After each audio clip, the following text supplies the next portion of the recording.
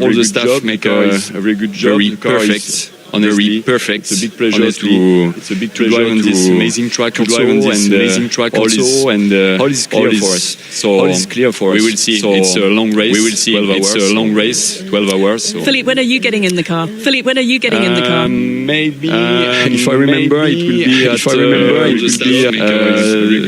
or 3 p.m. Normally, very perfect. Big pleasure to something like this for a long on this amazing track also, and amazing track also. Good to see the team and yourselves back, and I hope you have a good race. We will see. It's a long race. Okay, so we'll wander a little bit further down. Philippe, when are you getting in the car? Philippe, when are you getting in the car? Scuderia Praha, who are the championship overall leaders at the moment, and they're lining up on row 6. So I think the drivers and stuff are now in the car, so we haven't got... Oh, no, I can see Joseph Kral. He's hiding under a brolly out of the way, which makes perfect sense. Joseph, how are you this morning? To be honest, a little bit hot, but otherwise perfect. You've got a nice cool jacket on. Is it doing its job? Yes, it does, and also it's a holder for my umbrella, so it's even easier for me that I have free hands. What are the main challenges of a 12-hour endurance race like this, knowing about all the factors that we're experiencing right now and the things that will happen during the race? But what, from your perspective, are the main challenges? Well, for sure the heat, because you have to manage the tires somehow just to survive, but still keep the pace, because as you can see during the qualifying, the rhythm and the speed of the other cars is really, really big and really high. So we have to really push a lot. So during even that's 12 hours race, you still have to do a qualifying lap by qualifying lap. So you really have to push a lot, but still manage the tires and fuel, which will not be easy during these super high temperatures. And otherwise, yeah, just survive, because it won't be easy. How tough physically is this circuit? Well, to be honest, it's not too bad, luckily, because you have some long straights, and so you can cool down a bit. We have also air conditioning in the car, which we don't use that much, and it doesn't work that much, but at least we have it. So sometimes, occasionally, you can turn it on to cool down the cabin inside, so it feels a little bit better. But overall, I think it will be quite fine. But still, it's long distance, and the temperatures are very high. So after lunch, it will be really demanding. Are you thinking about the overall championship at the moment, or is it just race by race for you? Definitely race by race, because you never know, especially during these long races, you cannot do it that you will start to think before the race, okay, this one we have to take safely, or we want to win. Because if you start to plan this, then you have still 12 hours to go. So it's a lot, and especially the next race will be 24-hour race, so you have to really go one by one. Okay, thank you so much. I hope you have a good race, Joseph, for yourself and the team. Thank you. We will wander a bit further down the grid. I will give you a little bit of an idea of the track and what to expect, but we're just going to wander down and see if we can find some other class cars that are ready to go. They're all lined up. They've all got their windscreen shields on just to sort of keep everything as cool. Wander down and see possible. If we can find now. Era Motorsport, number 81. I can see Jake Hill here and Ryan. Jake, I'm guessing because you've got your overalls on and he's drinking coffee, Ryan that is, drinking coffee, you're starting the race. How are you feeling today? I'm actually not, no. Andreas is going to start. I took the car to the grid just to make sure everything's cool. But yeah, car's feeling good. The Era Motorsport have done a fantastic job. And I think, me and Ryan are buzzing to get in later. Do you like this circuit? I do, yeah, it's nice. I mean, the heat is obviously quite a big factor for this weekend. The long stints become slightly more difficult, and obviously looking after the tyres and brakes, etc., become a little bit of a tricky situation as the race gets on. So just have to do our best and see how we go. But either way, I'm sure we're going to have a good race. And Ryan, if I have just a quick chat with you as well, you're obviously waiting patiently. How are things going for you? Good. Feel I'm back in Florida with this heat. So thankfully you're used to this a fair amount, but never raced here, so this will be my first time taking this box. Done a lot of testing here, but never raced, but going to be pretty brutal for everybody. What's going to be the biggest concern, do you think? We know that the factors always play in, but it's a 12-hour race, so you've got to manage it minute by minute. But what do you think the biggest factors at this circuit, with the conditions that you're seeing around you, will bring? Yeah, I'm probably going to hear it from everybody. It's just going to be the heat, tires. They have a new rule this weekend on the tire stint lengths. That's going to be a bit challenging. And then pickup's pretty bad here at the same time offline. So Pretty good grid this week, good cars, lots of cars. So probably staying out of trouble is the key to every endurance race, but maybe more so this weekend than we've had so far this weekend. But we feel like we have good pace, so we'll see where we end up at the end. Ryan, what is it about endurance racing that you love, and why do you keep doing it?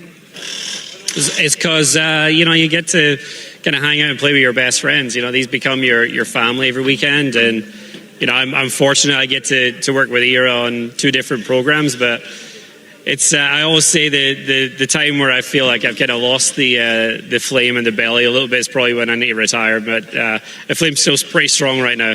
That's great to hear. Thank you so much. Thank you. Okay, Ryan, we'll just continue on our walk down the grid if we can in this beautiful sunshine. But at the moment, I'll just let you get an idea of the track. We've got a track presentation to give you just to tell you about the track itself and corners, and then we'll come back to me down here on the grid with a few more drivers and teams to talk to. Thank you very much, Diana. Let's have a look at this Paul Ricard circuit then, a 5.8 kilometre length circuit, an option for about 120 different layouts here at Circuit Paul Ricard. Such is the technology centre, but a massively high top speed at the back straight. The Mistral straight, famous in Formula One from the 1970s. The circuit built and opened in 1970 and named after Mr. Paul Ricard, the inventor of the Ricard pastiche. And now let's have a look as we go down towards turn 1. We'll be calling that Verrier, a big hard braking zone, and actually much tighter than even our track map suggests through turns 1 and 2. Then it's Hotel Aéroport and Curve du Camp at the far end of the circuit. Got to get a good run through Saint-Barbe, turns 6 and 7, up the first part of the Mistral towards the Nord chicane, which breaks the Mistral straight turns into 1 and 2. Then it's the Hotel run towards Signes, which is not flat out, but pretty close towards the Nord chicane, which breaks the Mistral straight into 2. Long right-hand, and lots of different lines through there. And the final part of the lap, exit of Dupont. Very, very important to get a good lap time and lots of opportunities for overtaking and getting past other traffic. So a really good place to come racing for the 24H series. And we're very excited to be here for a full 12 hours coming up with the green flag flying in approximately 13 minutes time, which means we can go back down to Diana and catch up with a few more of the stories at the back end of the grid.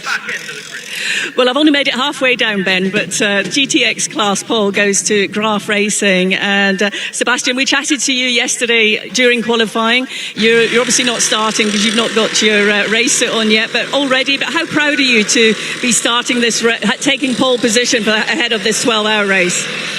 Yeah, but it's a good starting position. Now the race is 12 hours, so we got to manage a safe start, I believe. Then gradually we'll go up. We'll see. What's your strategy? Have you got a strategy plan in place that you're comfortable with? Yeah, no, I think we are quite comfortable with the car. So the main issue now it will be whether our car will last 12 hours. So we'll see. We'll have tyre management, and obviously managing traffic will come into play during the race. But I'm guessing you'll be relishing that opportunity. Yes, of course, yeah. But with a set, we'll do 2 stints probably with the same stats. So we'll see. You looking forward to it? Are you looking forward to it? Oh yeah, of course. No. Great experience. No.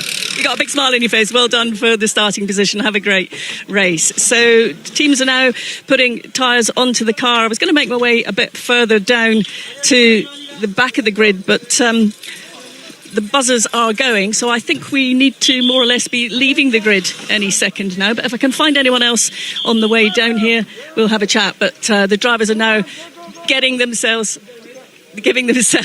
into the car. So I'll just stand in the shade bit for just a second and catch my breath. But a great atmosphere down here on the grid. Unfortunately, we couldn't get through all the classes. As you can see, they're quite spread out, and most people keeping in the shade as much as possible. So it'll be that time for me to hand you back to Ben and Simon. Thank you very much, Diana. down there on a very hot grid. Got about halfway. We do have a couple of cars at the back of the field that we need to cover off stories for because they're not supposed to be there. Obviously, the two GT4 cars we'd expect to be at the tail of the field. They are our slowest category.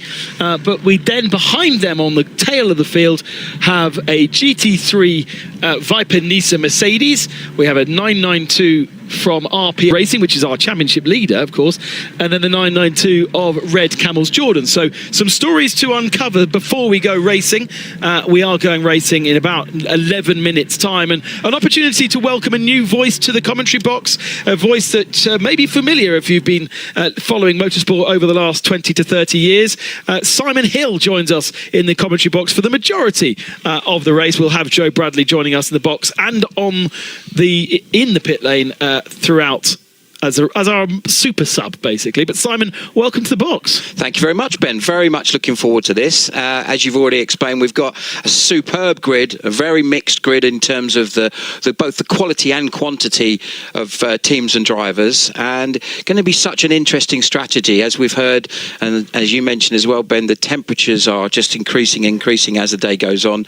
Listening to some of the drivers that we spoke to yesterday, you could really see that in the final part of qualifying, where we have the three sections, the fuel loads had gone down. That made a big difference, but obviously you could see the tyre degradation even in a short session of 20 odd laps across the three sessions was really starting to hurt. So time management is going to be absolutely crucial, looking after the cars. You heard a couple of drivers talk on the grid about things like brakes as well. So it's going to be a proper endurance race. The 992 category cars generally are able to do about an hour and 20 as a fuel limit. The GT3 cars tend to pit around the hour mark. We're not going to be seeing the 992 guys double stinting these Michelin tyres. I'm sure of it, but GT3 seems to be a possibility. Yeah, absolutely. And again, just looking at what's happened historically with some of the hotter races that we've had, it is going to very much be car and driver dependent, as we always know, because you get one of the more experienced guys, one of the pros or semi-pros, and they may well be tyre whisperers. They'll be able to max that out. They know the circuit well. They understand how to do that. Possibly some of the AM drivers may be able to do that for a shorter period of time, but not so much on a long stage. So I guess they're going to have to really take that based on how the race unfolds. But certainly a couple of the teams that I've spoken to, the intention would appear to be that they're going to probably be changing tyres pretty much every time. Yeah, it's that hot. And these Michelin tyres, they are definitely harder than what we had the last time we came to Paul Ricard. Creventic and the 12H series have not been here for a few years, and obviously the Hankook tyre was our provider for the last couple, but these Michelin tyres with a harder sidewall, slightly harder compound, harder to get up to temperature. When we were in Mugello at the start of the year and it was cold, but I don't think there'll be much problem today. No, tight. It was interesting. You could hear again guys talking about warming their tyres up on their first lap, but you could see because of that first section that we've got here at Paul Ricard, where you've got two or three quite tight corners before they go on to the famous Mistral Straight, that even by the time they got there, you could see that they were already had got through the tyre warming phase on their outlap and they were ready to go. And certainly I would suggest that the drivers today, by the time they've done their installation laps, they're going to be ready to go in terms of tyre and brake performance. Our camera getting to the tail end of the grid, having a look at my favourite livery, the 911 911 Porsche with the green livery and red stripes, just slightly broken stripes that just gives it that extra real special quality. Welcome back to the 911 teams. Great to have them with us. We've checked in with the GT4 category cars there. I don't think Diana's going to be able to give us interviews, so we're going to have to sort of decipher this ourselves. What we do know about the Viper Nisa Racing Mercedes is it crashed in Q2 and hit the wall. And having a look at the car in the paddock, it appears that the damage was too much. It sort of slapped the rear left wheel and the front left wheel against the concrete barrier. So the Viper Nisa have got a brand new car on the grid, completely black carbon. Very interesting to know where that's come from and how long it's taken to rebuild that car. But obviously not doing a third time in qualifying meant they're the back of the field anyway, and so any penalties gets absorbed. Maybe they would have a penalty to serve in the first part of the race because they've swapped chassis? I know that's sometimes been the case with engines. And talking of engines, Red Camel's Jordan also with a new engine in the back of that car, because they put a big hole in it in the end of practice. So they missed qualifying completely, and a new engine in the back of their 992 car. And they're joined at the tail of the field, we don't know why, by the RPM Championship leading 992. And so the Tracy Crone car at the tail of the field. And so our championship battle for 992 starting right at the back and with some traffic to contend with. Oh, Diana. We'll come down to Diana perhaps, and she can tell us what's going on at the tail of the field. The RPM car, the 907, I didn't actually, as I said to you in the grid, I didn't quite get up to the back of the grid, but the team were telling me that Philip got some track infringements during his few laps out at the end of that qualifying session, and then the red flag came out, so he wasn't able to put in another time, so hence they're having to start down the back. But they're quite, comfortable with the 12-hour race. They know what they're doing. The championship is important to them, but they'll be certainly looking to fight their way through. Nick Jonsson will be starting in the race, and we know what a great driver he is. So we'll be keeping an eye on him, Ben, as the race gets underway. Yeah, we saw a couple of the cars, especially in Q3, slithering around off circuit and getting track limit infringements, and it seems as though perhaps those infringements were just a little bit too delayed to be updated onto our timing screen, and therefore we ended our provisional qualifying grid in one way, and then lap times being deleted meant another. Some smoke coming out the back of car on the second or third row, but it seems okay. Let's have a look then at the full grid, and it is Into Africa Racing by Dragon Racing on the pole position in a Ferrari. Alongside them, the Mercedes of Red Ant Racing in the GT3 Evo. On row 2, we welcome back the Santalok Junior team. They're joined on the front row by TFT Racing, a well-known French endurance team, and Nico Bastien putting in a great lap time to get them on that second row. Proton Uber, look at that lineup with Klaus Bachler and Marius Lauk. Scuderia Praha, long-time entrant into Creventic. They are on row 3, and then Continental Racing by Simpson in their Audi on row 4, alongside a new team, Prime Speed Sport from New Zealand. Welcome along to Nick Foster and John O'Lester. Then Era on row 5 in 9th position, alongside Jutta Racing in their Audi. And they have 2 cars here, but before we get to some of them, the Nova NPO2 of Graf Racing, 13th on the grid, alongside the Hofer Racing Mercedes. So it's slightly mixing up some of our categories in the middle of the pack, despite the fact that we have 2 separate qualifying sessions for them. The RD Sainz Lamborghini in 15th, and then we've got 3 Vortex. So the owner of Vortex, Olivia Gomez, is the first of our Vortex, is the 703. That's the orange one. Jutta 72 is the new Jutta racing car, alongside Seb Lejoux Racing, pole position in 992 for the strong French lineup. Mulder Motorsport second, and then the second of the Vortexes with Lionel Amarouche, and I'm pretty sure his daughter Solène is in that car as well.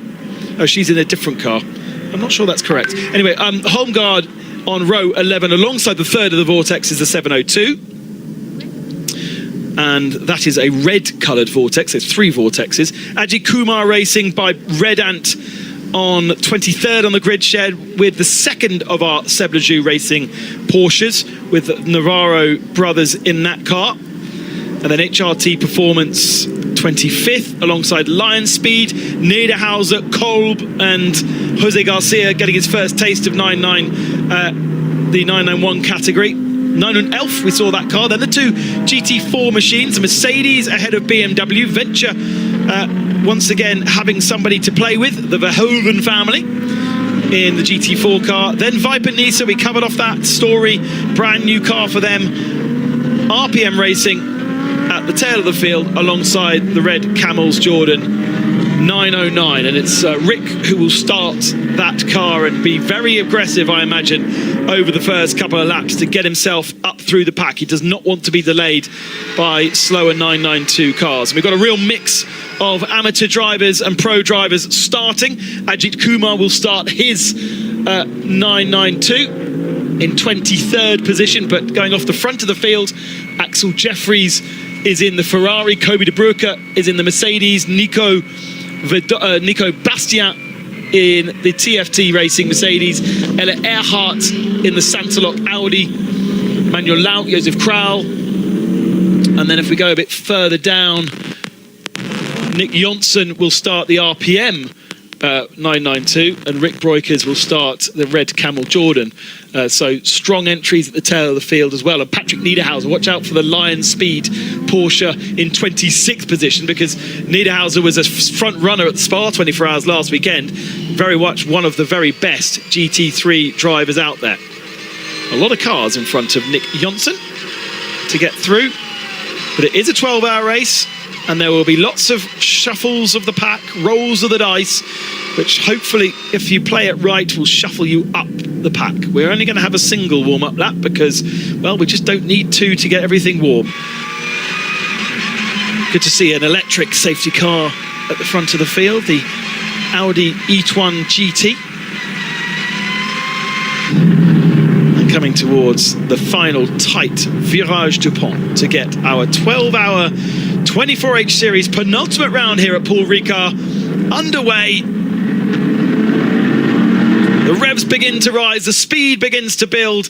It's nice and neat between all of our cars, and the green flag flies. We are racing here at Ricard, and it's going to be a nice aggressive start from Kobe de Bruyke in that blue Mercedes, kind of boxing everyone behind, so there's nowhere really to go. Aggressive start from Ella Earhart to get himself up into second position. There's a vortex very wide through turn one. It's quite tight through turns 1 and 2, so clever to keep away from the racetrack completely in the case of the vortex. But it is the Ferrari that leads. Ella Earhart second. Nico Bastien moves up into third position. Kobe de Bruyke actually has dropped down to fourth from second spot, and there's a lot of shuffling of the pack and getting everyone in order, because of course that aggregate qualifying is the aggregate of 3 drivers, but we now just have the single driver in the car. On board with Manuel Lauk, who is crawling over the back of Kobe de Bruyke. He fancies to clear that traffic and move himself forward. Simon. Yeah, Lauk very, very strong, as we know, at the Nürburgring. That's really where he's made his name, but he seems to be very good in traffic as well, something, of course, if you race at the ring, you have to do. In the background, we can see a nice move coming down the inside from the Nova. I think he maybe has got that done going into the first part of the chicane. We'll watch with interest to see how that unfolds. But yeah, Lauk really pushing very hard early on. Clearly they're looking to get themselves into a podium position early doors. You mentioned the Nova. There is, in the middle of the picture, the sort of LMP3 looking machine. It is part of the GTX class, racing the 3 vortexes, but that car is very, very fast. In fact, faster than LMP3 when they raced here the Ultimate Cup a few years ago. It was, sorry, not a few years ago, a few months ago. It was the Nova that was the overall winner versus the LMP3s. They've got a grid of 19 cars here in France, and so great to have something like that joining our field. And it was Eric Trullier who started the car, run by Graf Racing, and very much at the head of the GTX pack. And I imagine in this first stint, depending on the driver in the car, probably can get right into the mix of the GT3s. Over the line for the first time then, Axel Jeffrey leads, Ella Earhart second, Nico Bastien third, Kobe de Bruyke fourth, but Manuel Lauk down the inside of Kobe de Bruyke for that fourth position and takes it cleanly. Then it's Vasily Vladikin, Josef Kral dropping a position behind Vladikin, then the Lamborghini of Prime Speedport, then the Graf Racing Nova, and Aston Martin of E2P down in 10th spot.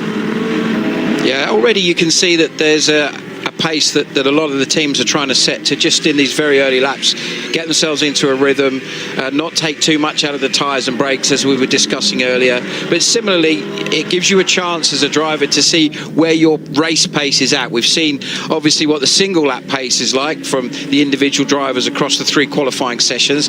As we did say earlier, just to remind that you have the 3 sessions with the AM, the Pro-Am and the Pro driver. Usually that combination would be taking those 3 sessions, and then you take the average to get the grid position. In the background there you see the Era car under a little bit of pressure from the Audi just behind them of Peter Gwellinks in the Hassard T car and Arnas Geslaukas in the Duta Racing Audi. So interesting, isn't it, just how strong the Audis are still, considering we know that Audi aren't really involved in GT3 racing in the way that they have been in the past. They're certainly, the manufacturer support isn't there, but still such a competitive car. We did have yellow flags at turn 5 on the last lap. That was for the Vortex 701 of Cyril Calmont, who dropped down the field, trying to go 3 wide through Beausset, which never really advisable, but everyone sorts themselves out and gets in the position we've got. That's for 16th spot. So that's the Hoffa Racing of Max Partal, RD Signs of Paulus Pascavicius,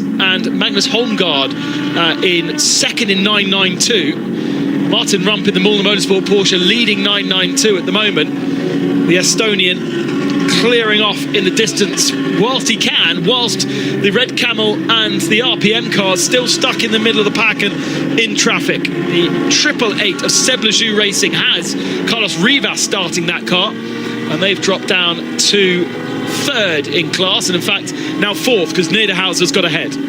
Yeah, really quick lap from Axel Jeffries in the lead, 2:04.046, extending his lead to just over 1.5 seconds at this early stage. And you know the pace that Jeffries has got. He's such a talented young driver that he, I'm sure, will be doing everything to just get a nice little rhythm going, get himself away from the battling pack behind him. And obviously, if you're ahead and away from the traffic at this stage, you can manage things a little bit better in terms of those tyres and brakes we talked about, but also understand what the sort of clear traffic pace, clear air pace that you've got, which is going to be a factor when you've got such a big grid. We've got 7 in the Pro-Am category in GT3. We've got 6 in the full Am category, and then just a couple, in fact only 1 full Pro car, which is the Red Ant Racing Mercedes in GT3. So in theory you would expect that their Pro car will take victory because there's only one of them and the driver lineup is rated as such, but because of the way the driver lineups are, and ratings are, really what that affects most of all is the regulations as to the stint length time, the fuel flow rates, and what each driver is able to do and the lineup combination is able to do. If you're a Pro car you can do what you like, but if you are Pro-Am and Am, there are other rules to play around, and it gets a bit more complex. Yeah, Kral now looking strong on the back of Vladikin. Joseph Kral, of course, has been such a stalwart and part of the Scuderia Praha organisation. Massive history and success in single-seaters previously. But Kral and that team have just been chipping away steadily over the season. Lots of strong results across all of the events so far this year, and obviously that gives them the position at the head of the championship, and also Kral leading the individual for drivers as well. So going to be very interesting to see how this unfolds. Occasionally we've seen them run 4 drivers, just to 3 drivers this weekend, and certainly in Vasek you've got a very strong second driver alongside Kral. And interesting to see the 3 Ferraris that we've got in the race. Obviously the Scuderia Praha car, the leading car of Into Africa by Dragon, and the Era Motorsport car. Very interesting mixture of drivers and approaches to those races. You've got some real genuine pros and genuine AMs in all those cars. Certainly at the Era car you've got Dwight Merriman, who has been very successful in the States, for example, racing in LMP2, taking success at Daytona in the past with Era Motorsport. But for Dwight, this is his first ever program racing in Europe. So him and, of course, the driver that's in the car at the moment, Andreas Las Garotos. Andreas and Dwight actually go back many years, business associates and good friends. They've raced in the Asian Le Mans Series successfully together in the past. And this is actually Andreas' first race for 3 years, and it's his first race this year. And at the moment, because of his busy business schedule, it's likely to be his only one. So 3 different approaches for those teams. And just looking back at the timing screen there, we noticed that Jeffrey's gone even quicker into the 203s, 203.468. Ilya Earhart also in the 203s, 816. But the gap now up to almost 2 seconds at the head of the pack. Progress being made here by the Lion Speed Porsche. So Patrick Niederhauser aboard that car, and he's now up to 18th position. So either clearing or towing the Viper Nisa of Dominic Ang, who's right behind him. Now, in theory, that Mercedes should be faster than the 992, and he does look like he's sort of crawling all over the back of it, but there are certain parts of the circuit where a 992 is better to have than a GT3 car. Yeah, certainly you've seen it where we've had the mixed qualifying sessions with the 992s and the GT3s out. Didn't happen yesterday. The GT3s were in a session all on their own. And that you'll find that certain parts of the circuit, certainly when it's been damp, we've had obviously a couple of races this year that have been that a very well-driven 992 is an incredibly tough thing to overtake, even with some of the top drivers in GT3. So it's such a well-sorted car, isn't it? It's driver-friendly in lots of ways, but when you talk to the guys that have raced both GT4 and 992s, that they would say that the GT4 is arguably an easier car to drive because it has drive rates, it has ABS, it has traction control, paddle shifts, etc. Whereas a 992, no traction control, a little bit more about the driver's right foot managing that side of things. As we see one of the GT4 cars in the battle there, the Venture Mercedes, just up behind the 901 car of the Ajith Kumar. And there you can see what we were saying about the difference in pace between those two classes. The GT3 car, of course, is quicker, but the 901 Ajith Kumar car, which has Ajith on board, of course, an absolute superstar of the Bollywood scene. I can still recall at Dubai at the start of the year seeing a grandstand. I've never seen a grandstand so enthusiastic as I saw in Dubai for the Ajith Kumar fan club that were there. It made myself and Joe Bradley are big football fans. We talked about some of the football matches that we've been to and never seen anything as enthusiastic as Ajith Kumar's. And I think certainly those fans, I'm sure there'll be lots of them tuning in, watching today. Welcome. And it's fantastic to have so many fans that are following the 24H series as a result of Ajith's competitive action. And what an absolute gentleman he is as well. Makes a real point of coming and chatting to everybody in the paddock. Really very, very interested to see how his team unfolds. Going back now to the battle in the middle of the pack for GT3, the 11 Ho4 Racing car now with Bartel on board, looking pretty strong. Let's go down to Diana, who's in the pit lane for us for the first hour. Diana, what have you got for us? Douglas Koo, who races with Viper Nisa, the number 65 that you were talking about earlier. We saw the incident yesterday during qualifying where the car was more or less written off. Douglas, you were just telling me there what you had to do, and just explain to our listeners what happened to you guys yesterday and how you managed to turn it all around to be back on the grid. Sure. So with the accident yesterday during qualifying, we thought initially it was not that terminal, but upon checking when we got the car back, the chassis is gone, so the rear and the front are gone. So we thought that our race would be paid for the week, but we asked around with some of the other teams, and one of the teams actually offered us the car for rent. So we took it, and fortunately they had testing the day that we were testing, so we knew that the car runs well. It was doing good timing, so yeah, we struck a deal, and we're now racing with their car. Unfortunately, the livery, we don't have enough tickets for the livery, but yeah, just watch out for the black car, black Mercedes AMG. Yeah, we've noted that. There's Ben and Simon were talking about it earlier, so we're having to adjust our mind. You know, we've got your usual visual car there, but great to see so much teamwork come together, and I guess the guys in the team have worked hard to turn this around for you. Yeah, due to the practice, we actually had to changed the gearbox as well. So it was a long night for the boys, and then last night was also long because we had to prep the car. But fortunately, the car that we rented was pretty much in good shape, so we just had to put in the electronics and test a few things. Because it's so important, isn't it, to be on the grid. It's a 12-hour race, so clearly you did everything in your power. And so how satisfied are you that you made the start? Well, we came all the way from Malaysia, so rather than pack up and go back, I thought that it's better to just try and get on the grid, complete the 12 hours, finish it, and see where we place. It's always been a learning curve for us, so it's good. You're learning a lot, I'm guessing. Thank you. Thank you very much, Douglas. Bye. Well done, Diana. Thank you very much for covering that one off. And amazing to see how these teams are able to turn around a bad situation into a good one in the space of 12 odd hours. And great that we didn't lose a car from, a pretty insignificant accident, and usually here at Paul Ricard you don't meet a wall, but unfortunately just the way that the car sort of re-gripped up spat them into the inside wall there at Senior.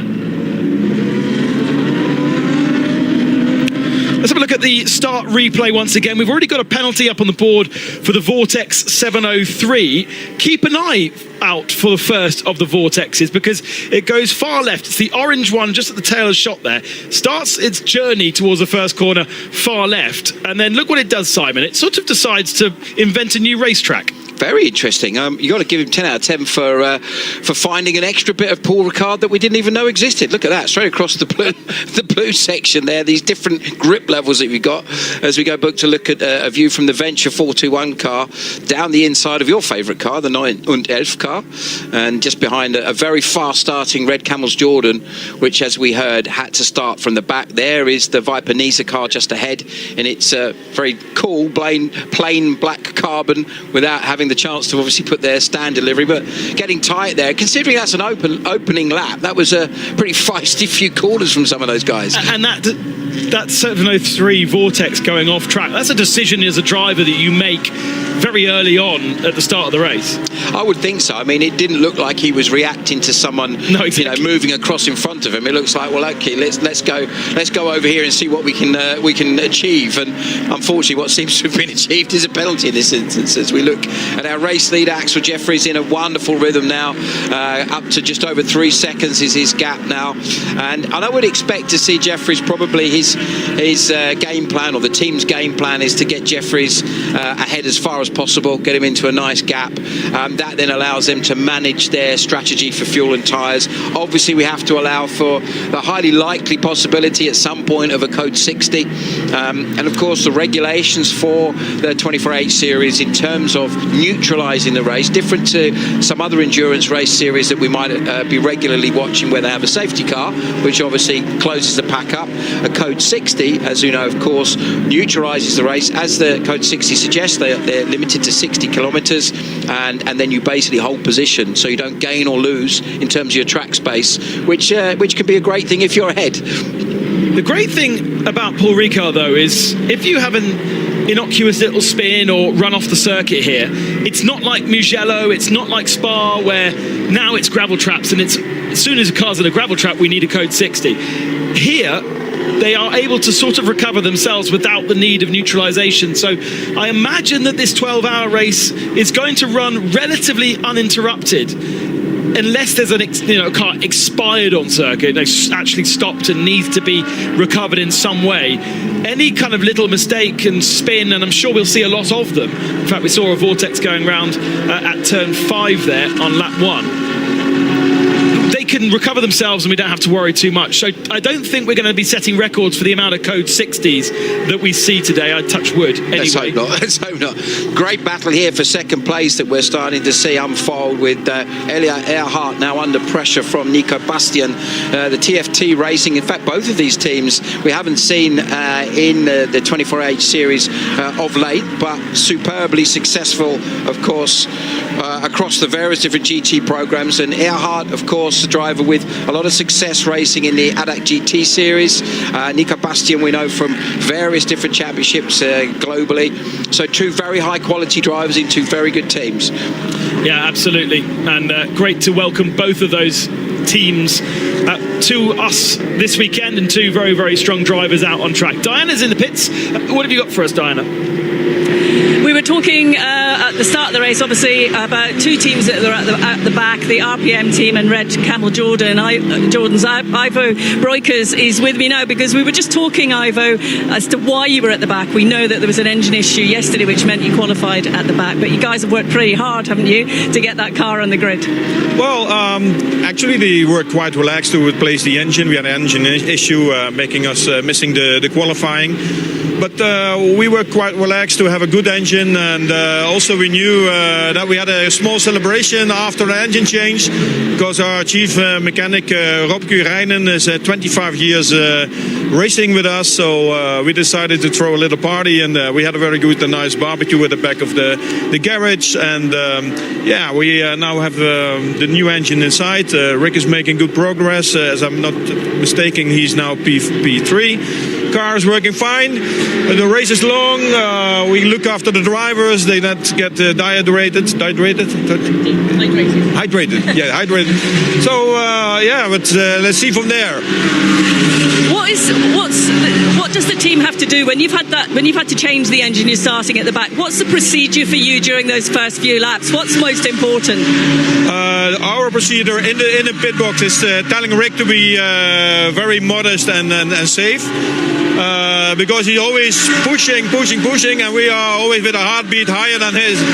So it's always risky, and we are happy we survived the first few laps. We make a lot of ground, and yeah, it's looking good so far. But the procedure is keeping the car in one piece, and yeah, being a little bit careful. But it's difficult, I know. If you put your helmet on, you forget all the things you discussed before, and you only want to go forward. Are you looking forward to getting behind the wheel?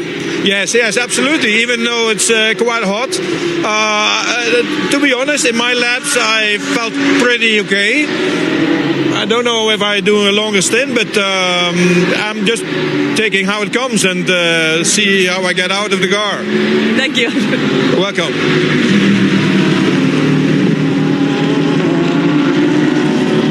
Good to hear from Ivo Breukers, not only driver of that Red Camel Jordan's .NL 992 with his sons, but also, of course, owner of the Creventic Series and co-founder, I suppose we could also call him.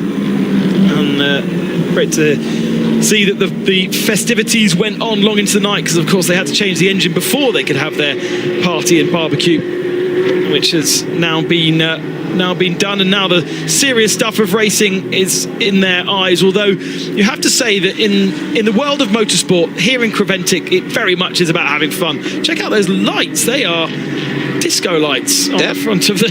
There you saw. Oh wow! Look at that. That's very tight. Your favourite livery won't be very much a favourite livery of the two GT races. Allow Krau to come right into the mix here. Look at that. Josef Krau judged that beautifully coming out of Virage du Pont. We've got a fantastic run down to the start-finish straight into La Est de Verrières. He's going to try and send one down the inside of Bastien. He does that beautifully. That was a single-seater driver's move. That was, Ben. That was beautifully done. I mean, Krau, the first couple of laps, he really just got himself settled in. But he has now the fastest lap of the race, and he's just sent it down the inside of Nico Bastien, and he's only now got Ella Earhart and Axel Jeffries ahead of him. The gap is going to be about 5 seconds to Axel Jeffries. They're in identical or sort of identical Ferrari 296 GT3s. But I can see him quite quickly clearing Ella Earhart. Last lap for Axel Jeffries was a 2:4.6, but Krau is still in the 203s. He would still be in the 203s. Yeah, interesting. Again, you go back to the strategy we were talking about earlier. Could well be that at this early stage, it's just Krau just allowing the tyres to come in nice and gently, because we know they're going to be running such a lot of stress going through the tyres in these temperatures. Even at this relatively early stage of both the race and the day, in terms of time of day, we're around about 10 local time here. Then you've still got a hugely high track temperature. You can see good old track limits being extended to the absolute max on the exit of the right-hander there as they come into this wonderfully challenging section at the end of the lap. And interesting to see what Manuel Lauk, he came through looking very strong in the first couple of laps and hasn't really followed Kral through. It looked like they were nose to tail for the first few laps. Lauk actually just behind Kral now. He was ahead of him a little bit earlier on. So perhaps the strategy with the Proton Huber car is that they're going to try and maybe run a slightly more conservative pace and allow for when their real superstar gets in, Klaus Bachler, a little bit later on. Yeah, exactly. The driver ratings there probably slightly different between Kral and Lauk, so expected. The last lap for Kral, a 2:04.1, same as Axel Jeffries, and takes 0.7 of a second out of the Santalok Junior team. Now, it's the junior element of Santalok Junior team is not the drivers in that car, for sure, because we've got Pierre Capper, for instance, in that car, is certainly not a junior any longer, and Michael Doppelmayr alongside him. The junior element is actually, it's a subsection of the Santalok team, and they use the less experienced mechanics and engineers in the junior team. Yes, we sometimes see junior drivers as well, but this is really a place for the team as well to practice their how they work together, as well as the drivers. Don't forget that you need everybody to be up to speed, not just the three drivers. So Santalok Junior team running Ella Earhart, they've actually got 5 drivers in that car, but Earhart, Kaffer and Doppelmayr are the three sort of known quantities in terms of Creventic races. Now Kral all over the back of Earhart, and it's not going to be long before that Ferrari is up into second position. A really strong first stint for Scuderia Praha. Yeah, really interesting tactic as well, because obviously to do that you need to be working the car very hard. Kral, of course, has so much experience of both this car and of course GT racing in general.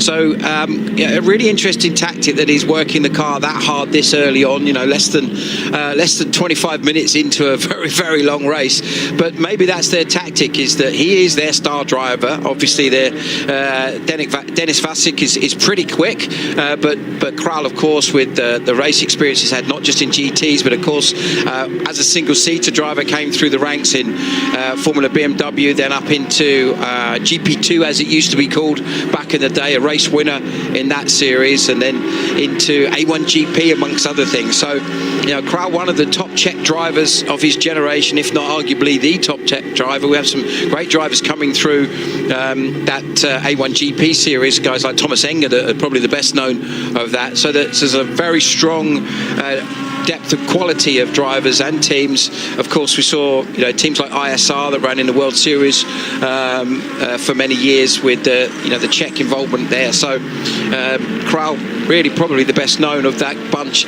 who's still currently racing at top level. On board with Manuel Lauk in 5th position for Proton Uber competition, shares that car latterly with the just trying to remember the lineup. Why does the website only have half of the cars? Okay, brilliant. Yes, I mean Bachler is the obvious guy, isn't he? He's the real superstar. But I mean, certainly when you look at how strong the Porsche has been as well. Just chatting to Ryan Diel yesterday about how qualifying had gone, and he said, obviously the other 2 Ferraris are super strong. They went about setting out the era car as we look at the 992 category once again. Yeah, that must be now our new leader, Patrick Niederhauser. So he's got ahead of Martin Rump and cleared off 6 seconds up the road. So much like they're trying to do with this Ferrari of Scuderia Praha, that need to maximise the usage of their pro driver. And at Lion Speed, it's Patrick Niederhauser, the pro driver at that car.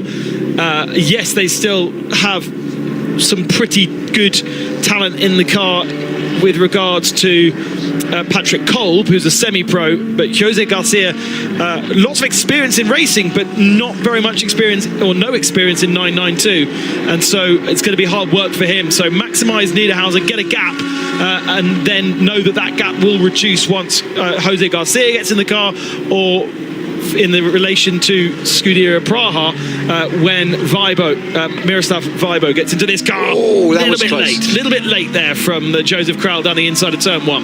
Yeah, and again, you can just sense that there is that obvious advantage that Kral has got on pace. You see those disco lights as you put them on the front of that RT. Maybe it's like a Nürburgring thing. That's what it is. You know, when you go to the Nürburgring, you've just come off the back of how many is it? 3 24-hour races? All three of the big ones. And look at that. Kral judging that beautifully, using the traffic to his advantage. What a wonderful move from Josef Kral there. Just beautifully timed that, and it's allowed him to get ahead of Earhart. Earhart was really caught on the back foot there. Running very wide there is Manuel Lauck on the exit of the Mistral corner. They're leaning onto the back straight. Really, all 4 wheels off there. But Earhart's not giving this up. He's instantly back on the attack and trying to get back past Kral early on, but having that also challenging scenario that drivers hate, where you're trying to attack and defend at the same time, as Bastien can see the possible advantages. Allowed Lauck, maybe with a little bit of help from the judicious use or otherwise of track limits, coming onto the back straight. And now we have this wonderful 4-car battle for second overall in both the GT3 category and of course the race as they come up to lap the 992. Is that the Kumar car? I think it is coming through there. Ajith Kumar getting out of the way. The previous car they got past was HRT Performance with Axel Sartingen aboard that car. So trying to get through some of these 992 cars, slightly to the advantage of some versus others. Bastien now back on the tail of Earhart. So Earhart at the start of the stint was stronger than Bastien, and as the stint has gone on, he is struggling more and more. So perhaps it's not just we're struggling with the tyre, but it's what have you done to that tyre? Have you worked that tyre hard? And what pressures did you start that tyre with in relation to what they are now? And I think maybe the Sansalok Junior team haven't got that quite right for Earhart in this first stint. Yeah, absolutely. And obviously, one of the wonderful things that we love about GT racing is that you have these such a wide variety of different approaches to how the chassis work. You look at the very well established Audi with its rear engine configuration. The Merc with the front engine configuration couldn't be more different. Speaking to drivers that have driven a lot of different GT cars, I had a chat with Harry King a little while ago, one of the absolute superstar of GT racing, and he said that the Mercedes, in his opinion, was one of the most forgiving cars to drive, the easier cars to drive in terms of GTs. Just the balance of the car, certainly very favourable for the amateur drivers that will obviously form such a large part of why GT3 racing is so popular. Look at this. Are you sure this is it's not a 12-minute race, it's a 12-hour race, isn't it, Ben? Yeah, absolutely.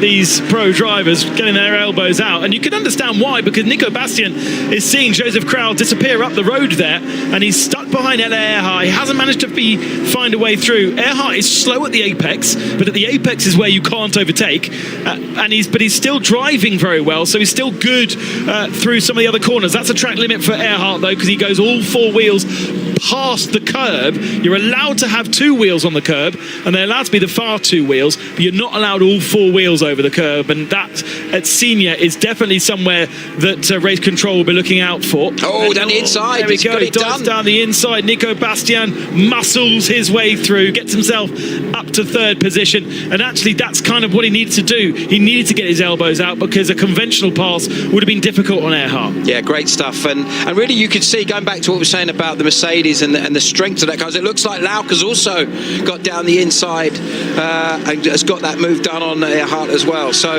yeah, Earhart really struggling. It looked like, sort of just visually, it looks like he's really struggling to get the front of the car into the tighter sections of the lap, but coming back this time, is he going to have another go back through? Not quite. Very, very good on the brakes was Manuel Lauck there, just enough to keep the Audi behind, and going to be interested to see whether he can now slightly edge away. One of the slightly odder stories coming into this weekend is the Sahara sand, which is blown from the Sahara Desert across the Mediterranean and then deposited in Europe, and it can get as far as the Alps, but it does come often to this part of the world, and offline it is still very, very dusty. Here's a look once again at very late move there from the Manuel Lauk car down the inside of the final turn. Sort of had himself set up a few corners earlier, but going back to the sand, he's offline there, the sand's very fine, so then it coats the tyre, especially with these hot days, in that sand, and then you've got a couple of corners where you don't have optimum grip. Yeah, and obviously of course this year we're using this Michelin tyre for the first time in this series. It's Michelin have been established as arguably the best supplier of endurance racing tyres for many years. Certainly you talk to drivers who've driven with different brands of tyres, and often the Michelin is quite highly rated by them.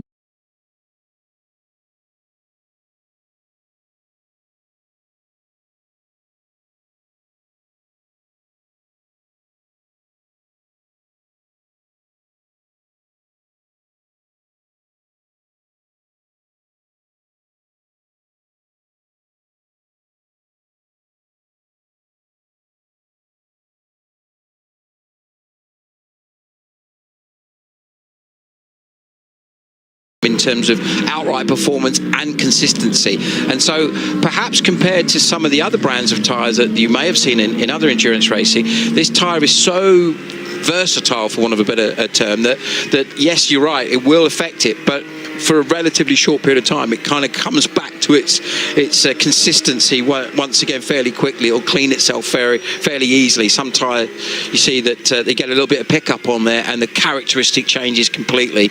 And then what's also noticeable, and you've certainly seen this when you look at some of the races we've had so far this year where it has been slightly warmer, is that the drop-off compared to again some previous brands that we've seen there is relatively low. It's once the initial performance has gone, as with any new racing tyre, you've got your first sort of, let's call it, qualifying performance, and after that it looks like it stays fairly constant, which is hugely important for the drivers, especially as you know you're going to get situations where you'll see drivers, probably the pro drivers in a lot of cases, double stinting, doing another run. Kraus setting the fastest sector 1, 0.3 of a second quicker than the leading driver Axel Jeffries. Max Partel losing a position there to Paulius Pascavicius in 13th spot. Also Dominic Ang on the tail of that, and in fact here coming back at him, Max Partel. Look to the right, cameraman, there he is, off the track, in the dirt, down the inside. Now there's a GT4 car there too to get in the way of things, and Pascavicius has got that move done.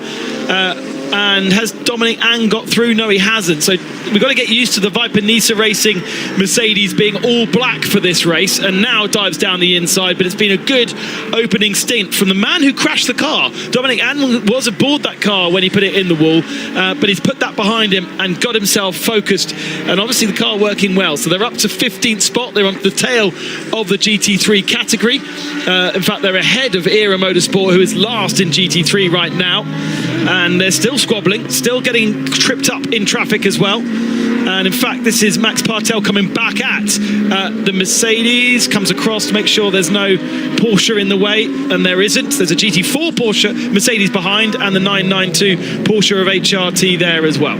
Yeah, nicely done.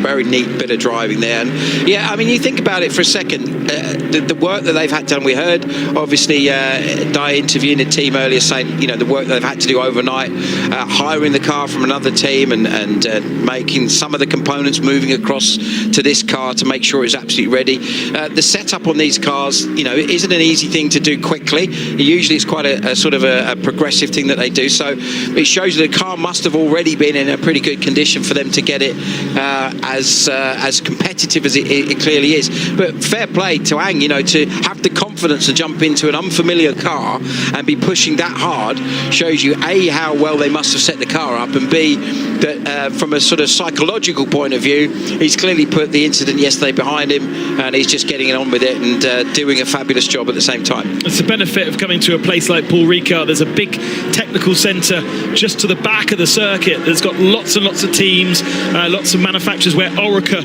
are based, and there will be where the new Genesis WEC team are based. There's an SRO performance centre in the centre of the circuit. Curbstone, the track day provider, are based here. And so when you do have an issue like that, it can be quite it can be relatively easy to just go and knock on a few doors and find yourself a Mercedes GT3 car to play with for the day, in a way that perhaps if you went to Portimao, for instance, it would be a bit harder. You know, you're at the end of Europe, and there isn't a big tech centre there, and there aren't the teams, but some tracks have it. I know, for instance, Sepang. There's lots of cars and lots of teams based out of Sepang, but then most of the other Asia tracks you go to, there isn't anything at all. So maybe lucky for them that Viper Nice Racing had that accident here, and there are teams around the corner. Absolutely, and you know, again in France, you think really it's kind of here at Paul Ricard and at Le Mans are the two real centres of motorsport. And Nevers, don't forget Manicourt. There's a lot going on around there as well. Exactly. Even if it's the centre of France and nothing else happens there. Exactly.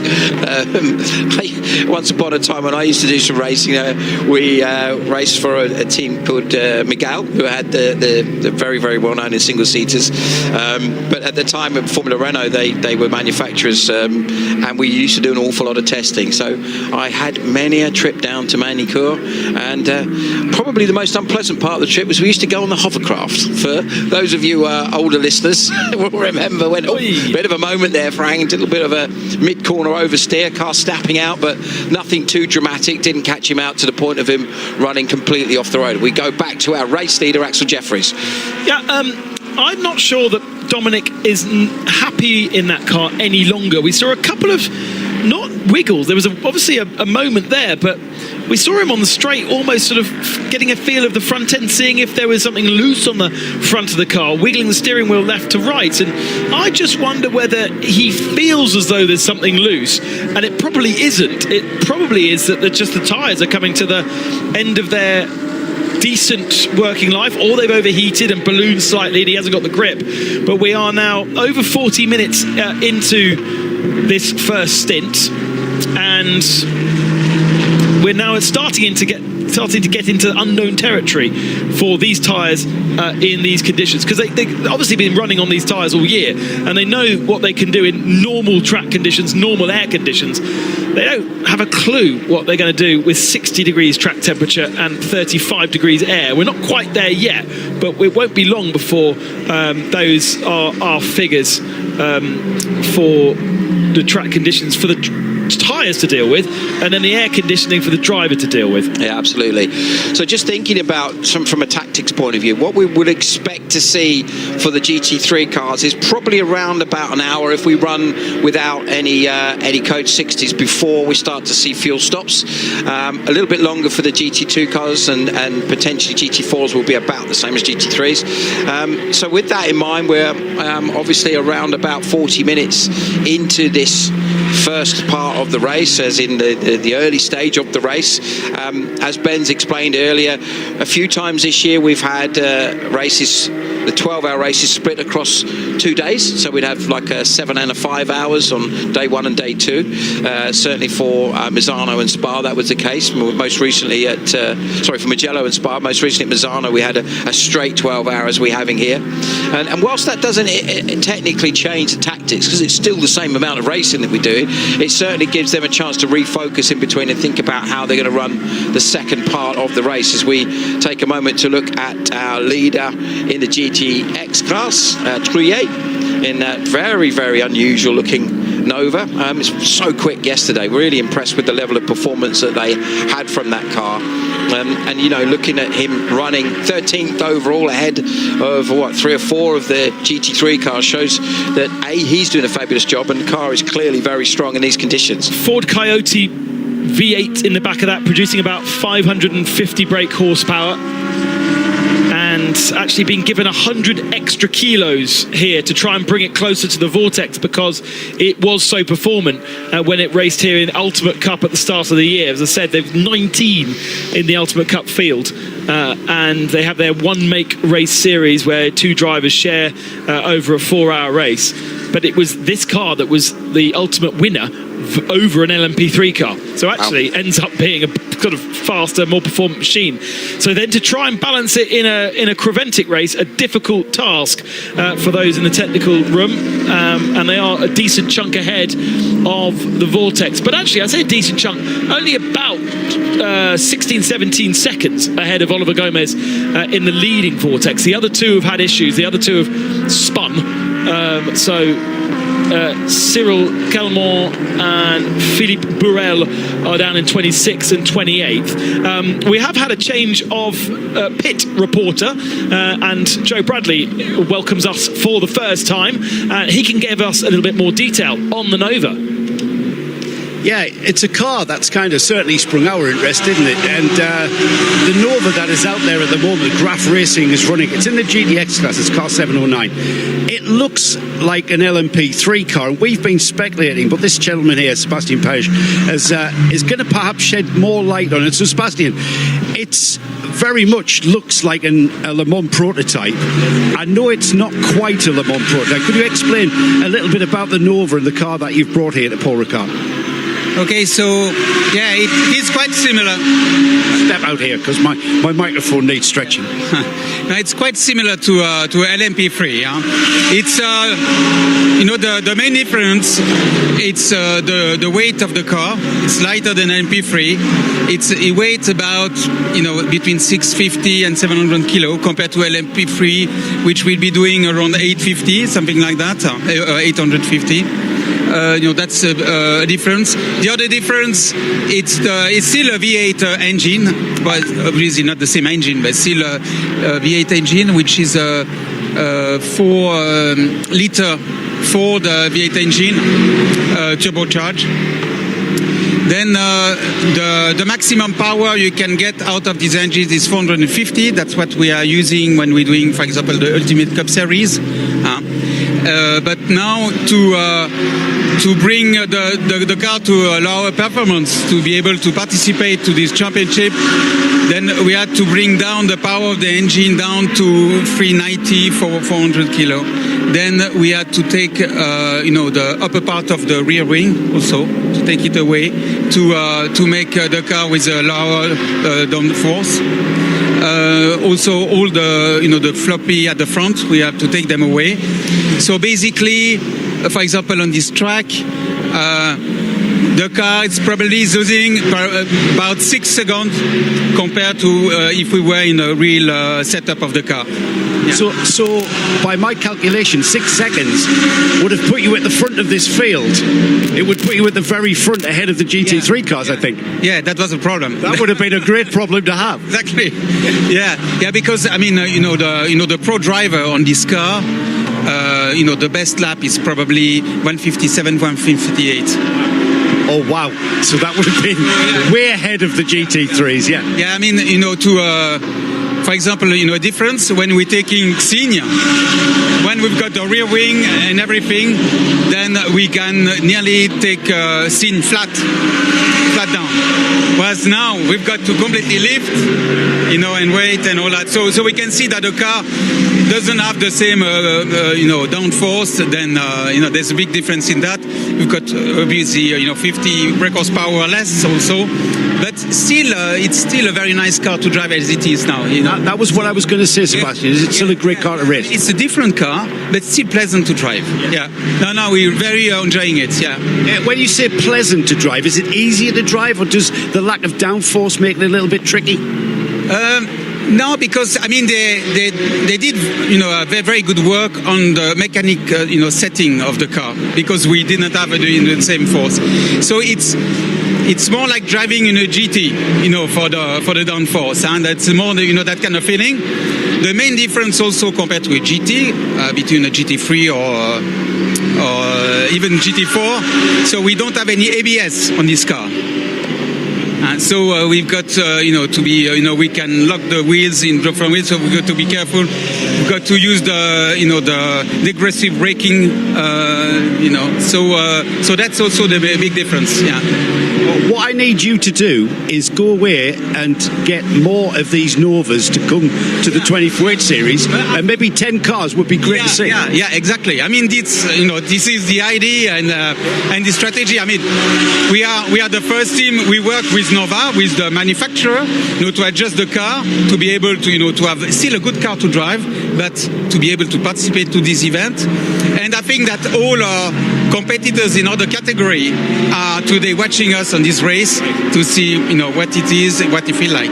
But I think that it's a very positive yeah, so far it's been very positive. Yeah. Well, we've been very positive.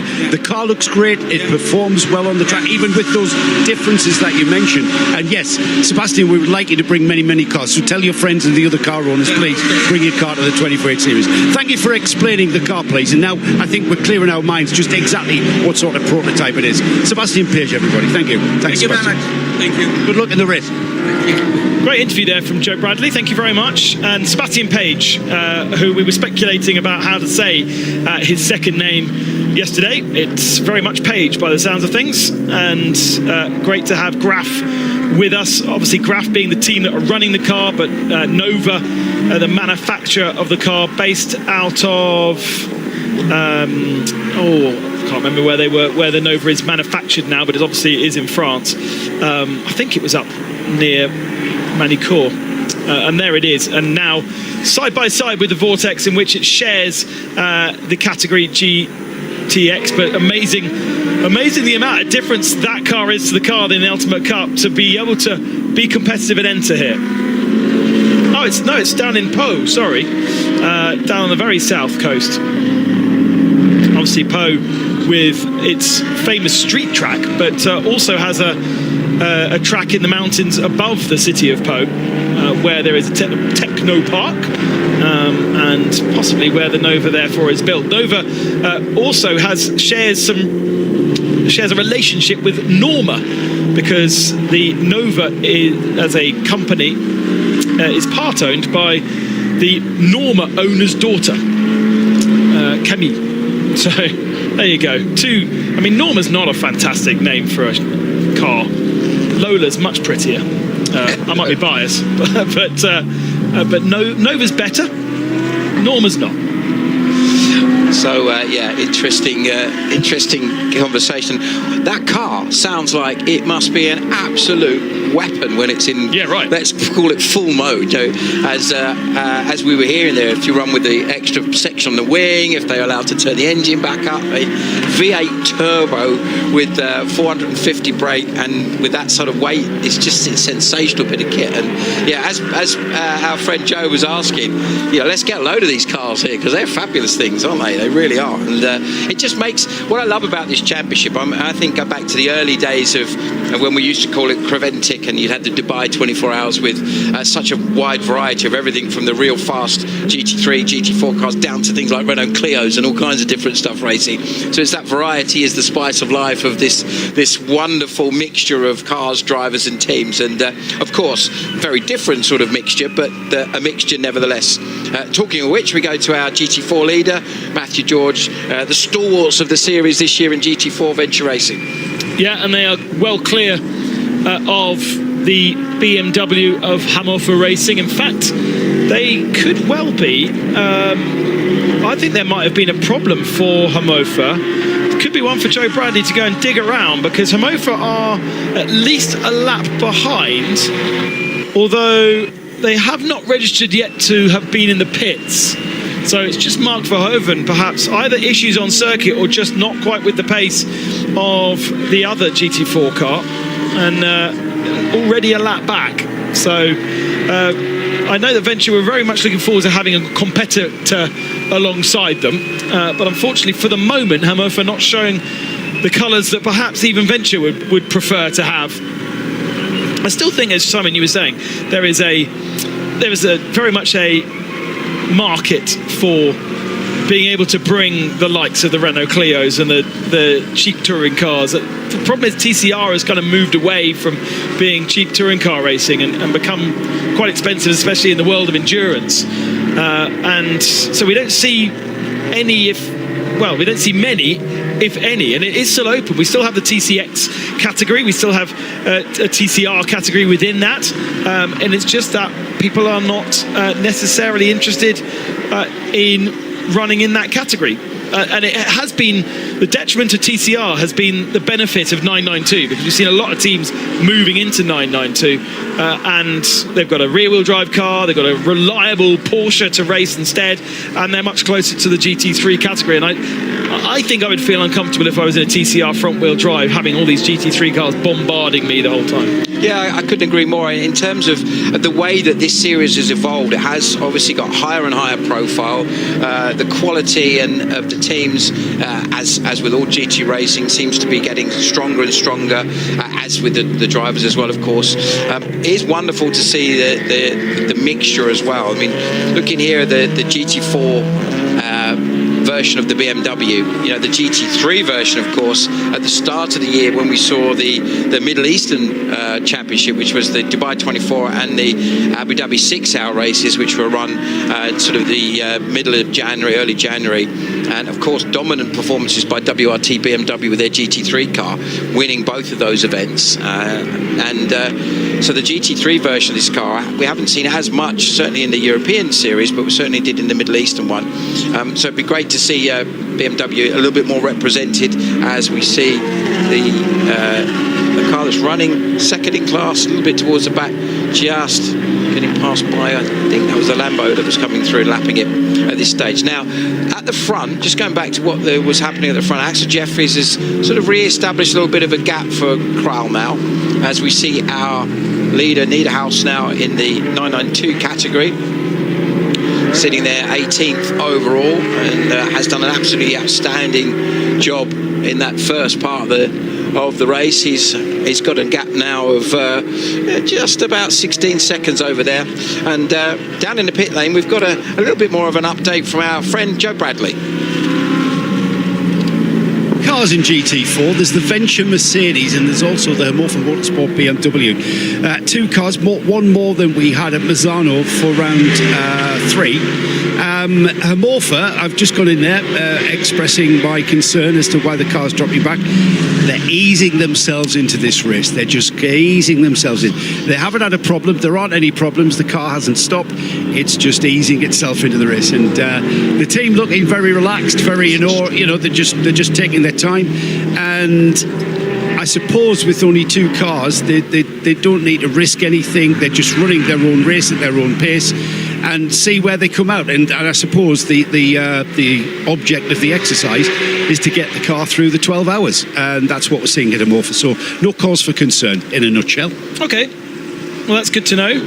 We had a yellow flag fly a few moments ago. Actually, no, it was now a good 5-6 minutes ago. But somebody with an issue at turn 12, which is Bendor.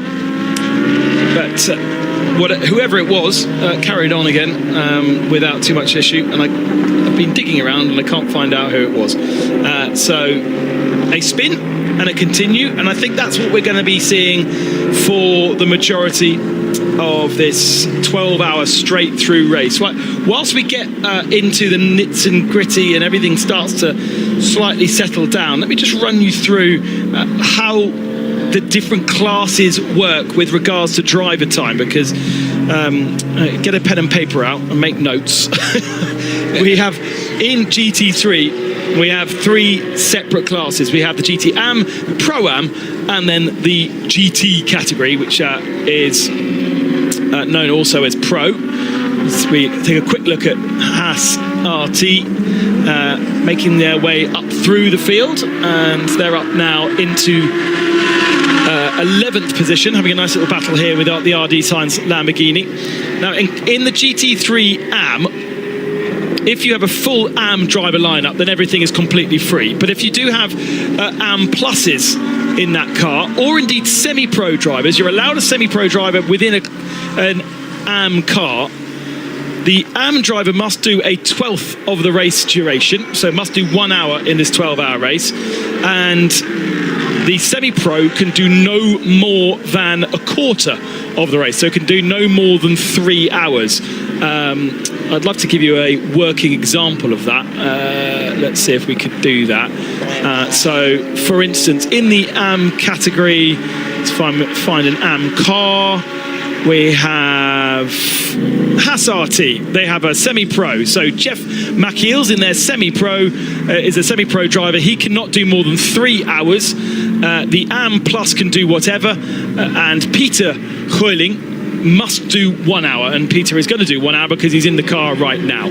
So there's a good example. Then you go into the Pro-Am category, and the Pro-Am category can have a pro driver, but it also can not have a pro driver. If you don't have a pro driver, then the Am and the Am Pluses must do half of the race, and the semi-pro is free, so it must basically you use him for the rest of the half of the race. If you do have a pro driver, then that pro driver can only do a third of the race distance, which is 4 hours here. And then you've got loads of conditions between the Am and the Am Pluses, which are very confusing. The Am and Am Plus combined must do a half a race distance, and the Am drivers must do 1 hour. So if you've got an Am, he must do 1 hour, and the Am Plus must do half the race distance in comparison to the Pro. So I'll give you a good example of that is the Era Motorsport. Yeah. So you have Ryan Diel as a pro, Jake Hill as a semi-pro. Right. And then you have Andreas Lascaratos, who's an Am Plus, and Dwight Merriman, who's an Am. So you've literally got all four of the different categories that you could potentially run. And you would argue that perhaps the most advantageous driver in that group is going to be Jake, because he has no drive time limit as a semi-pro. And performance-wise, in this instance, is the same level, and in some cases slightly quicker than Ryan Diel, depending on the context. So you would want to optimise Ryan's time. Ryan's is a 4 hour time, as you've explained there. Jake could run longer, but then you've got to use a combination of Dwight and Andreas for half the race. So they've got to do 6 hours. They've got to do 6 hours. So Andreas in the car at the moment obviously will have been coming up now. We're just pretty much on the first hour. I would suggest they're going to be probably looking at either keeping him in for another stint or possibly putting Dwight in. I know certainly in that case that Jake's going to be jumping in as the third of the fourth drivers there. But that's where you're going to really start to see things play out. You've got a situation in that team where they're running their slower drivers at the start, and then they will significantly get quicker as the race unfolds. So whereas you've got the opposite approach with some of the teams at the front here, Jeffries, Kraull, Bastian certainly are the quickest drivers in those three cars. Lauk not as quick as Bachler, and then I guess you'd say Kobe De Bruyker is that's an interesting car, the Red Ant car, coming down to Kobe De Bruyker, who's sitting there at 7th, because they're probably the most consistent drivers across the pairings, or the groupings rather. That all those drivers are a similar sort of pace, and they are considered as a pro class car with all semi-pro drivers. So they don't have a pro driver, and that means that basically they're free to do whatever they like. There is no regulations. If they had a pro driver in that car, then the pro driver could not do any more than half of the race. Yeah, just quickly, Ben, I think the Simpson car just behind the Manuel Lauk car that just came through had a little bit of a wobble there and run wide. I don't think it was a major problem, but that car certainly looks like it's just, I think it's may have been a change of position there that we might have missed there. Lauk getting ahead of Vladikin, moving up to fourth. I mean, Vladikin's done a great job to be where he is, to be honest. 20 seconds off Axel Jeffries. And finally, we start seeing the first of our pit visitors. So Mika Panu is not that car, because that's an Audi, and Mika Panu is in a Lamborghini, but Prime Speed Sport at the front of shot getting themselves ready. The fueling station is at the start of pit lane. They come through that, then they come into the normal pit lane. In total, it's 1.2 kilometres in length at 40 kilometres an hour. So a pit stop costs you a lot. We are seeing the Audi there of Jutta Racing, Amir Naran, coming out of the pits, and they have done a full 4-minute stop with a 40-second stationary period in the pits. So that is how much you're going to lose. 2 laps around to make a pit stop. And we've seen the Vortex already the Vortex is in refueling. We've got 2 Vortexes in refueling and the Prime Speed Sport Lamborghini. I mean, a big challenge for Prime Speed Sport. They're a New Zealand-based team, and they have got to get their head around the Creventic regulations and try and maximise how to do this type of endurance race. And I spoke in the week on Midweek Motorsport on Radio Le Mans about the difference in the 24-hour races I've commentated on Le Mans, Nürburgring and Spa over the last 3 weeks. They all require different things of you to win those races. Well, come to a Creventic race and you need to take off one head and put a new one on, because the rules and regulations really are so specific to this championship. It's very, very easy to get slightly tripped up by it. Yeah, very much so. As we are back to seeing that red ant car, I love that sort of, let's call it, dare I say it, kind of matte Red Bull style livery that they've got on that car. Looks really cool. And yeah, they've done a fabulous job, Red Ant Racing, and it's quite funny. The first time I saw the name entered as Red Ant Racing, I hadn't actually read the driver list, and it was only then when I went, that's why it's called Red Ant. That makes perfect sense. And what else could you call yourself if your name is Redon? I mean, they've literally got themselves an emblem and family logo written into their name, haven't they? Yeah, exactly. Yeah, exactly. Yannick Redant, Ayrton Redon, and there's usually a third, but we've got Kobe de Bruyker and Kenneth Hare in that car.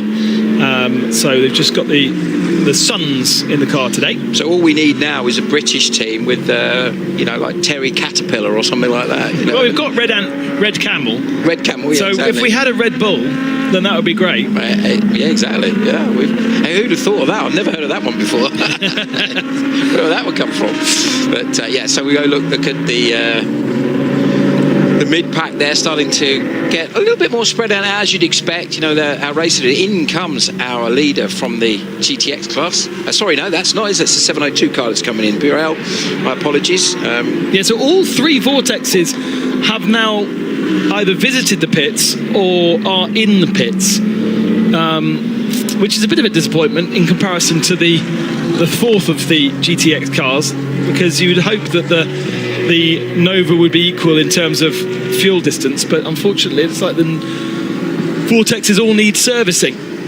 Prime Speed Sport Lamborghini now is in pit lane, and I think it could be a longer service for them, and I'm a bit concerned actually that the 703 is in the pits longer than it should be. There is the Lamborghini having been serviced, so heading back out onto circuit, and that's going to be a full stop of around 4 minutes 30, but okay, now out is the 703, so 5 minutes 42 for Vortex 703 in the pit lane. They've actually ended up bringing all three of those Vortexes in at the same time to be serviced at the same time, so that's a bit messy from them too. The Lamborghini doing a 4 minutes and 31 second pit stop with a 1 minute and 8 seconds stationary time. And sorry, it's not a 1 minute and 8 seconds stationary time, it's a 1 minute 8 seconds in the pit lane only. So actually, I don't know if Joe Bradley had his head out the garage doors, but we've seen the Jutta Racing Audi come through pit lane in 46 seconds. It's 11 seconds from pit in to fuel station. So that leaves 35 seconds. Doesn't leave very long to change anything on the car. That car went into fuel station, or didn't come straight through? Racing definitely went into fuel station because it was 4 minutes long in total. But what I don't know is whether it actually got any kind of servicing at the garage. That was way down the other end. It's a very long pit lane. With the fuel station, it's 1.1 kilometres long, this pit lane. So you come in, your choice is to turn left and go straight onto the pit apron, or more importantly, you need to turn directly right, and it's quite a tight right-hand turn. That'll take you into the fuel station, which is separate to the pit garage, the sort of the regular pit lane, what we're all used to. And taking all of that into account, 1.1 kilometres from in to out. So it is a long pit stop, and if we are going to take full service of tyres, driver change and fuel, then we should see them for a long time. So I'll cover that speculation off, Ben. I've kind of planted myself with Scuderia Praha because I want to have a word with Joseph Kral. I've just learned from the team that the plan was for him to do a double stint, and as we saw, some great driving there, some great opportunistic racecraft. What we saw, Joseph up the order into second place behind. So Ferrari 1-2 and the Scuderia Praha Ferrari in second. I want to have a word with Joseph because now he's saying on the radio, maybe just the one stint, thank you very much, because it is hard work out there. So already in the early part of today, it is only 11 o'clock in the morning, and Joseph Kral already feeling the heat in a car that has air conditioning. You know, we know that the 992s do not, and some of the teams will choose not to use the air conditioning in their cars, and maybe this is why Joseph Kral's pace has dropped off over the last couple of laps, Simon Hill, because he's now being chased down by Nico Bastien once more. Yeah, again, it could have been that tactic. He was going to push super hard at the beginning to try and close Jeffries down, which he was certainly doing, get himself up into second position, and it may have just, overworked the car very slightly, overworked the tyres a little bit too much. And again, the opposite could be true of Bastien. Just was pacing himself a little bit earlier on. Certainly looked very strong when he was having that fabulous battle with Elliot Earhart. I can tell you that the Vortex number 703 took on a new set of tyres, thanks to Paul Truswell for flagging that there is a tyre age section on the timing screens that had already been overscanned on the last couple of rounds, so I'd never seen it. So Vortex have put a new set of tyres on the 703, but a new set of tyres on the 701 and 702, and Utah Racing did get a new set of tyres on their 72, so in 46 seconds we're able to get a set of tyres on and trundle all the way along the pit lane, which then begs the question why Prime Speed Sport took 1 minute and 8 seconds to do the same thing, because they did take a new set of tyres as well, but their pit stop was significantly, or their pit in to pit out was significantly longer. And we are about to get a flurry of pit stops because Continental Racing by Simpson is in fuel, Red Ant Racing, Mercedes also in fuel, and the Graf Racing Nova is in fuel. So we've gone over the hour mark. We've got to 1 hour and 10 basically, which is pretty good going from the GT3 cars with no code 60s, but they have been able to run at absolutely maximum capacity fuel, whereas now they can only fuel up the amount that they're given by Creventic. So that's a different amount. The capacity versus the actual amount you can take fueling are two separate things. And therefore the stint lengths will be slightly shorter moving forward. Also into the pits, Axel Jeffries into fuel, our leader, and I think we must not have a camera that shows that pit in, because we're not seeing these drivers going into pit lane. Nico Bastien and Joseph Kral then move up to the lead, and this becomes the lead of the race, the 56 and the 28 battling over the lead, but will also owe us a pit stop very, very shortly, I imagine. Yeah, going to be really interesting hearing what Joe was saying about the update that he got from the guys at Scuderia Praha, that Joseph maybe was questioning whether a double stint would be doable in terms of his level of performance. That then really throws things up into the air of just how tough it must be for these drivers, because Kral, a young guy, still in his early 30s, very, very high level of performance, pretty fit, and he's struggling in a car which he was one of the drivers on the grid that mentioned to us that we have aircon, whether we use it or not is another thing. As we know, different championships, so the World Endurance Championship, for example, there's a mandatory requirement for temperature control in the cockpit. It has to stay within a certain parameter, and if it goes above that, there's potential for penalties, whereas obviously other series, this one included, there's the option of doing that. And I always remember as a kid, your folks would say, if we put aircon in the car, it really affects the fuel consumption pretty significantly. Obviously modern cars more efficient in that respect, but it looks like Kral's having to get quite defensive now. And again, if you remember early on when we were watching the battle between Earhart and Bastien, how good the Merc was through that section, that final section. The front end of that car worked so well. It seems to be able to carry a lot of speed and still pick the throttle up pretty early. And that certainly looks like the case in this battle here. How much would Kral lose if he turned air conditioning on? Could you have it off for the first part of the stint and now decide to turn it on? Potentially, yeah. I would suggest that's an optional. You would argue it'd probably be the other way around, wouldn't it? That you'd start off and see how far you could get without it before it became a little bit too much. Certainly, I know when you look at just something that I'm familiar with, touring cars, for example, in the UK, we had a race a couple of years ago that was 34 degrees ambient, and the cabin temperature... In the UK? In the UK, at Snetterton of all places. Never. It was 34, 2022. And it was like 51 degrees inside, and that's in a short race. That's a 20-minute race. So what it must be getting to, the combined heat soak from all the various elements, obviously completely different type of cars here, but the point really being is that the drivers are going to start to really notice that. And what's also really tough is when you have a code 60, because all the time you're pushing, you're absolutely on the limit, you're focused, your level of concentration is where it needs to be. Go into a code 60, it feels like you're walking. You're suddenly doing 60 Ks after doing, over 200 Ks. It looks like Bastien's going to have a think about into the first part of the 12H chicane.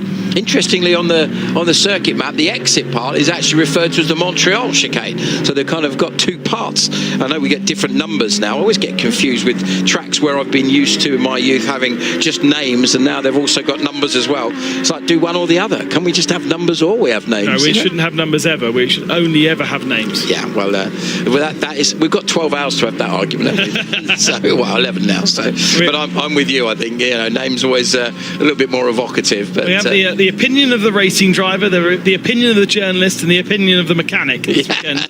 And I bet they're all different. As Joe Bradley yesterday just saying, the drivers are human. Oh, really? They don't count. They don't count. Yeah, exactly. Well, they're definitely going to count today, that's for sure. So, they're earning their crusts today, aren't they? They certainly are. And again, you look at the mental approach to these kind of endurances, both in at the same time.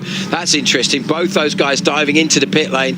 So with 10 hours and 47, I've got some notes here. I'm just making some notes of what time these drivers come in, so we can start to sort of work out as the strategy unfolds that we're seeing. Obviously the 28 car, and of course the Joseph Kral 56 Ferrari coming in. So that would net put the Manuel Lauck, I think, is in as well.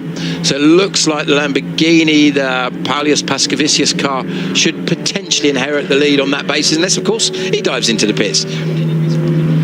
So we'll watch with interest to see how that one unfolds. We have just over the 1 hour and 15 mark going. As we look at a little bit of a replay here, and what's happening here, that looks like just a bit of a drama with the Viper Nisa car. Just got onto the sort of the blue section under the braking. That looked intentional to me, Ben. It looked like he meant to do that. It didn't look like he suddenly jinked right at the last minute because he couldn't make the corner. So, and he didn't follow the procedure of rejoining when missing that corner, because you're supposed to go through the chicane as indicated by the cones, and he just kind of ignored that bit as well. So perhaps not listening as intently in the driver's briefing as he should. It's Douglas Koo now aboard that car, having taken over from Dominic Ang. So we have a driver change at Viper Nisa. We have had into the pits and back out onto circuit again the Inter Africa by Dragon Speed, and so Axel Jeffries out of the 98, and it is Khalid Al Marzouk who is now aboard that car, and they're obviously deciding on a single stint. I think we're also seeing it was a slow pit stop though. It was a 1:18 through pit lane. As I said, the Continental Racing by Simpson Motorsport did a 1:23 through pit lane, but the Lamborghini did a 1:08, and the Jutta Racing Audi did a 47 seconds. So a real variance in what they're doing in the pit lane element. So the fuel element is one thing, and we get a total pit in to pit out. But what we also get numbers from is how long they're in the pit lane which means you can work out exactly how long they're in the pit fueling area. And there's 11 seconds of pit lane before the fueling area, and then the rest will be the trundling down pit lane and the stop. And a big difference in stop time for the moment. So Khalid Al Marzouk in Inter Africa Racing at 1:18, same as Red Ant. No, they did 1:21, and just waiting now on what Santalok will do, because they are also in that area, should be leaving pit lane any moment, but it's going to mix everything a little bit up. So how we had it all established after the first round, before the first round of pit stops, is going to be very different for once we get the second round. And this Mercedes not looking as smoothly driven as it was in the hands of Dominic Ang. Douglas Coos taking time to get used to it. Yeah, that's going to be a challenge, isn't it? As we were saying earlier, that you're jumping in a car that you literally haven't driven at all. I know it is the same type of car, but as we know with race cars, you can have 3, 4. Well, you look at the 992 category as an example. You've got several cars that are literally identical in terms of the construction and the design, etc., the specification, but they're all set up slightly differently. The drivers have different preferences, and these drivers in the Viper Nisa team won't have had a chance to do anything other than the lap to the grid to understand whether the car was working. Of course, only one of the drivers would have done that, as he looks very, very cautious, like almost overly cautious. Let's have a quick look at the lap times he's doing. I mean, 2:23 last time. That is a good, well, realistically, you're sort of not far off 20 seconds off the pace at that stage. So whether there's an issue or whether it's just Douglas really taking his time to get used to the differences in that car, difficult to say at this stage, as we see the Audi just exiting the pits there. The 21 car, the Haas RT, of course, a race winner already this year in this series, last time out. Going to be interesting to see how their race unfolds. They've now, after this stop, with now Nicholas Huilinks on board the car. How do we pronounce that surname, Ben? Huilinks. Huilinks. Okay, we'll go with that one. So Nick is the son, and he has done absolutely zero racing. They should have been racing at Spa this weekend in the Bell Car Series, but chose to come here to Paul Ricard specifically because there was way more track time for Nicholas to get his teeth into. Obviously been at plenty of Creventic races before, because Peter, his father, has raced with us a fair bit, and Nicholas fancying a go, and started the weekend in the 224s in private testing 2 days ago, and has got himself down to 208s. So that's not pole position pace of our pro drivers, but it's not bad for a first sort of proper weekend in Creventic. Absolutely, and as we know, it's going to be interesting to see how across that's a good example of what you were saying earlier when you look at the different driver gradings and the driver levels of experience we've got. A driver with virtually zero experience coming into this event and being able to get out there and get plenty of track time on a circuit which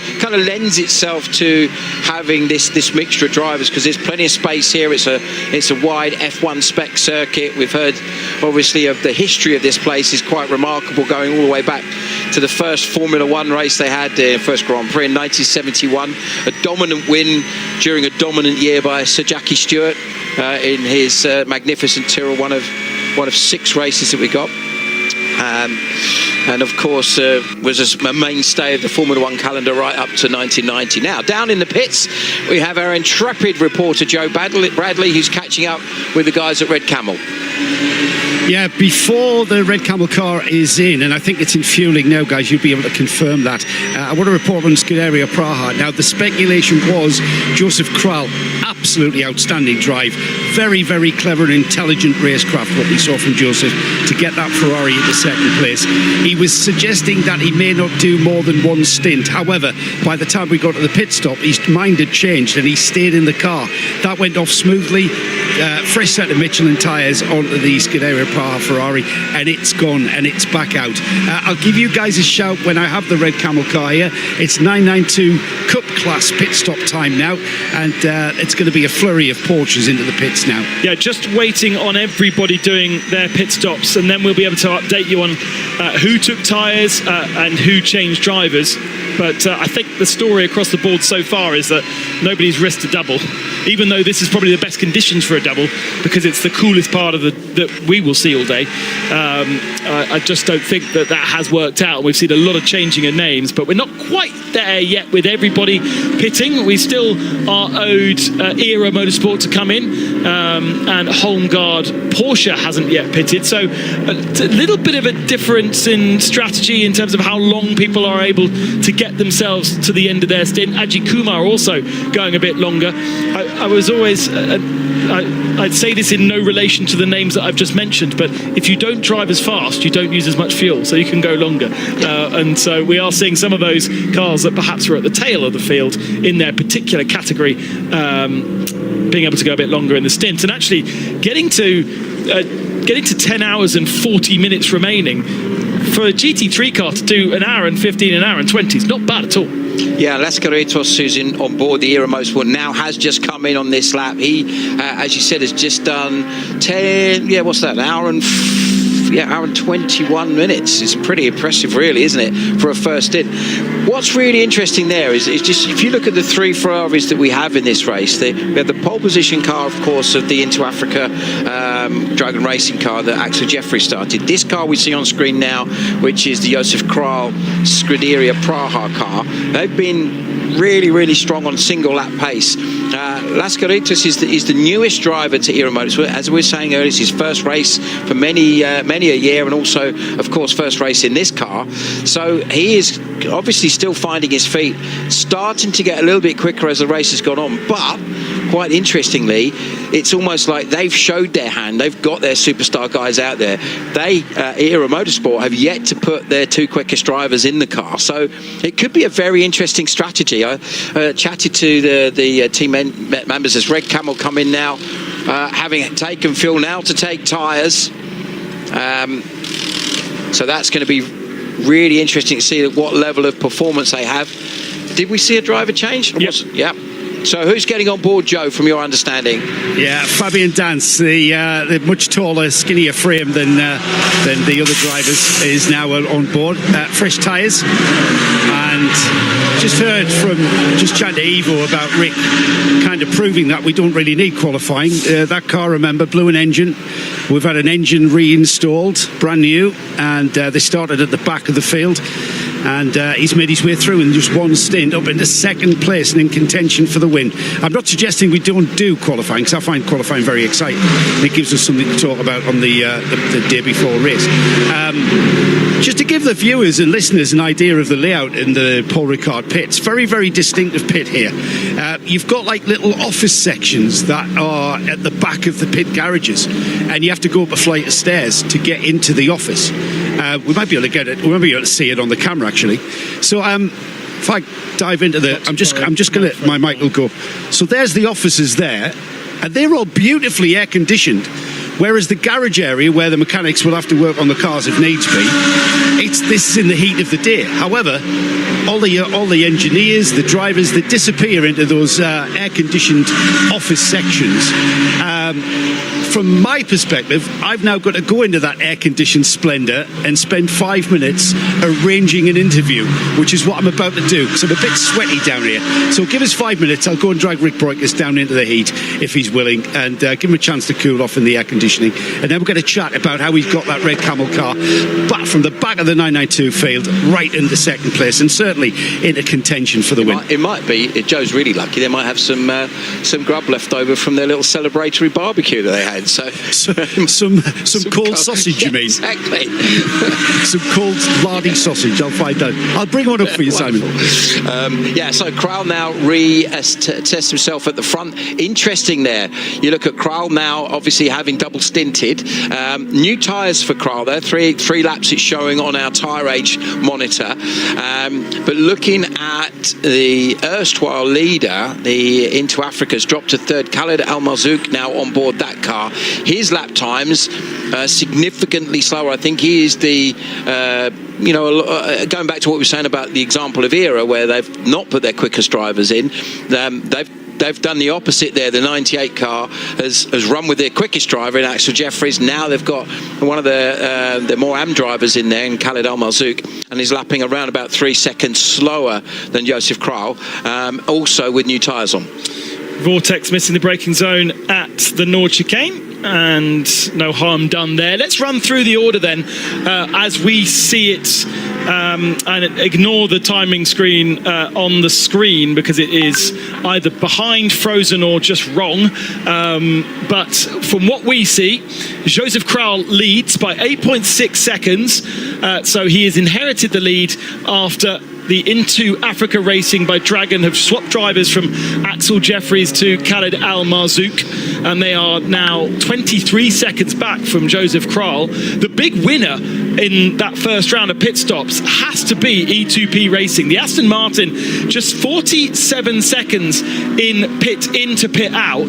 Every single car that pits has changed tyres, and in the hands of Oliver Campos, I suppose they didn't change drivers, and so Oliver Campos also doing a second stint, and that is why they've been able to do a faster pit stop, and it puts him up into second position. Khaled Al Marzouk changing driver, a 1 minute 18 second pit stop. That drops them down into third position. Pierre Caffer is in fourth spot, having changed drivers in the number 18 car. Kenneth Heyer is now in the Red Ant Racing Mercedes, having changed drivers. Mika Panu did not change driver in the Lamborghini, but has got themselves up into sixth position with a relatively quick pit stop. So if you didn't change drivers, you gained about 20 odd seconds, and that has changed the order of things. I think it's between 20 and 30 seconds, depending obviously on the team and how efficiently they do that.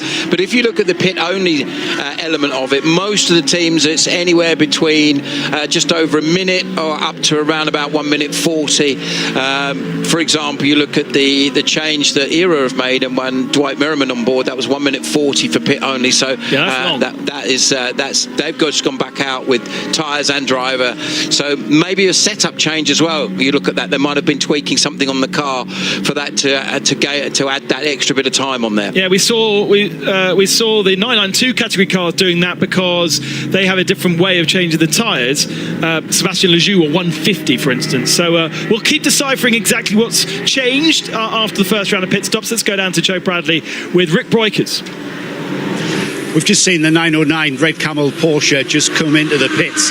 Rick Breukers just stepped out of the car. You can see how hard Rick has been working. Rick, you've just kind of proved how little we need qualifying in these races, from the back of the field to second. Well done.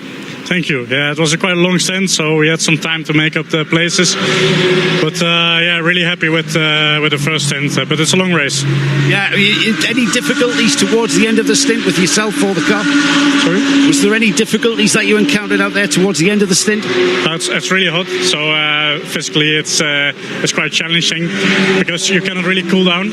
Our fan at the middle is not working really well, so it's extra tough for us. And apart from that, the high track temperature does make it quite slippery on the tyres. So when did the tyres start become slippery? After maybe 1 hour, so the last 20 minutes were a bit slippery, but I have to say in general the tyres, they are performing really well. I'm quite happy with the grip even at the end of the stint, so yeah. Great stint, Rick. I'll let you go and cool off. It's very, very hot in the sun. And as you can see there, Rick working really hard, stepping out into the sun to talk to us and give us a bit of insight as to how he got that car to the front of the 992 field. They're going to be there in contention if that new engine stays in place, I should say. And why shouldn't it? It's a Porsche. Thanks, Joe. So basically what we've established here is that if you did a pit stop and tyre only change like Oliver Campos did in the Aston Martin, then it should be around 45 to 50 seconds in a GT3 car and a minute and 20 in a 992 category car. If you have done a driver change, then you're looking at more like a 1 minute 20 pit stop or a 1 minute 50 pit stop if you're in 992. So actually, then if you look at Joseph Kral's pit stop, Simon, they didn't change driver, but their pit only was 1 minute and 10. So it was actually a slow stop for Scuderia Praha. Yeah, when you compare it. Yeah, certainly when you compare it with the ETP one, which again, I mean, what's that? 20 seconds, a bit more than that. Yeah, 22 seconds. Really impressive by E2P, and I wonder what the factor was in that. That's going to be really interesting to see if we can maybe get a bit of an update. Joe might be able to find that out for us a little bit later on as we go back to the 992 category. So now, after the stops, let's have a look at how everything is starting to play out with 992. Julian Hanses in the Muller Motorsport car leading that class ahead of Patrick Kolb in the Lion Speed GP car. So that's the 921 leading the 957 that we were just seeing on track there. And up into third position is Fabian Dance in the Red Camels car. We just heard from Rick Breukers, of course. A very, very hot Rick Breukers there, and understandably so. And just to reiterate what we said earlier, no aircon in those Porsches. So those guys are having to work extremely hard in what is a very, very quick car still. And a spin for the 72 car. Let's have a look, see who's on board that car now. I mean, yeah. Interestingly, Julian Hans did take over the car from Martin Rump, if I'm not mistaken. So that was a driver change, but it was a fast driver change, which has put them to the head of the field. So Muller Motorsport, a good battle in 992 with Patrick Kolb and directly behind him, and there's a Vortex in that mix as well. Joe Bradley working hard down in pit lane. Joe, who have you got again? I've got Ajith Kumar. He's just got out of the 93, been working very hard. You ready for me to talk to him? Ajith, that was a very, very busy racetrack you had to contend with at the start. Very content, especially we as a team felt gutted after Misano, after losing out the P1. So we came in here with absolutely no expectations. And we were happy. We also test drove the Mercedes AMG car, and so got a lot of track time because of that. And of course, looking forward to the Creventic Porsche Cup car, which is very important to us. And yeah, very pleased. And yesterday we did have we were at a crossroad in terms of setting up the car. You know, I think we drivers wanted a different setup and Red Ant, but we managed to find amicable, mutual understanding. And what is the process then, Ajith? You've got three drivers that all want a different car. How is there a compromise? No, I think the good thing about Fabio and Diffuse, they drive. We set up the car to my driving skills, and they drive around the car. In the practice, we try to make sure the car is set up as per their driving skills, and for me to understand how twitchy and how nervous the car can behave when it pushes. So it's a good learning curve. Yes. But very happy with my first stint, but I messed up the pit stop. I messed up. That takes a lot of understanding, I guess. Well, I mean, you know what? In fairness to you, you're in a development year. You're new to this form of racing. So, it's very difficult. If it was easy, the likes of myself would be doing it. You guys it's a hard job in all aspects. Being too hard on yourself. I think anybody who loves motorsports or cars, I'm sure a couple of hours, a couple of practice sessions, everybody will be there. You know, because I think that's how passionate we are all about motorsports. So I don't think you'll find it that difficult. Well, you've been very humble and very kind. We've created a massive fan base in your home country in India. I mean, how are the fans reacting to endurance racing over there?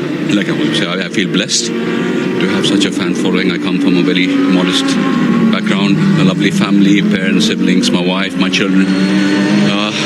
I couldn't do all this without their support, you know.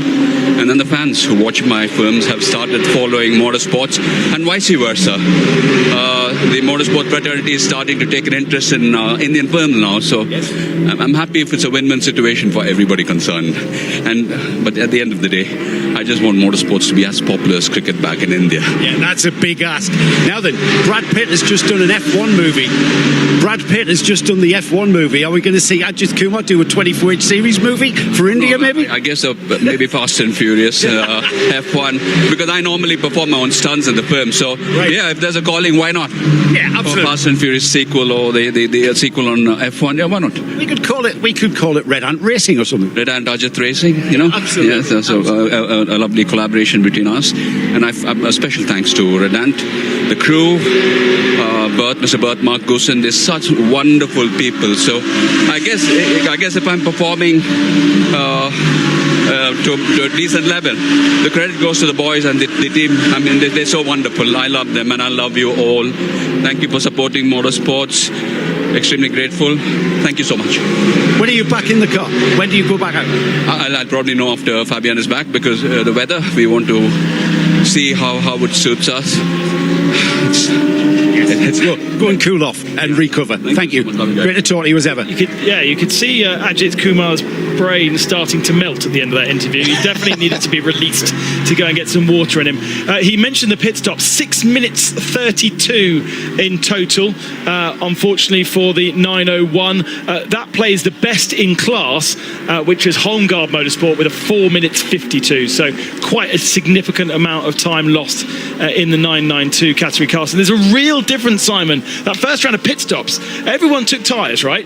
Most people changed drivers. We just saw 4 drivers stay in the car, and yet the amount of time taken in the pits is remarkably different between some of our teams. Well, let's just extrapolate that logic into the balance of the race, and if you look at the time lost there, that's over 2.5 minutes, or about 2.5 minutes that's been lost there. You factor that into the remaining 11 stops realistically that we've got to make, and you've got the opportunity to both make or lose that time back up depending on how efficiently you manage that stop. Of course, not every time will you do tyres, not every time will you do driver changes, but every time you stop, pretty much, unless there's something exceptional, you'll be putting fuel in the car, which is really the defining factor with when you stop, isn't it, of course? So that's going to be really interesting to see if teams can, once they've done the first stop, there'll be certain things that they go, okay, we know where we gained or lost time. Ajith, I'm sure, will have been sitting down with the team going, okay, I understand. He was very honest there, and I've got to say, we've said it before, but isn't he a gentleman? What an absolute legend that man is. Most of us who are not Collywood fans, and I got corrected by Joe earlier, my intense apologies. I think I accidentally said Bollywood, not Collywood, so my mistake, slip of the tongue. Can you explain the differences, Simon? Well, it's more Tamil based, I believe, is the difference between Bollywood and Collywood. It's my understanding. So again, for the legions of fans that are out there, I do apologise for any mistake on my part. But Ajith, with the world's most ambitious target, let's make motorsport more popular than cricket in India. Yeah. Wow! I mean, that is, yeah. I mean, when you think of, I could just almost hear the collective nation inhaling there and saying, yeah, we love you, Ajith, and we love motorsport, but cricket, it's, on another level, isn't it? And I can see Joe Bradley wants a part in the Collywood Creventic Series. Well, you look at the F1 film that Joe alluded to, how some of the like David Croft and Martin Brundle are using the comms, and then you've got a few of the other fairly well-known journos like Will Buxton, I think, have been used in bits and pieces of the film. So yeah, I can see Joe Bradley. He's got that kind of that sort of silver fox thing going on, hasn't he? It's either that or he gets Brad Pitt to play him. Yeah. Yeah, exactly. Something just sprang into my mind there about who I could see play. I just think it's the northeastern thing of that wonderful accent that you got from that part of the world that you hear Joe and our dear friend John Hindhaugh whenever they're on comms. It's very distinctive. I've never ceases to amaze me how when you go as a southerner like myself, you go up north and you sort of do a little bit of cocking one ear just to work out the dialect and understand exactly what's being said. But whenever these guys go international, whether John and Joe go anywhere in the world, everyone else seems to understand it perfectly well. Yeah. It's just obviously us Southerners that don't get it. Smile and nod. Smile and nod, yeah. So those 4 drivers that stayed in the car, Joseph Crowell, who leads the race, Oliver Campos in E2P stayed aboard to do a second stint. But crucially, they were 30 seconds faster in their pit stop, and that brought them to within 10 seconds of Joseph Crowell, but the gap is now widening out to 20 seconds. Then the third of our drivers to stay in, it was a short first stint for Mika Panu in the Lamborghini Prime Speed Sport, and he stayed in for a second stint. And then the fourth driver that stayed in is the RD Sainz Lamborghini driver of Paulus Pascavicius, and they did a 4.5 minute pit stop. Those most people who were changing drivers were more like about 5 minutes in the pits, and then those drivers that had long pit stops, those teams that had perhaps a few issues, for instance Jutta Racing 71, no, that's not Jutta Racing 71, that is Hoffa Racing, that were in pits for 5.5 minutes. Amin Iran also stays aboard the Jutta 72 car, so no change there. But that is our first round of pit stops done and dusted. We wait probably at least another 40 to 45 minutes before we get the next set done, but everyone's got brand new tyres. The only outlier to the brand new tyre thing was the Vortex, wasn't it? The Vortex 703, and that was Tom Pieri, who has gone out on used tyres. So everyone else has got new tyres, but Tom Pieri with a new set of tyres. Diana is back in the pit lane. It's we are changing around quite quickly, aren't we? But I think that is per plan. Diana, what have you got for us? And E2P Racing, the number 90 Aston Martin, you were talking earlier about how quick the pit stop was, and they just came in for fuel. They didn't change tyres, they're double stinting, and didn't change driver, which is why they just went straight through and back out onto the track. I think there was a sort of debate, wasn't there, as to why so quick. So that means that the graphic on our timing screen is not telling us truths, which is useful. So the tyre age graphic that Paul Trustwell was so excited about telling me off for not using is actually telling rubbish. So that's perfectly, it makes perfect sense. So then we can now extrapolate that logic to Jutta Racing 72, to the RD Sainz Lamborghini, and as you said, E2P Racing, all double stinting their first set of tyres. And we'll have to have a look a bit further down as to work out if there are any others, perhaps in 992, but that may be even more risky to do. Yeah, so this battle we've just been watching the last couple of laps getting a little bit more frustrated, I'd say. The 11 Hoffa Racing car, the Alexander Prince on board that car, chasing down Muller in the Audi just ahead of him, and he's been flashing his lights and moving in and out, and looks to the inside. I think he's got it done this time. Once again, as earlier when we were watching Nico Bastian being very strong through that final section of the lap, going into Beausset, into that long sweeping right-hander and then into the left-hander at Bendor. That was where the Merc seems to be super strong, and interesting, that previous battle was Merc versus Audi as well, and that's clearly where that front end, maybe having the weight over the front wheels of the front engine car helps the thing to turn in a little bit better into those kind of long sweeping right-handers. That could be a factor.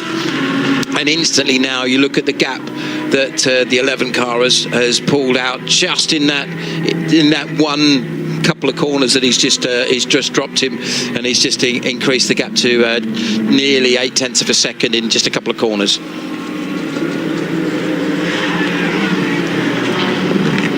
In 992 we have 5-second gap between Julian Hanses and Patrick Kolb. So Müller Motorsport leads Lion Speed. Fabien Dance is another 11 seconds back in third position, and then best of the AM category is a good half a minute back, and that's the Holmgaard Motorsport car that has Patrick Steen Ramazan aboard that car. Now, I have had a question: why is 992 a separate category to GT3? And that is because the 992 category effectively uses the Cup car, the car that you would find in Porsche Carrera Cup France or Middle East or UK or wherever. Porsche Carrera Cup Swiss, for instance. Did you know there was a Swiss one? There's about 15 or 16, I think. Yeah. And this is a car which is used in that one make series. It's not a GT3 car. The GT3 car, if you part the two together, they look very, very different. And the GT3 cars these days are actually built from a bespoke chassis and shell, whereas the 992 categories, much like the GT2 and GT4 category cars, they're built from the road-going version cars and sort of modified. A GT3 car is now a bespoke chassis for racing. Do I get that right, Simon? You probably know more than me. Yeah, you're absolutely spot on. Interesting, as the GT3 category has evolved over the years, if you go back to its early days, and obviously we're now at a point where, making me feel really old, I think even you feel old with this one, Ben, where you can remember the early days of GT3 when it first started, and it looked like it was going to be, GT1 and GT2 were so well established at the time, it looked a bit of okay, well, what are we doing that for? Yeah, right. And gradually, as time's gone on, those cars have got evidently, increasingly more sophisticated. More manufacturers have been able to justify the investment because it's such a global series, or global category rather, that it's used literally everywhere. There's GT racing. GT3 is the uppermost category now. But the early days, the cars were much like you've described the 992 Cup car, as they were essentially an evolution of the road car. They were using the same chassis with some changes. Now, you look at the Ferrari is a really good example. Built actually here at Paul Ricard by Orica. So that's an Orica chassis. Very similar construction methods to the LMP2 cars that we're familiar with seeing. All of the LMP2 cars currently racing they all use the Orica 07 chassis that we see at Le Mans and IMSA and Asian Le Mans, things like that.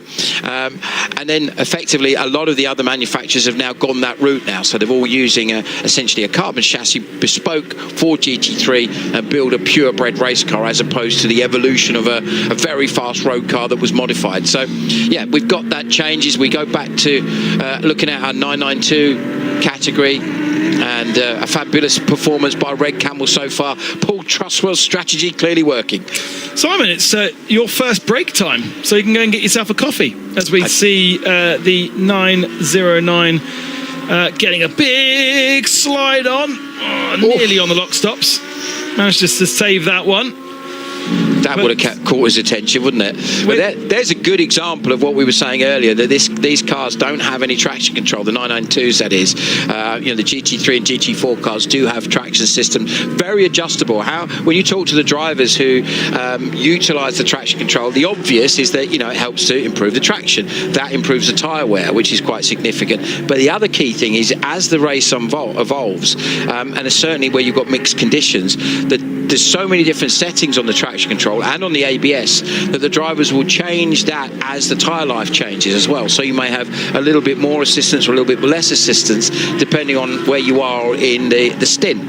And so, if you take something like Le Mans, for example, where you may end up triple stinting tyres, then how you use the systems in the car is every bit as important as it is the actual performance of the car in terms of the overall balance and handling. So with these guys in the 992s that we're looking at, they've got much more limited as to what they can do. So we quickly take a look at the Era Motorsport car, the purple, blue and black livery. Their first season, of course, in the 24H series. Great to see the American flag is being flown on the 4th of July yesterday, obviously. Good for them.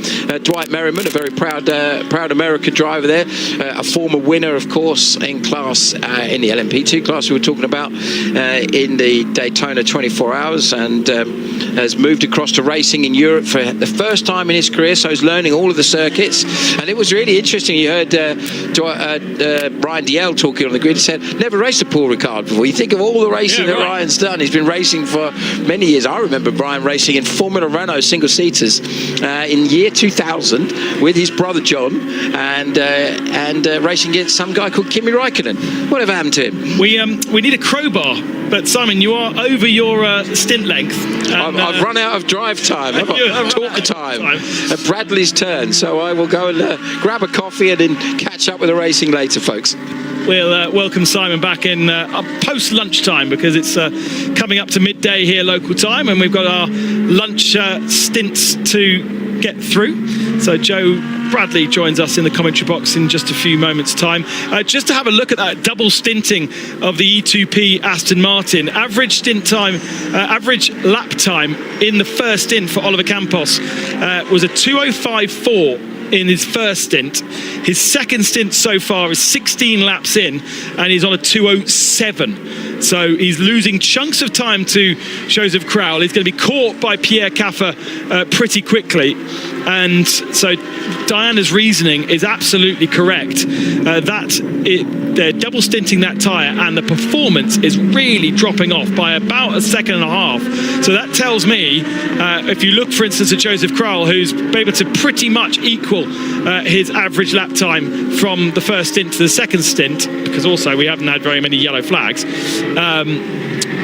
it tells me that it's not necessarily a good thing, double stinting the tyre. The only way you can sort of compare this is by looking at the couple of drivers who are doing both stints and potentially have the same tyres. Amit Kapanu is the same, and he is about a second slower in his second stint average-wise than his first. And so there is Oliver Campos. And I don't know what I'd do, because Campos is 17 laps into this stint. His first stint was 33 laps.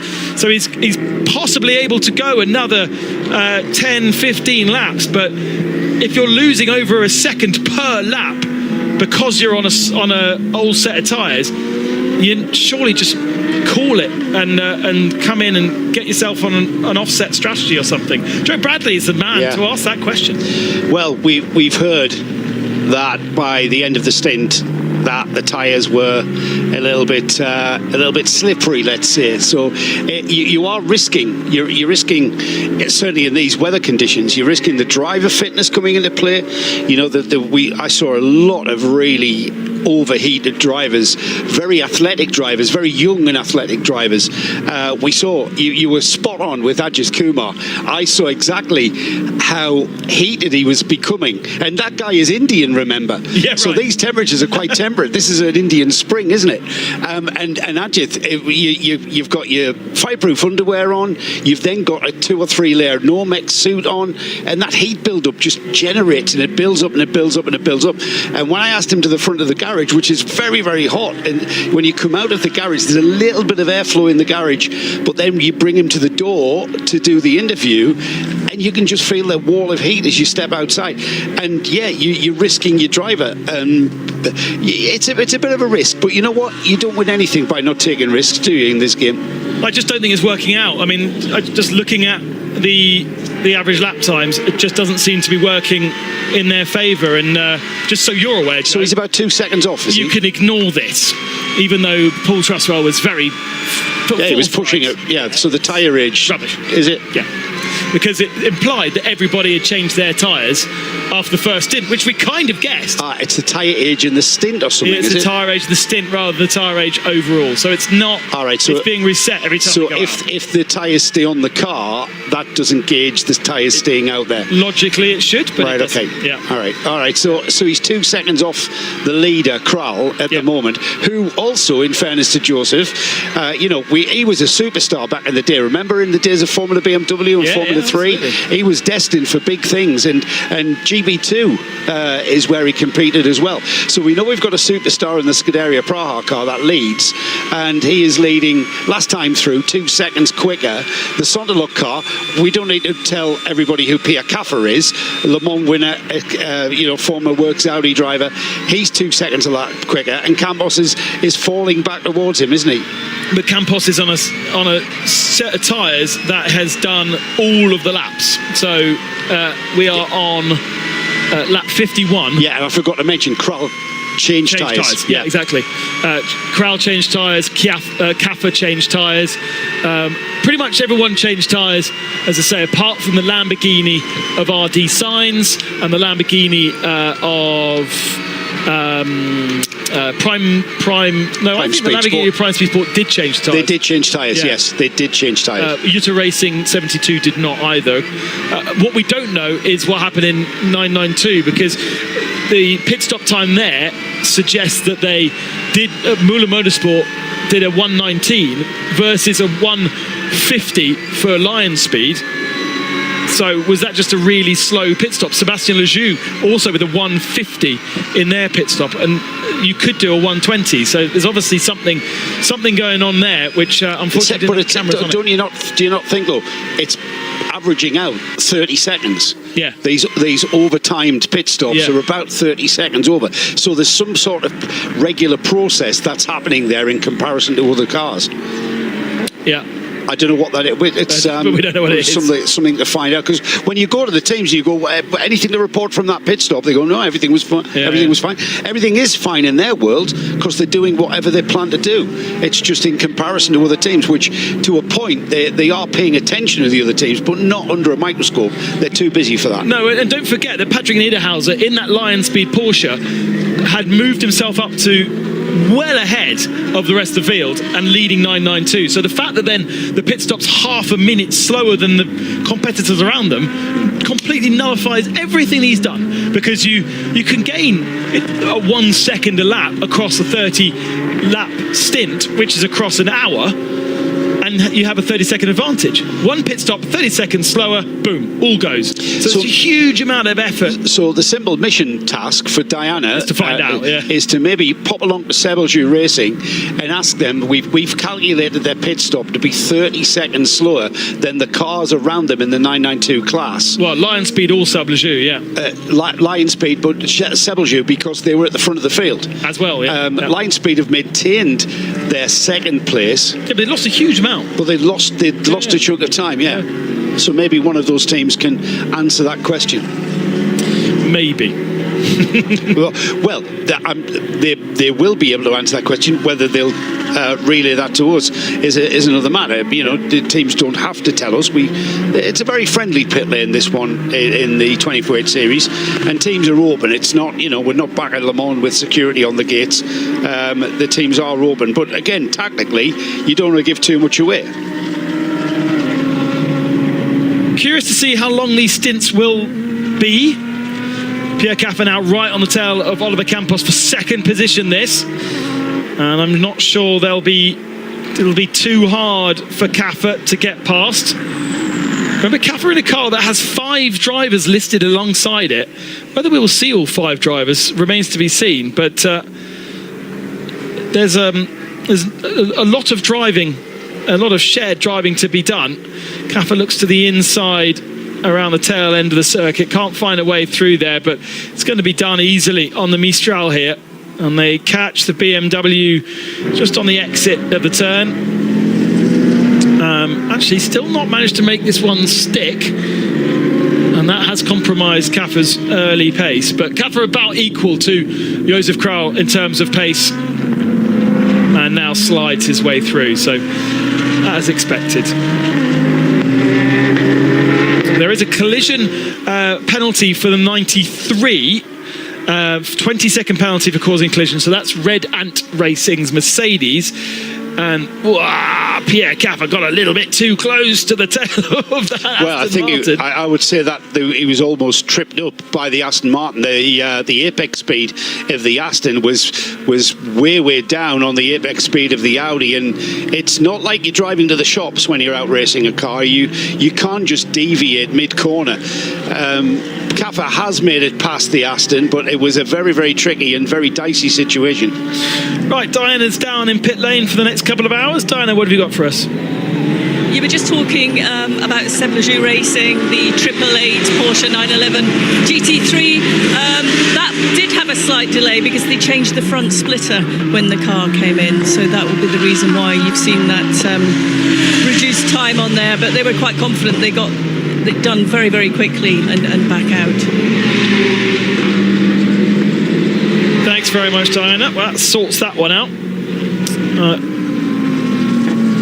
We're talking about as I walk down. Yeah, Sebelju Racing and Lion Speed, both quite slow in pits. Yeah. Okay. Yeah, and obviously the data that we're being fed on our timing screens, not necessarily the data that we really need to tell the story, and so unfortunately that means Diana and Joe need to go digging a bit harder in a pit lane that is going to be probably plus 40 degrees. Keeps you cool running about though, doesn't it? Well, I suppose there's movement, isn't there? Just keeps you at a constant level of 40 degrees. At the moment, everyone's taken as the opportunity, from the team perspective, as you would have seen, Joe, to stay in that shade area as much as possible, or stay in the air-conditioned offices out the back. But they're always ready and waiting and absolutely prepared for any moment that they need to jump into action. And I can see some of the teams going around checking all the equipment in the garage, because in this heat, of course, they need to keep doing that just in case there's any slight changes to anything that they're using. But I've noticed that a number of teams are sort of quite vigilant of that and having a wander around, and also very kindly coming out and asking me if I need any water or anything. So that's very much appreciated. Any rosé being offered though, Di? Not yet, no, but there is some this evening. Is there apparently. Really? Yeah. I know where the stash is. When you go missing, we'll know where you are. Yes. Chilled rosé. I'm not a wine drinker. It's so early. It's only midday. It's 5 p.m. somewhere, mate. No, but I mean, you're on 10 hours. Are we on? Is this classed as the French Riviera? Yes, it is. Yeah. Well, there you go then. Yes, but we're stuck in a commentary box. We've got 10 hours of cars. I'm not suggesting we drink rosé, Ben.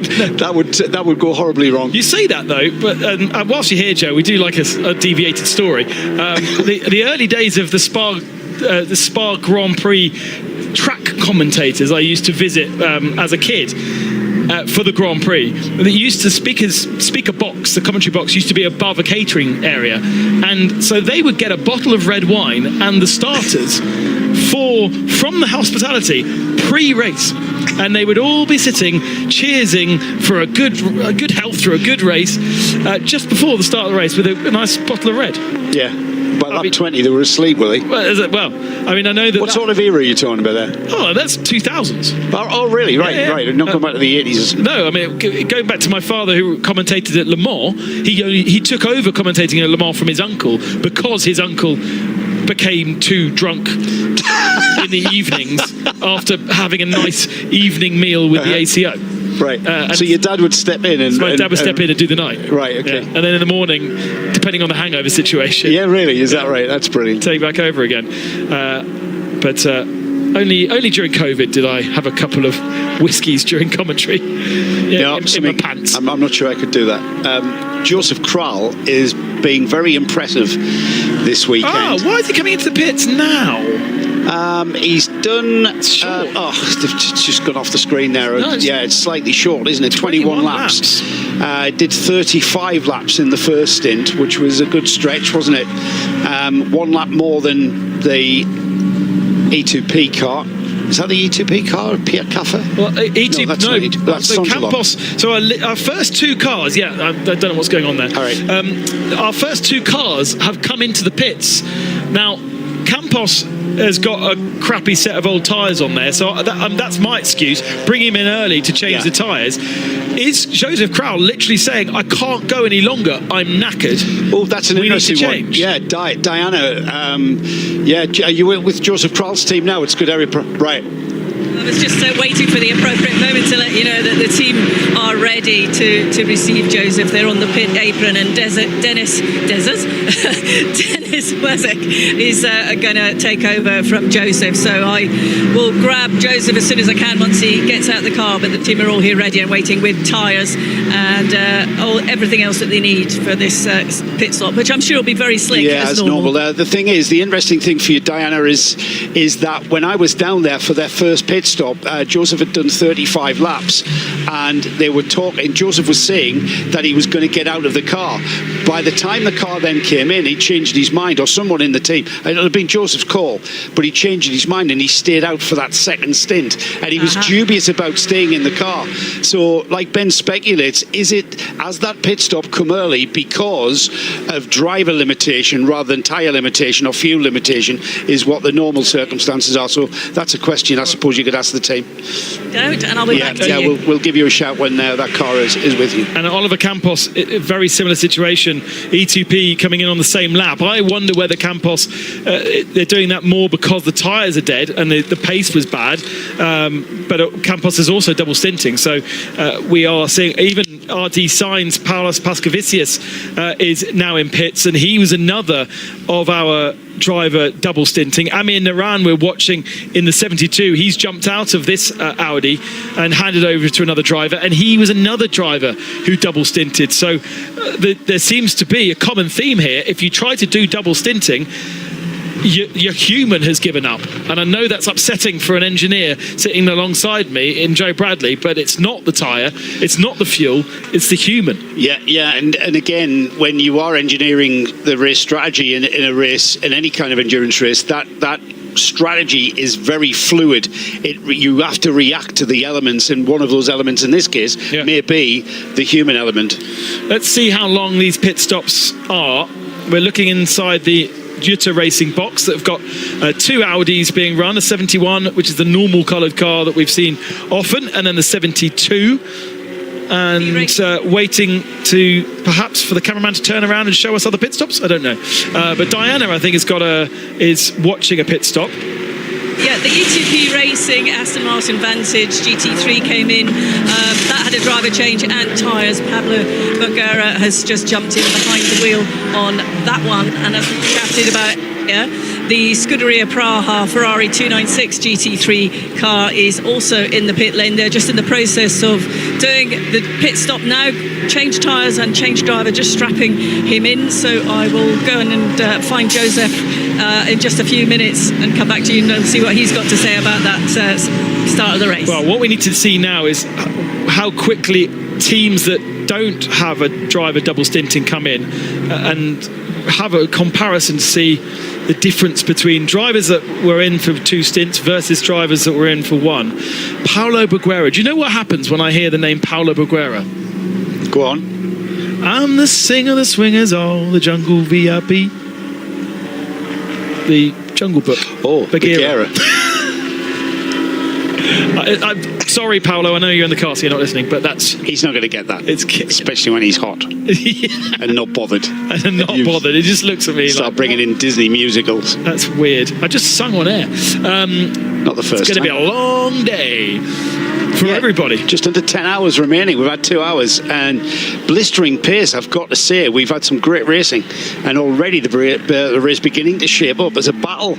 I think it's sort of panning out as to being a battle, dare I say, to this very early stage between Sonderlock and the Scuderia Praha. You can't do that, Joe. You know that. I know, it's far too early, isn't it? Santalok are being strong because they've had Ella Earhart followed by Pierre Caffer. Yes, true. We haven't cycled through our arm drivers. Yeah, the Ferrari's been really strong because it's been Kral and then Kral. Whereas a lot, like for instance, we were talking about Era earlier. They're trying to get their AM driver time done as quickly as possible. Then they've got DL and Jake Hill, and they'll suddenly come from last and start shooting up through the field. Yeah, good point. So you can't throw those eggs out there yet, I don't think. The number 96 into the pits from 13th place. That's the RD Sainz Lamborghini. Yeah, that's a double stint for Paulos Pascovicius as well. Now jumping out the car. There he is standing up. We need to wait. You need to give it about, as you know, Joe, a couple of minutes for the adrenaline to start absolutely coming down. And then you'll see the fatigue. Then you see the drivers going... Well, it's just that they are so hot heated in these conditions. I mean, in the very best, even in when it's cold and wet, a driver is at a heightened state of intensity, a heightened state of consciousness, just stepping out of the car. In this heat, they're also physically and mentally absolutely wrecked getting out there. He looks in pretty good shape, actually. And it's when you get the helmet off and when you take off the balaclava, you open up the overalls, then the sweat comes even more.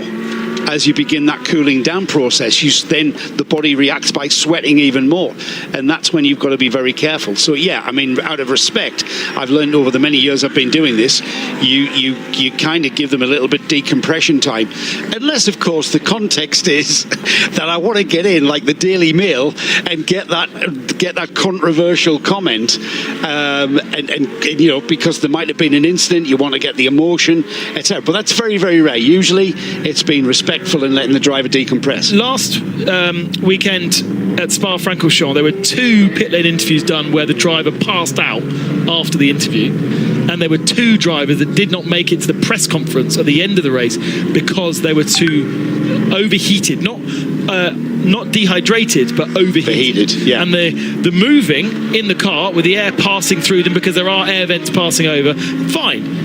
the slow in lap, where there's less air, the standing outside the car on the podium, where there's no air passing you through, and that's where your body temperature starts to rise, and that's where your body then goes, no more, not playing. It's the brain overheats, isn't it? That's the thing. It's it's your head that overheats, and with that the helmet and the balaclava gear on, it's a challenge. I mean, endurance racing is all about that. It's the mechanical engineering, the race strategies, the tactics, the mechanics, and of course the human element inside the cars are a massive factor that have to be taken into consideration. One of those elements that will adjust your strategy and your tactics of how you go about the race. In comes TFT, a team from Nogaro. Were they coming to the pits? They were, weren't they? So Patrick Charlet. Another French track to add to the list. Yeah, I think we said that yesterday. Did we? Yeah, that was one of the ones. I think that's where we started, didn't we? If you didn't watch qualifying, we listed all the French tracks that we could think of. I missed a few, but that looks like... Has he come into the pits? He hasn't come into the pits. He was just offline. Yeah, completely offline. On board with Tracy Crone. He said he didn't mind the heat, didn't he, yesterday? Yeah. When he spoke to Diana Binks. He said, Texan, don't worry, I'm Texan. I'm from Houston. I'm used to this heat. Well, let's see, because those 992 cars do not have air conditioning. And Tracy, 70-year-old, long-term member of the motorsport community. My stats say he's done around 200 races in his time. I reckon he's probably done way more than that.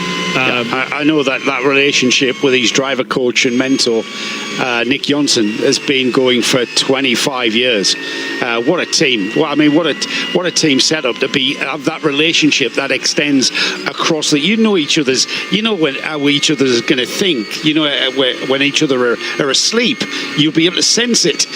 Even when you're thousands of miles apart, you've still got that connection. He's been quite careful on the throttle, is Tracy, for the moment. Not on his out lap, so just getting around and doing the laps as he was doing 2 weekends ago at the Nürburgring 24 hours. Diana in the pits, what have you got for us? Sorry, you're just buttoned off, but you can now talk. No problem. Yeah, I have Joseph Kral from Scuderia Praha, who just brought that Ferrari in, and I had to go and get a drink and just cool down for a few minutes. Joseph, how tough is it today? Well, it's pretty tough. I was expecting it to be a little bit better, but the only issue is that I don't like the Finnish sauna, when you go to proper heat. It's not my favorite. And now in car there was about 65 degrees, so it's pretty hot. So it feels a little bit like a swimming pool, and we have also the cool down vests and things. Put it on. A bit. Joseph's putting his cool suit on just while we're having a chat with him, for anyone that's just listening and I'm wondering what's going on. But it's hard work, isn't it, physically? And also it can affect you mentally if you've not hydrated enough. Yeah, it is. It's pretty hard work, but overall, we wanted to do the double stint, which was a bit longer, but we gained some time, so we'll see how it goes now. Probably I will do it 2 times more, so I still have to keep some energy for the rest of the race, because my limit is 6 hours, so I cannot do more, so I will be trying to maximize my time in the car. Because the car is pretty nice, it's decent, the speed is fine. I mean, you have to work hard to make the lap time, because it's really hot, and it will be even hotter. So yeah, we'll see how it goes. At the moment it's quite smooth, and I had nice racing in the beginning of the race, so I enjoyed it a lot. Because not only are you driving, you're also mentoring as well with the team and advising the other drivers. So what sort of advice are you giving them now? Survive. Turn the air conditioner on maximum and survive, because for the pro drivers you don't really use the aircon because you want to be faster. But for them, it's really about to try to keep fresh and try to focus, because that's the most important and most difficult part. When you are really overheating, then it's difficult to really catch all of the apexes and to be precise, which in the end is lap time. If you lose the apex here a few times, you immediately lose like 1 second. So you really have to focus, and with the heat it's really difficult. Joseph, from a driver's perspective, on an endurance race like this, how do you balance caution and aggression during stints? Well, it's difficult, you have to try to read the drivers which are in front of you at that moment, to understand if they are more experienced or less experienced. because of that, you have few corners mainly that just to understand how they drive, and then you have to judge how aggressive you should be.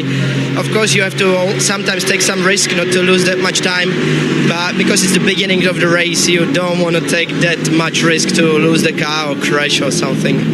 Okay, Joseph, I'll let you go and get some water and cool down a little bit, but thanks very much for having a chat with us. That was Joseph Kral there from Scuderia Praha with the Ferrari.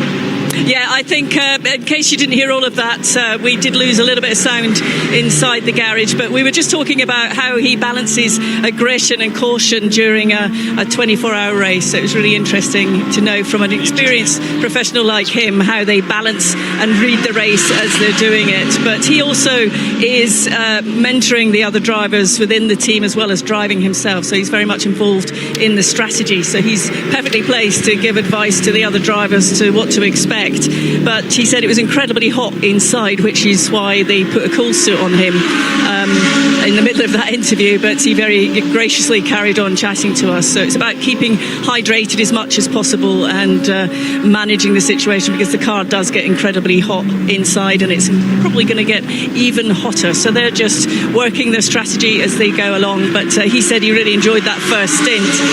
He had a great start to the race and was perfectly happy with the balance and the pace in the car. Okay, so it was about 6 laps earlier than perhaps was possible from that car, because I think we have seen coming into the pits Pierre Caffer after 28 laps is now in pit lane. But is this a scheduled stop for Pierre Caffer? Because hearing that there may have been a collision between the Audi, here he goes to the inside. Oh, and he's coming off the circuit there to get past the Era Motorsport Ferrari, and they've both spun. So surely off camera there was a collision there. There's got to be. So that was coming through Sing Corner, isn't it? Sing as a very, very fast corner, and they basically just came together at the next one, which is Beausset. And it doesn't look like there's any damage on that right-hand side of the Era Motorsport Ferrari, and that continues round. However, Caffer has come into the pits. Yeah, he's in the pits. I'm not sure whether that was scheduled, though. He's done 28 laps, so that might be. We're seeing cars coming in a little bit earlier in their second stint. Yeah, but the people who came in earlier were drivers who had double stinted. Or the tyres are double stinted. Yeah, exactly. So I'm not convinced that Caffer is coming in without an issue here. Catching up with the Era Ferrari, everything looks straight on that car. It seems to be okay, but and it just happened off camera, and it was just Dwight going a decent amount slower than Caffer through Senior, and Caffer then having to take avoiding action. But at the same time, maybe Dwight, a bit of miscommunication between the two of them. Ferrari carrying on, but no other cars coming into pit lane. So a bit of a question mark as to why Santalot Junior team are in pits right now. We won't know for another minute or so before Caffer leaves the fueling area, which is at the top end of pit lane, and trundles down the actual pit lane. And today is not going to be a day where Code 60s decide the winners and losers. Today you've said that now, Ben. No. I've already said it earlier. It's absolutely not. There's too much runoff area. It's a hot day. I just don't see it. I don't see it. Yes, 2 cars collide on circuit, dirt on track, we're going to get Code 60 for sure. But it's not like if you spin, you get in a gravel trap and then we have to recover you. You just carry on.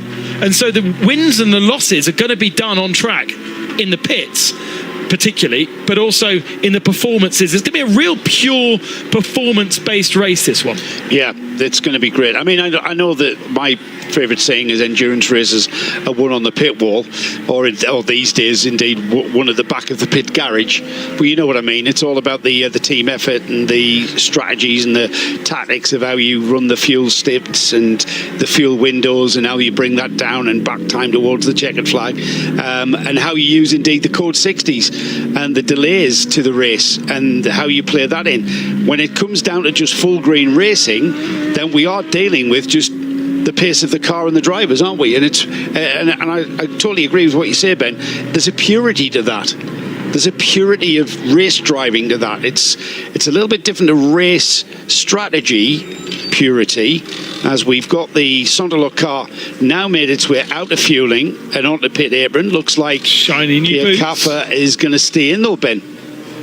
It does look like he's staying in. Got a brand new set of boots to play with. Maybe we don't need to maximise our stints. Maybe we don't need to go as long as possible. I mean, obviously, with that spin, Caffer would have perhaps slightly... yeah, there's a flat spot on that tyre.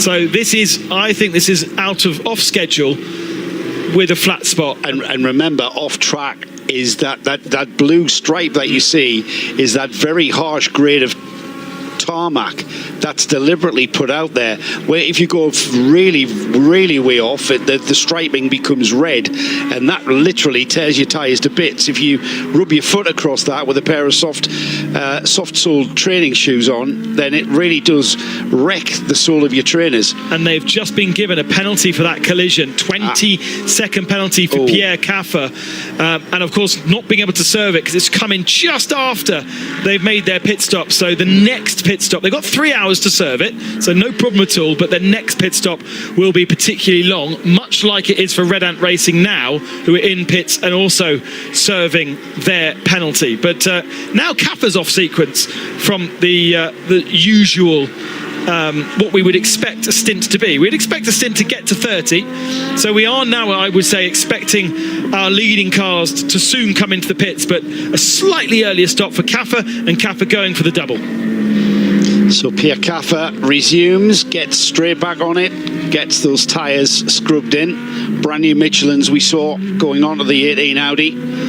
And now coming upon a few back markers, make short work of the Vortex there and getting back in. A little bit of a chat about the GTX class. Got 3 Vortex, or should we say Vortici? I know we've discussed that one. It's Vortex, 3 Vortex. They're in 2nd, 3rd and 4th. GTX being led by the Graf Racing Nova. Louis Zanwan in the pits for a driver change and service on the 709 into fueling.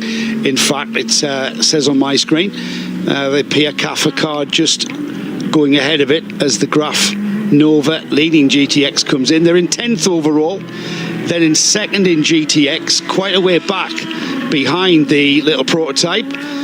We spoke to Sebastian Page, or what did we decide? You were there. You spoke to him. I know, but he didn't say his name, did he? It was me who said his name. You were there to ask, Joe Bradley. Yeah, but I know I was more interested in the technicalities of the Nova, which he explained. You said Sebastian Page when standing next to him. I did, right? Okay, and he didn't correct me. So Sebastian Page was telling us about that Nova, about the prototype, just being sort of shaped, the performance levels just being balanced, and a little bit less aero and a little bit less power, a bit more mechanical grip. Kenneth, higher then into the pitch. Should we go down to Diana to describe it? Red Ant Racing Mercedes AMG GT3 into the pit lane, onto the pit apron.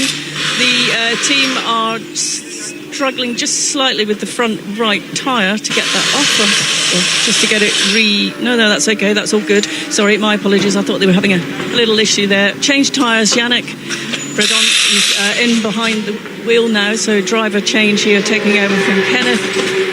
No, there was an issue with that front right. They've repositioned that, taken it off, put it back on, and just securing the bolts on it now. So they are just finishing up that. They're taking the time, quite a slick pit stop here with that Mercedes GT3 as it fires up now and off back out with, as I said, Yannick behind the wheel. Now that chap there at the front of the car who was controlling the car gave the indication of, right, wind it up, let's get on, was Bert Redon, who is the team principal, the man with the name above the door, quite literally, with Red Ant Racing. Wheel gun causing problems and time costing Red Ant. Let's have a word with Bert, because I think he looked concerned about the loss of time in that pit stop, Di. Bert, were you? We saw you in charge of operations there. Were you sort of getting a slight concern, a slight delay for you there? Yeah, the car had a little touch with another car, so we were just checking if everything is all right on the left front, but it's okay. Yeah, I saw you were sort of just checking all the bodywork as it went round there, but nothing to worry about. Excuse me? Nothing to worry about. No, certainly not. The temperature were all right also, but just to be safe, that nothing is touching the tires. So that's why we check it. So what's your thoughts on how the race is going so far? I know we're early on in the race, but are you satisfied? Yeah, we're on the right plan. We're staying out of trouble, except for that. That was the plan, staying out of trouble. So, but we're in second position when we came in, so still where we need to be, and in the same lap as the leader. So far so good. I guess if you're going to have a penalty, you want it early on so you can adjust. Yeah, now we have a penalty of 20 seconds. We'll see where that puts us back, but still a long race to go, so that wouldn't interfere us a lot. All right, thanks, Bert.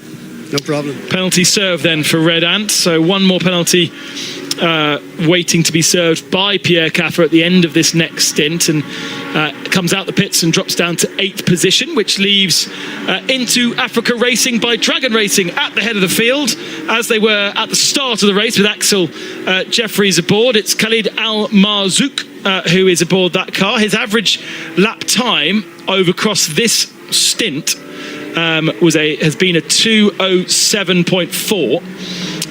So that is obviously a little bit off what we were seeing from Jeffries, which was a 2:04.4, but they are different rated. Khalid is the Middle Eastern AM in the car, because you got a Middle Eastern AM and a Middle Eastern Pro, and then a South African AM and a South African Pro. We actually haven't seen. One of the drivers was Canadian. No, well, yes, and he's got a Canadian license, I think, is what it is. Yeah, yes, exactly. But he's based in Dubai, isn't he? Yeah. Which of the drivers is the one I'm talking about? That is Ramaz Azam. Yeah, he's the Canadian that's based in Dubai. Yeah, and he's the driver coach for Khalid Al Marzouk. Khalid is UAE. Exactly. Yeah. So Khalid leading, and by a healthy margin. Yeah. Over the Hoffer Racing number 11. How has that managed to get up into second position? Must have been a very good stint from Alexander Prince. Yeah, a 2:06 dead. Yes, they owe us a pit stop, but that's not far off. That's their average, you mean? Yeah, that's the average speed across the stint. That's not far off what we were seeing from Pierre Caffer. If you look at the cars around him, 2:07s, 2-minute 7s, and he's gone a second on average quicker. So that's going to bring him back into contention. But I think we're in a situation of pit stop phase, aren't we? We've got the Indo Africa Racing Ferrari back to the front of the field. They're going a lot longer. This is the thing, we've just seen Red Ant Racing in early. We saw Kappa in early. We saw the Ferrari from Scuderia Prara in even earlier than that. I think both the Red Ant car and the Kappa car, the Sonderlock car, coming in after an on-track incident, and maybe bringing them in a bit early. We heard there Bert said they needed to inspect the car to see if there was any damage, any wheels were being scuffed and catching the wheel arch. That wasn't the case. And I think we saw Kappa coming together with the era Ferrari, and I think that team reacting to the same situation, where they wanted to bring the car in slightly early just to make sure that there wasn't anything untoward about the car after that contact with the era Ferrari. Yeah, and Khalid Al Marzouk then leading and staying out and onto his 35th lap. We saw 33, 34, 35 laps from most of our top runners in the first stint, although era were able to go longer because they were not going as fast. Expecting a flurry of pit stops in the next couple of moments, and then we will be able to kind of reset and understand exactly where each of the different competitors are. In 992, it is still Mühlner leading Lion Speed with Red Camel in third positions. No change there whatsoever. Holmgaard, the best of the AMs in that category, and then it's the two Seb Lejoux racing cars. And actually, Seb Lejoux himself has had a really good stint, up to second in AM, having been down in 5th. Second in AM, by the way, 18th overall, and just ahead of Jérémy Falingon, who is in the second of the Sébastien Lejoux cars, with two 992 cars here this weekend that are usually used in French Carrera Cup. Steady drive in 992, isn't it? Julian Hans is at the wheel of the Mulliner car, and he is just getting on with it. 2 minutes 9 last time by. He's got a best of a 2 minute 8, so he's still pushing. Patrick Kolb is not that far behind. We'll wait for the Kolb car to come through, and we'll get an exact. He's got a chunk of time, massive. To be honest, about 23 seconds, I think, this is the difference between those two leading 992 cars. And then we've got the Fabian Dance not that far behind, and about 7 or 8 seconds behind in third. These three have broken away. Behind these three, we've got two GT3 cars. The E2P Racing Aston, that lost a lot of time towards the end of their double-stinted first set of tyres, and that they haven't gained that back. It looked as though there might be a loose splitter on the bottom of the Mulliner Motorsport Porsche, but no, I think it was just a trick of the shadows. Julian Hanses has been a second a lap faster than Patrick Kolb and Fabian Dance on average across a 30-lap stint, and so that is where that mammoth gap has come from, because he has been consistently better than Kolb and Dance, and probably on this stint by far the best. Yeah, by far the most performant driver in 992. So Julian Hanses is doing the job that he needs to do. We've got a penalty for Proton Uber competition, an infringement and causing a collision for the 73. So lots of drama going out on circuit that we're not seeing. 3 collisions now and 3 penalties for 3 separate GT3 cars. Yeah, they're just coming in. I think it's the nature of the track here. You've got to be on the line through the corner is not necessarily textbook, because you are working 2 corners ahead to compromise the section of track, to optimise the sections of track that bring you out onto these long stretches, onto the Mistral, onto the start finish. And for a moment there we had the cars coming together on track. The leading 992 car of Julian Hanses, the Mulliner Porsche, came together on track with Chris Jones in the Venture Mercedes, leading GT4. They are down in 28th. They've been joined at this one. They were the only GT4 runner at Mazzano and were the recipients of our Spirit of the Race award. And because the reasons, I should say, the rationale behind giving them that award was because they had only themselves to beat, so they pushed themselves and optimised their race run and really did experiment, at one point catching themselves out with going over the driver time and being issued a penalty. And that just shows how, I think it's Daniel in that Venture team who's running the strategies there. They've got a car to play with on this one, but they are much more competitive than that BMW of Hamorfa, who by their own admission are running their own pace. They have come here and are running their own pace. A good look at the paddock area of the Paul Ricard circuit, because that is where our fuel bowsers are. They're actually they're not even in pit lane. They're not even in the main paddock. They're in the car park. They're in the car park. If you look closely, you'll see my stunning electric car just parked to the right-hand side there, and into the fuel bowsers. So that's why we don't have a camera, because it's just miles away. It's also why it's made a very, very long pit lane, 1.1 kilometres in total. Let's try now to find the appropriate stall for you to stop in.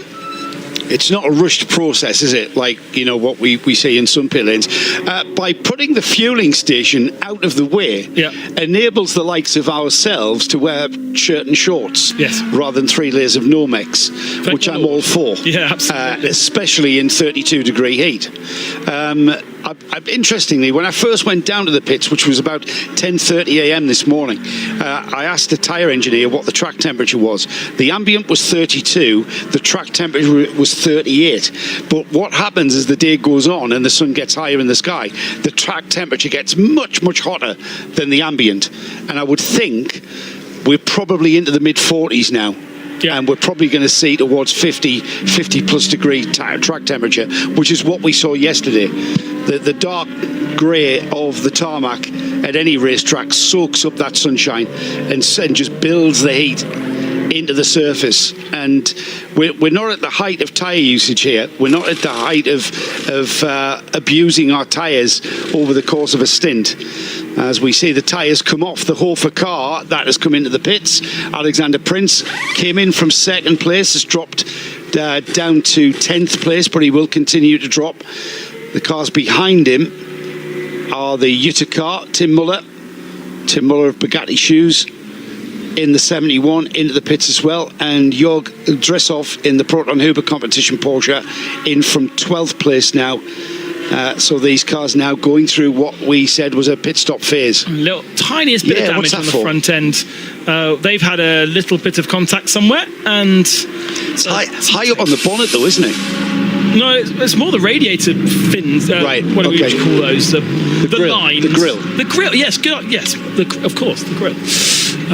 So pit stop's done. Very much in the middle of a pit stop phase right at the moment. Really difficult to know who's good and who's bad. And waiting on Haas RT to come in. But most of the GT3 cars now have made their pit stops, and it's going to. I think it's going to cycle the Aston Martin to the head, isn't it? Or no, maybe not. No, Scuderia Praha are going to stay. I think it would have. Under no, you're getting close to your pit stop, actually, Ben. I think it would have if they hadn't been hemorrhaging lap time towards the end of that stint. Now, as the well, also Dennis Vasek, his pace here, 205s. That's pretty good. Strong. Yeah, that's very strong. That's what Pierre Capper's doing on a second set of tyres. Yeah, that's very strong pace from. All right, we've had our superstar in that number 56 Scuderia Praha Ferrari, I should say. Sebelgiu in with their car out of eighth, is it? Eighth in class, 26th overall. This is the second Sebelgiu car, so this is the 910. Right. Rather than Sebelgiu himself. Owner driver, and off they pull.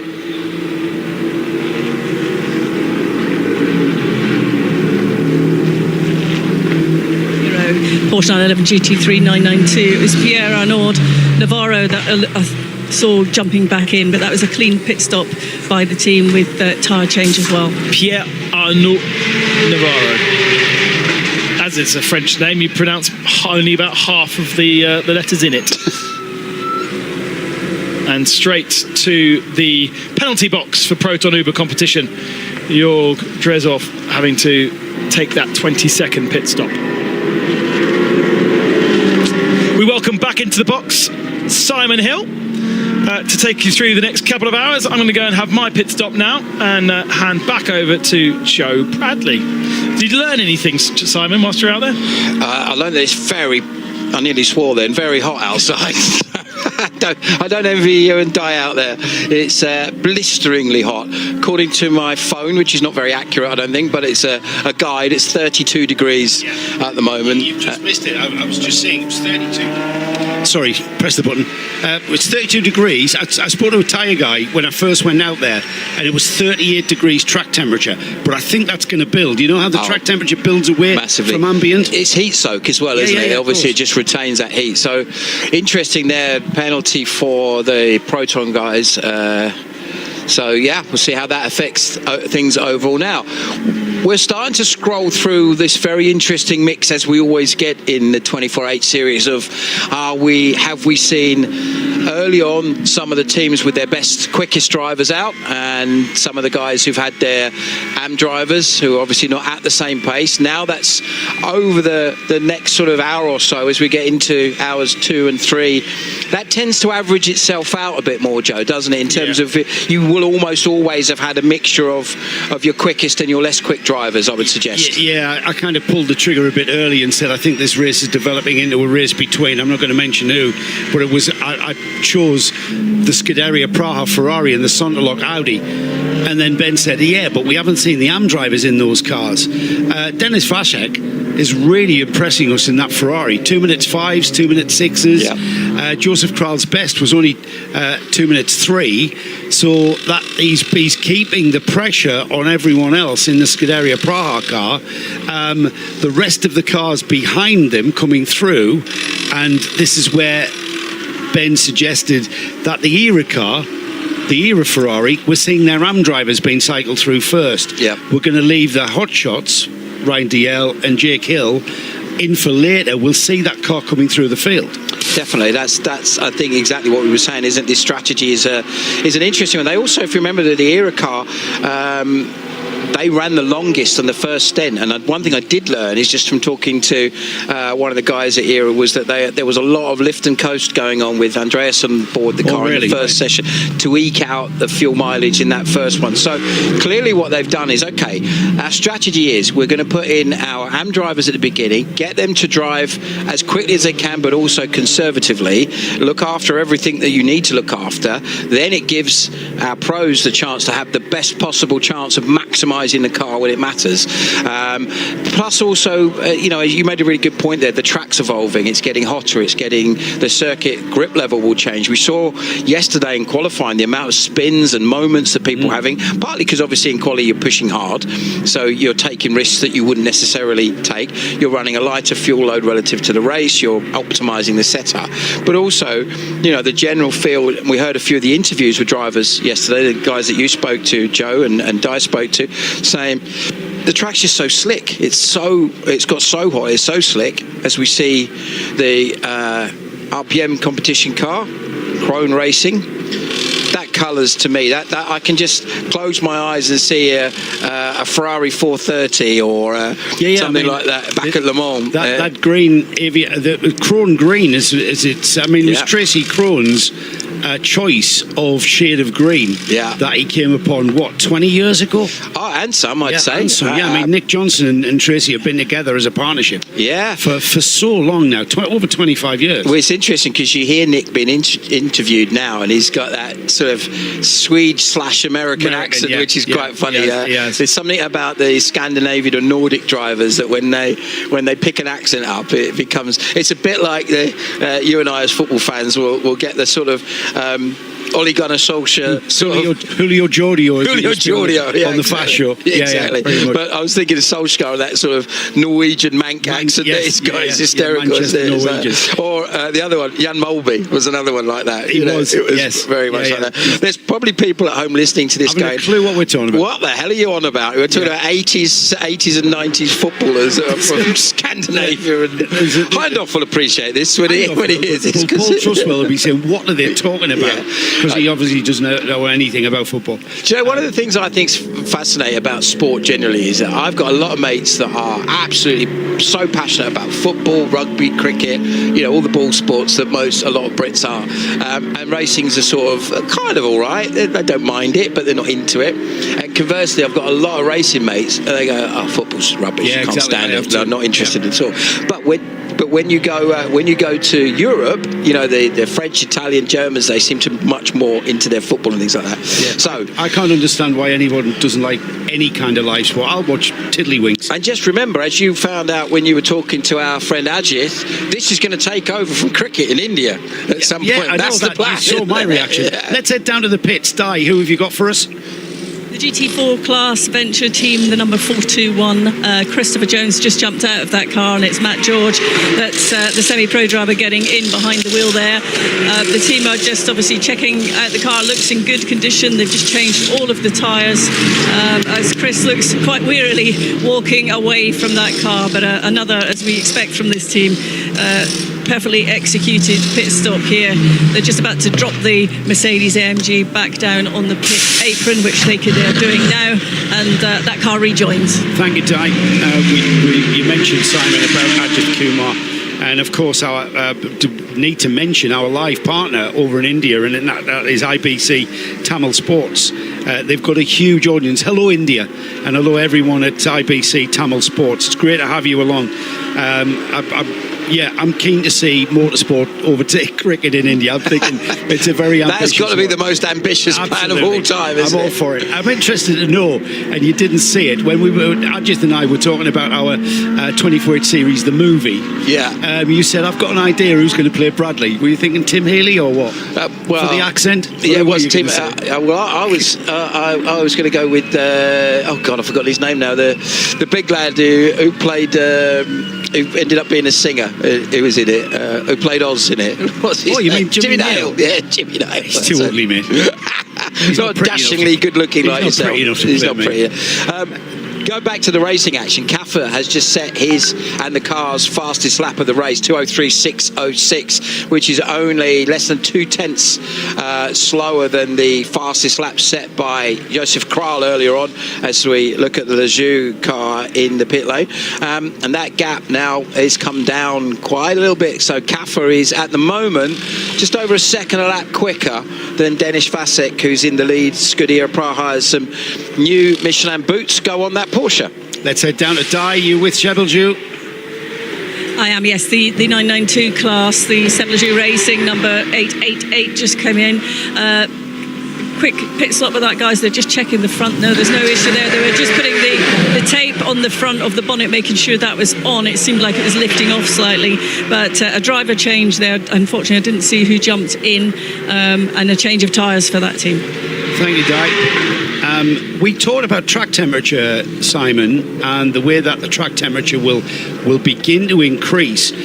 Qualifying yesterday took place between 3:30 and 5:30. Yeah. We saw a lot of teams struggling for grip at that time, and I think that's what we're going to see the track evolve to. I think it's going to be interesting to hear what the drivers say, whether we go to a very slippery track, which is what we had, and it wasn't like we weren't running on it until 3:30. We had practice sessions leading up to that point, so we've got a race leading up to that point. And as that track temperature evolves, I think it went beyond 50 degrees yesterday. It's actually a degree hotter today than it was yesterday, ambient. So we could see drivers beginning to struggle with the slickness of the track. Whether that will lead to issues of making the slight, big mistakes, small mistakes. And it's just one of those elements. You talked about live sport. It's one of those uncertain elements that we get with live sport, which is why we love it. Absolutely. And going back to that point about how the track evolves, obviously in a 12-hour race you're going to get a huge amount of rubbering in on the racing line, and that's going to then affect what's happening in terms of how the grip levels are going to affect the drivers later on. Tyre life, therefore, they may be able to extend. That looks like Ajith about to get back in the car. A little bit of bouncing around, get himself loosened up. And what I loved about that interview with Ajith is just you can see just how unbelievably passionate he is about the sport, and but also what a magnanimous guy he is. Very, very complimentary about the championship, about his fellow drivers, about the team, and you can just see that he's genuinely an asset to this series and to motorsport generally, because it's always lovely when you see it, and we've seen it before with media stars. Obviously there's a lot of a focus on Brad Pitt at the moment because of the F1 movie, but going back to way back to Paul Newman and Steve McQueen, and more recently Patrick Dempsey and Michael Fassbender. These guys are huge stars, and as is Ajith, obviously less familiar to maybe Western audiences, but I brought a tear to Patrick Dempsey's eyes. I made him cry I think it was his second, maybe his third year at Le Mans. And I'd gotten to know him in the context of being in the pits at Le Mans. Yeah. And I said to him in his third year, and he just done an absolutely awesome stint in the GTE Porsche with Proton as he was. And I said, you know what, Patrick? 2 years ago, you came here to Le Mans and you were an actor, a Hollywood actor who did a little bit of racing. I said, but in fairness to you, you've become a racing driver who does a little bit of acting on the side. And he looked at me and he filled up and he said, that means so much to me, because that's all I've wanted to be. I've wanted to be accepted. Yeah. And having a character like Ajith Kumar, And all right, he's a big Hollywood actor. I had never heard of Hollywood until we met Ajith in Dubai at the beginning of the season. But it's a massive, massive film industry. And to be honest, this is what the Creventic series, the 12H series, is all about. To have an actor who, in his spare time, wants to be a racing driver, we will treat Ajith Kumar as a racing driver every time he gets in and out of that car. Yeah. When they come here in their spare time, and this is their hobby time, remember, this is not how they make their living. And there's a lot of people in this paddock and in this pit lane who are making a living in other areas, and this is their downtime. Yes, it's a lovely mix, isn't it, of pro drivers and amateur drivers, businessmen, amateur drivers who have got to the stage of their life where they can afford to go racing. And you know, we have this conversation many times. If you had the lottery win, this is where I think I'd race. Yeah. Because I'm too old to be intense about my racing career anymore. I just want to enjoy the actual racing, and this is why I think Ajith Kumar kind of epitomises the concept of what the 24H series is about, and that mix of pro-am drivers and pro-am competitiveness, because it's still intense on the track. Go ahead, Di. Go ahead. I sort of second a lot of what you guys are saying, and for me, being a journalist reporter, what I love about this is that anyone that comes here to compete in this championship, they push themselves to the absolute limit. They want to learn, they develop every lap they get behind the car, and they're always happy to talk to you in a very humble way. But you know, that's what competitive athletes and people want to do. You want to get the best out of yourselves, but what's even more important is everyone is openly wholehearted about it. So if it hasn't gone their way, they will discuss it, and you can get some really good, interesting stories and get to know the face behind the helmet for sure. Yeah, and as you and I know, Di, we've been working pit lanes at all sorts of levels. There are some pro drivers who absolutely hate talking to the media. Yeah. Absolutely hate, and will go to great lengths to avoid being interviewed, and you've got to be very, very savvy to actually get them behind the microphone. Whereas, you know, amateur drivers, they love to talk to you. All right, you get people who are shy, personality-wise, but the majority of drivers in this series are so open. They want to share their experience, and even the pro drivers in this series, they can't escape Binksy and I when we're down there in the pit lane. They've got to share their experience. It's what has come to expect. You know, hashtag this is endurance. This should be hashtag this is for the fans. But I think the LMS nicked that little tagline, didn't they, many years ago? But the other thing is that so you know, open. there's no very I don't think it's certainly I've not come across the sort of the PR filter that you get at certain levels where you have to go through a PR person or a media person within that team or that manufacturer. Here it's like you walk into a garage, you see a driver, you go, can I have a word, and away we go. And we've got a raw, very honest interview. Just going back to what's happening on track for a moment. The 992 class is quite interesting. We've got just come in for fuel now, the Holmgard Motorsport car, which has come in from the lead and 11th overall of the 992. Patrick Steen Rasmussen on board that car at the moment, been lapping very, very well. Looking at the other 992s, also in the pits now, Fabian Dance in the red Camel Jordan's car, and obviously we saw our friend Ajith, who we were talking about, ready to go. That car is in fuel at the moment, the Ajith Kumar Racing. Fabien Diffleur bringing that car in. And then a little bit further down we have Stéphane Parent in the Seb Lajou car, and the other Seb Lajou car behind that, Pierre-Arnaud Navarro, and then Philippe Humprecht in RPM. So super competitive as always, Joe. We know that that's going to unfold as time goes on, and I keep going back to the point that our dear friend, as Red Camels comes onto the screen there in 909 car, our dear friend Paul Trustwell said about qualifying. You know, it's not the end of the world. We're at the back of the grid, and look at where these guys are now. They've just worked their way through beautifully, and it's great. Again, great tactics, great management. We say that all the time, don't we? Qualifying is very important for Saturday Eve, or well, the day before race day. In this case, Friday evening. It was very, very important for bragging rights in the hotel bar, wasn't it? And just how important is qualifying positions for a 12-hour race? Arguably, you know, not at all if you look at the way that Rick Breukers went about the business when he first went out in the 909. I think the 992 class, I think that has got a lot of evolution yet.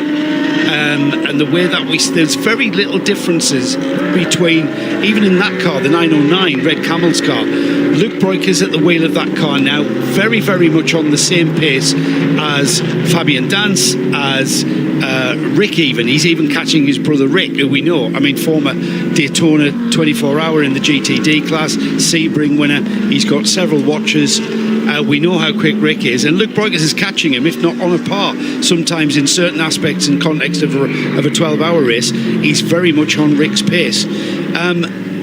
Diana Binks is a faint voice in my head, so that means she may be in the pits for us. Di, is that you? I am, yes. Staying with the 992 class, Homeguard Motorsport, the 902 Porsche 911 GT3 Cup car has just come in. Marco Gersager is jumping in, so taking over driving duties. They've changed the tyres, and as we know with this team, also very well versed in the 24H series, so superb slick pit stop there as the car now leaves that pit apron back out on to the track. Great stuff.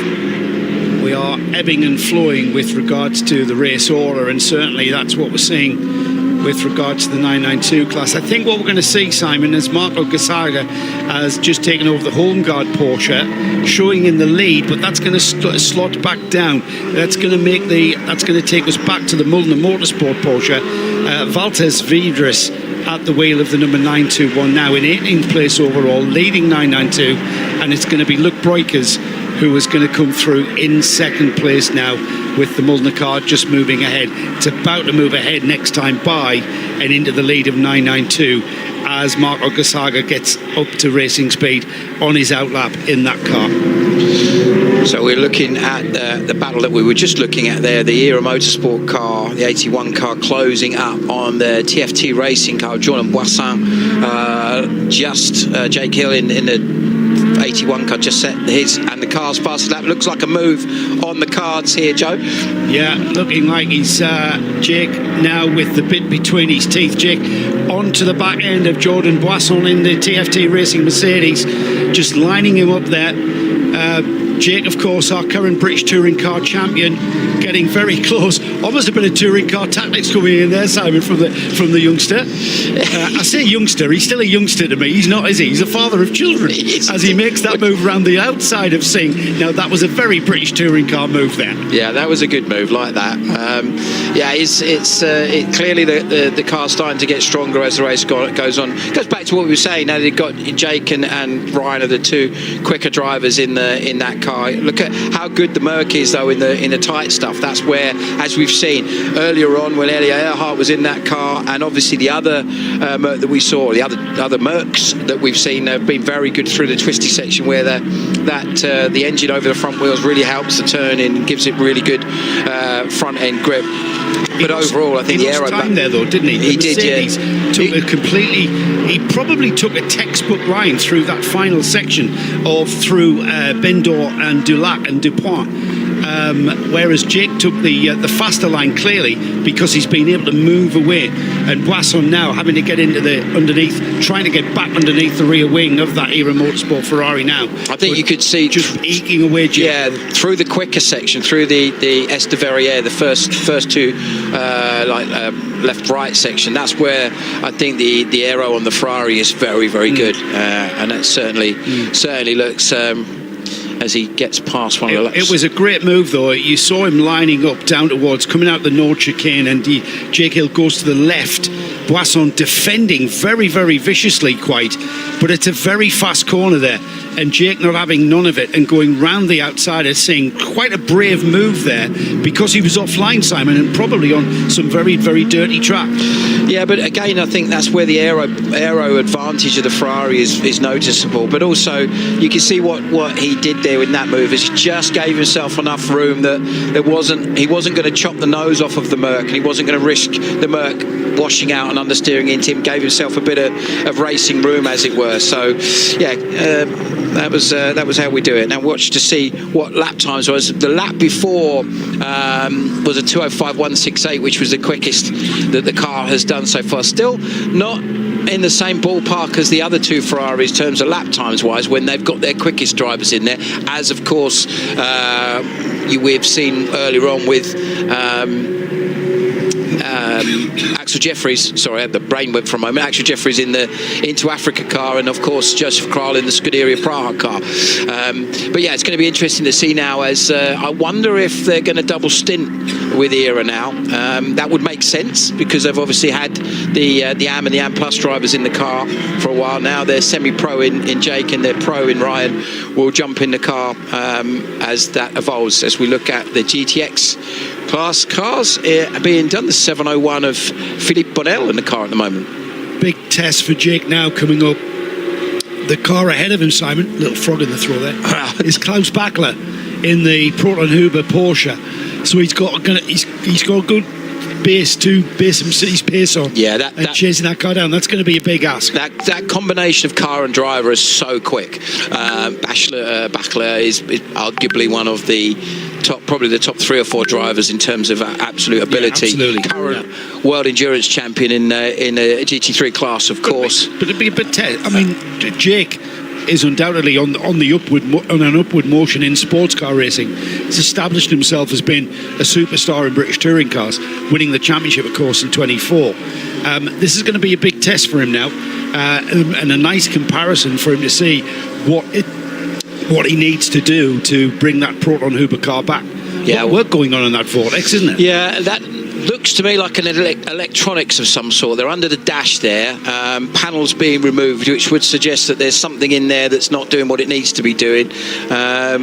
You wonder if that's perhaps something that might just, maybe some fuses or something under there that might be what's causing. You can't really see, and hopefully Di might be able to have a chat with somebody from the team at some point and see if we can get a bit of a vibe as to what's happening. But for now, frustrating for them, obviously dropping down the order a little bit as time goes on.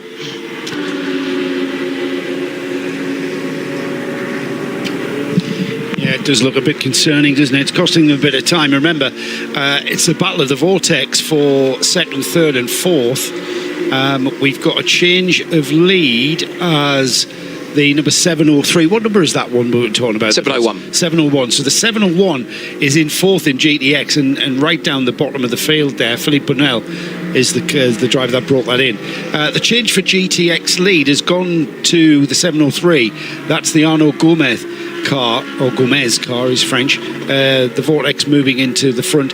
The Graf Racing Nova, that's the prototype that we've been talking about. Sebastian Page at the wheel of that car now in the pits.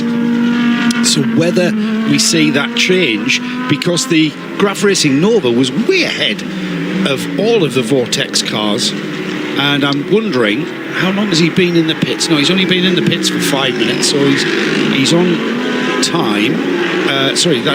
Pit stop time is 5 minutes. Yeah, it's about right, isn't it? For right, fuel and driver and potentially tyres as well. It's going to be interesting to see where he pops back out once we get that car back on circuit again. That was a really interesting interview with Sebastian earlier, wasn't it? Finding out about that car. What a sensational bit of kit that is. That was my intention when I went first into the pits. I wanted to find out about that car, because I think it was you who mentioned this morning. So where does that car fit? It looks like an LMP3 car, but it's not an LMP3 car. It's not an homologated chassis for the LMP3 class, but it's certainly on that level. And whether Nova pitches for a chance to be part of LMP3 remains to be seen. But nice little battle here. This is 7th and 8th place. Paulius Ruskis in the RD Sainz Lambo, Mana Malmazak in the Prime Speed Sport, the New Zealand entered car, in the black car, the second of two. Well, it would be black, wouldn't it, being a New Zealand car? It had to be, really, didn't it? But look at that. It's not Lamborghini Super Trofeo. Honestly, it really is 24H series. Good move there. Nice and neatly done. That seems to me one of the more popular overtake places, because you can see where certainly when you've got a driver difference, the driver, maybe the slightly slower driver, seems to go in and take what I would call, with no disrespect to drivers, a racing school line, going quite deep and squaring off the corner, as opposed to braking into the corner where you're using the brakes to trail into the corner and rotate the car. That's much more of a pro driver's technique, if you like. More maybe confident and experienced. It could be just the way the tyres work in, or the setup. That is a hell of a ball of rubber, isn't it? Now, if you want to know what pickup looks like, that's what comes off of the tyres. Possibly, I would suggest maybe from the inside of the wheel arch, maybe, of that vortex that's been in there. As we see there, Jeffries, Azam in the Into Africa car. I know the first version of the Vortex, the tube frame car, was renowned for pickup build-up into the under the wheel arches. Still, you know what? Are we seeing a slick track, or are we just seeing the odd driver error there as a car went straight on? That was Ajith Kumar Racing. A little bit of both, entry. I think. Yeah, just a bit late on the brakes. I think. Again, there's a situation where you're carrying speed at the end of a very long straight.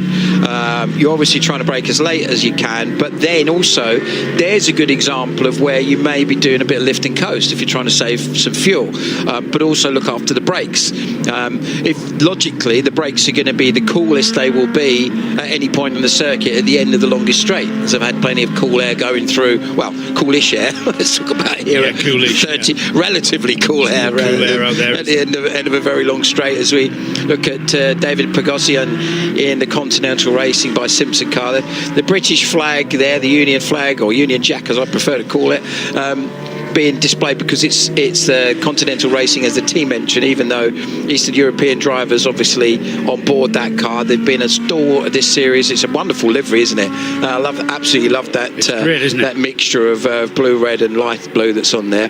And just behind that, we're seeing the E2P Racing car of Pablo Bulguera on board.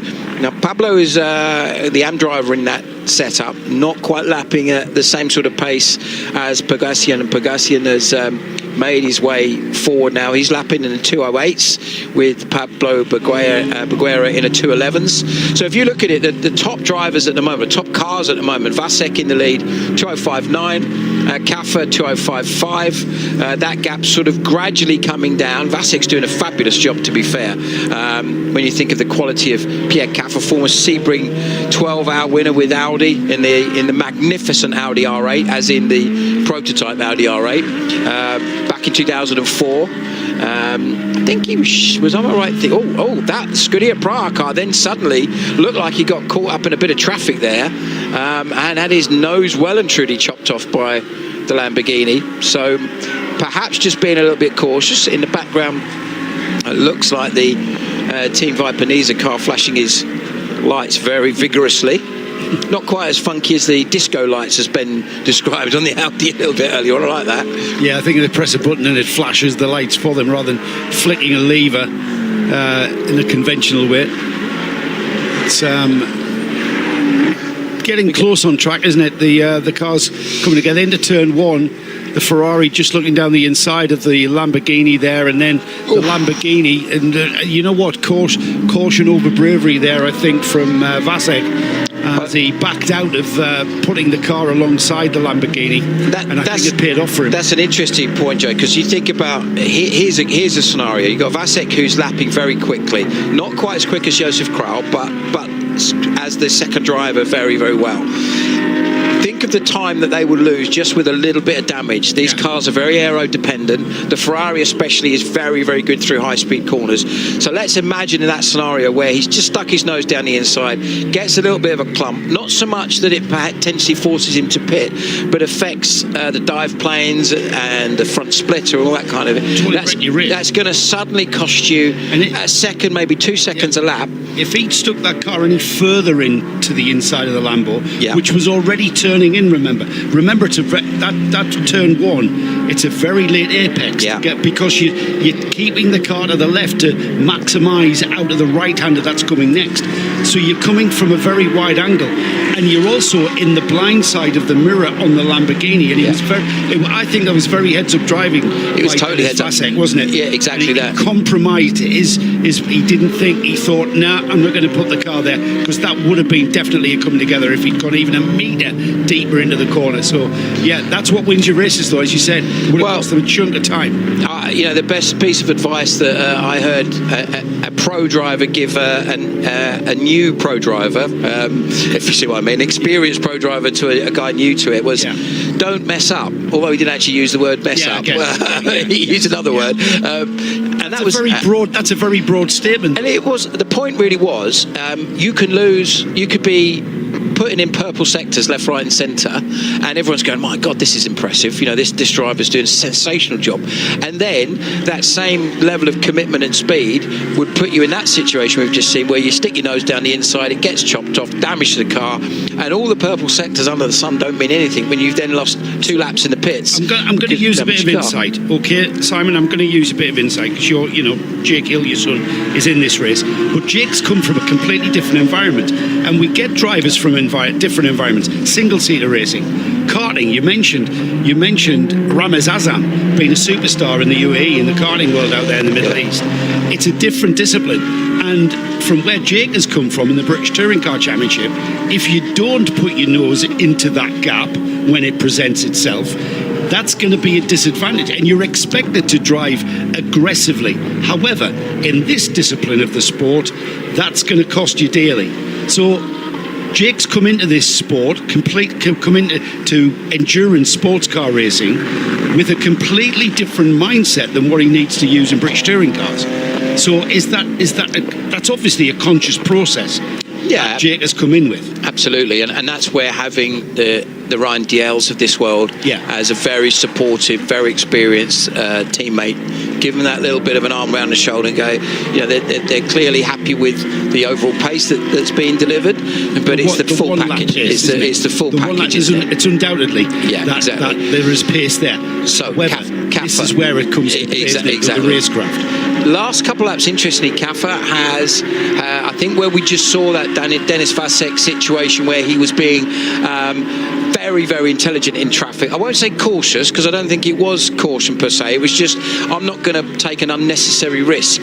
There's a big difference between not taking silly risks and being overly cautious, where you lose time everywhere. He's been quite decisive. Kaffa, the level of experience, 48 years old now, Pierre Kaffa, a single-seater champion in Formula Ford and Vauxhall Lotus, or Vauxhall Opel as it was, remember that? Back in the day, many a superstar driver came from that. Absolutely. And then obviously into sports cars, International GT Open champion back in 2010, and is still very, very strong with these guys, him and Elia Earhart in the ADAC GT series, for example. But the level of knowledge and experience Kaffa has got, still has that pace, hasn't lost any pace. That gap's now come down to just over 18 seconds. Now, one of the key things I think for the Santalok team and the Scuderia Praha team isn't going to be where we are now with Kaffa, Vasek, also with Elia Earhart, who was in the Santalok car earlier, and of course with Josef Kral when he gets back into the Scuderia Praha car. It's going to be what the other drivers do, the AM drivers. Who's going to have the best balance of AM driver versus AM driver, if you see what I mean. That's where it's going to be won and lost. The 18 seconds between Vasek and Kaffa, that's not going to come down in big chunks unless one of them has a drama or a problem or an incident or some sort of a drama. But if you then put Matej Vibo in the car, for example, who isn't as strong as Vasek or Kral, then that could be quite a significant difference in terms of bringing that race back to him. We are going to see that ebb and flow, I think. I mean, we've just under 9 hours still remaining in this race, so there's still a lot of evolution got to be got. And I think it's with the Pro-Am teams, I think we get a clearer view.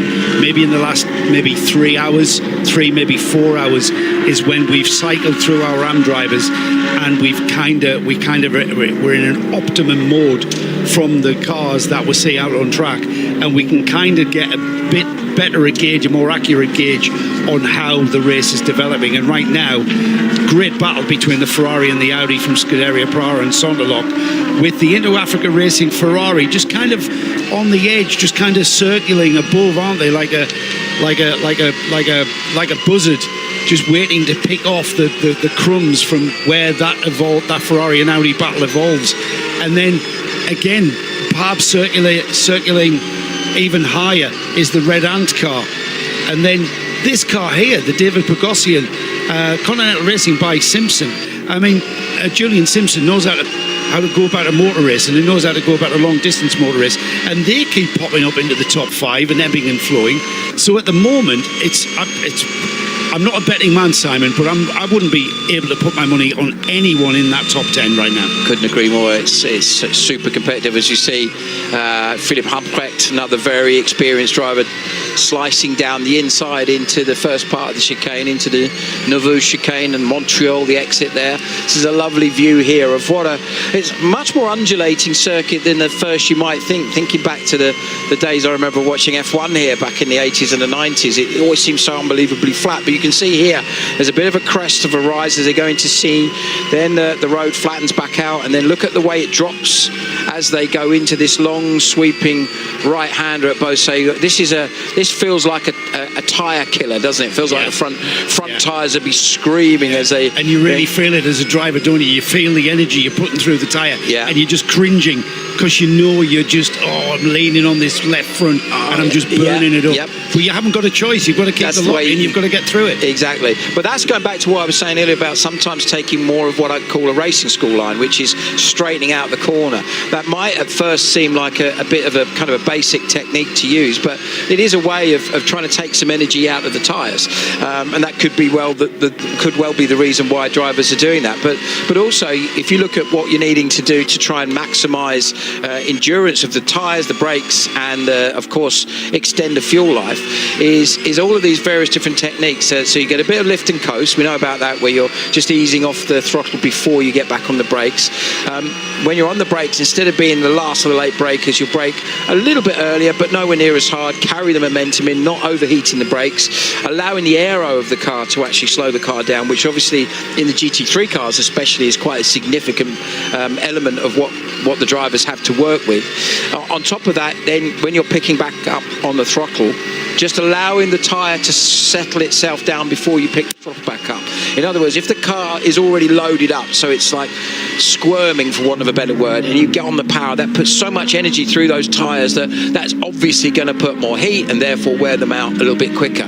By allowing the car just to take a bit more of a settled approach, it just takes a little bit of the energy out of those tyres, and that could well be the difference between the really experienced drivers that are using those techniques just to eke things out, and maybe some of the drivers who can go quickly but have to use all of their tools in the toolbox to do that. So they're late on the brakes, hard on the power, throwing the car in, that kind of stuff. I think that's the difference between, when we talk about quick drivers, you can have quick drivers, and then you can have the tyre whisperers. And the drivers, the Scott Dixons, who's renowned in IndyCar for not using as much fuel as the other drivers and not using his tyres in the same way. And the tyre whisperers and the fuel whisperers is how, and that was very interesting how you explained that, and that makes a lot of sense. Yeah, Backler. When you think about it. Sorry, Joe. Bo Backler now pushing very hard. Quickest guy on circuit at the moment by some margin. 2:03.627 his personal and the car's fastest lap now. Only almost exactly 2/10 off of the fastest lap that Josef Kral took. Vasek now in the pits. We're seeing Vasek in for fuel. Kaffer now takes over the lead in the Santalok Junior Team Audi, and that then will move also Backler up. Remember, that car had a penalty a little bit earlier on. There is a 30-second penalty hanging over the lead car at the moment. So Pierre Kaffer, the Santalok team, have a 30-second penalty. That could be quite significant as the race unfolds. Looking at the rest of the top 10, Kaffer, Vasek, we said Vasek's in the pit. Ramez Azam in the Into Africa car looking strong as well. He's lapping quicker than the two cars ahead of him. Lapping as quick as the Ferrari of the Avon Motorsport team has gone. Jake Hill, another personal best for that car, 2 minutes 4.7. He's still chasing down Klaus Bachler, but now a car that has appeared in front of him, and he will have to get round Chantal Prince in the Hofer Racing Mercedes in 9th place. He's going to have to get around the Hofer Mercedes, then get back on the mission statement, which is to catch that Klaus Bachler Proton Huber car ahead of him. And they'll just be gauging that gap to this car, the Proton Huber car, who is in the midst of traffic. So there is going to be time gained as the 73, distinctive livery on that car, isn't it? The orange flames on the blue work really well. And this is going to cost him time as he picks his way through traffic, and that's going to work to the advantage of Jake Hill. Only for a moment, though, because then Jake has got to pick his way through this very same traffic, and that's what we mean by ebbing and flowing of a race. Exactly. It was really interesting there. We had a bit of an onboard of Bachler coming up behind the RPM car, the green 992. It's not that much faster in a straight line than a 992 car. Yeah, and that's right. one of the things that's really tough when you're lapping these cars. The 992 are as quick in certain tracks on the straight as a GT3 car. However, they've got to brake a lot sooner because they haven't got the aero to get through the corner. Well, you look at the footprint of that car there that we're looking at on the screen, the GT3 version of that car, and then you look at it compared to the 992. It's a much narrower car than 992. The aero front and rear is noticeably different. And I always remember when we had GT2 and GT3 when they were certainly about, and you'd look at the difference between a GT2 and GT3. The power wasn't actually any different really. They were about the same, but it was a huge advantage in aero and overall grip, which is where the lap time would come. So that's going to be interesting to see where that sort of midfield pack starts to go forward. Now, we were talking about the difference in driver performance, and you just mentioned there about Jake having to work his way up and catch the cars ahead of him. This is where you're seeing, as we said, as Jake and Ryan in the Era cars are the quicker drivers in that car. Chantal is one of the slower drivers in their car, and she's lapping in 210s. Jake's lapping in 205s. So that's what we're saying, is that's the difference you're going to get between your quickest and your slowest drivers. Similarly, when Dwight and Andreas were in the car, they were sort of the lower end, the sort of the 8s and 9s kind of mark. I think maybe Andreas a little bit quicker than that. But that's what we're going to get.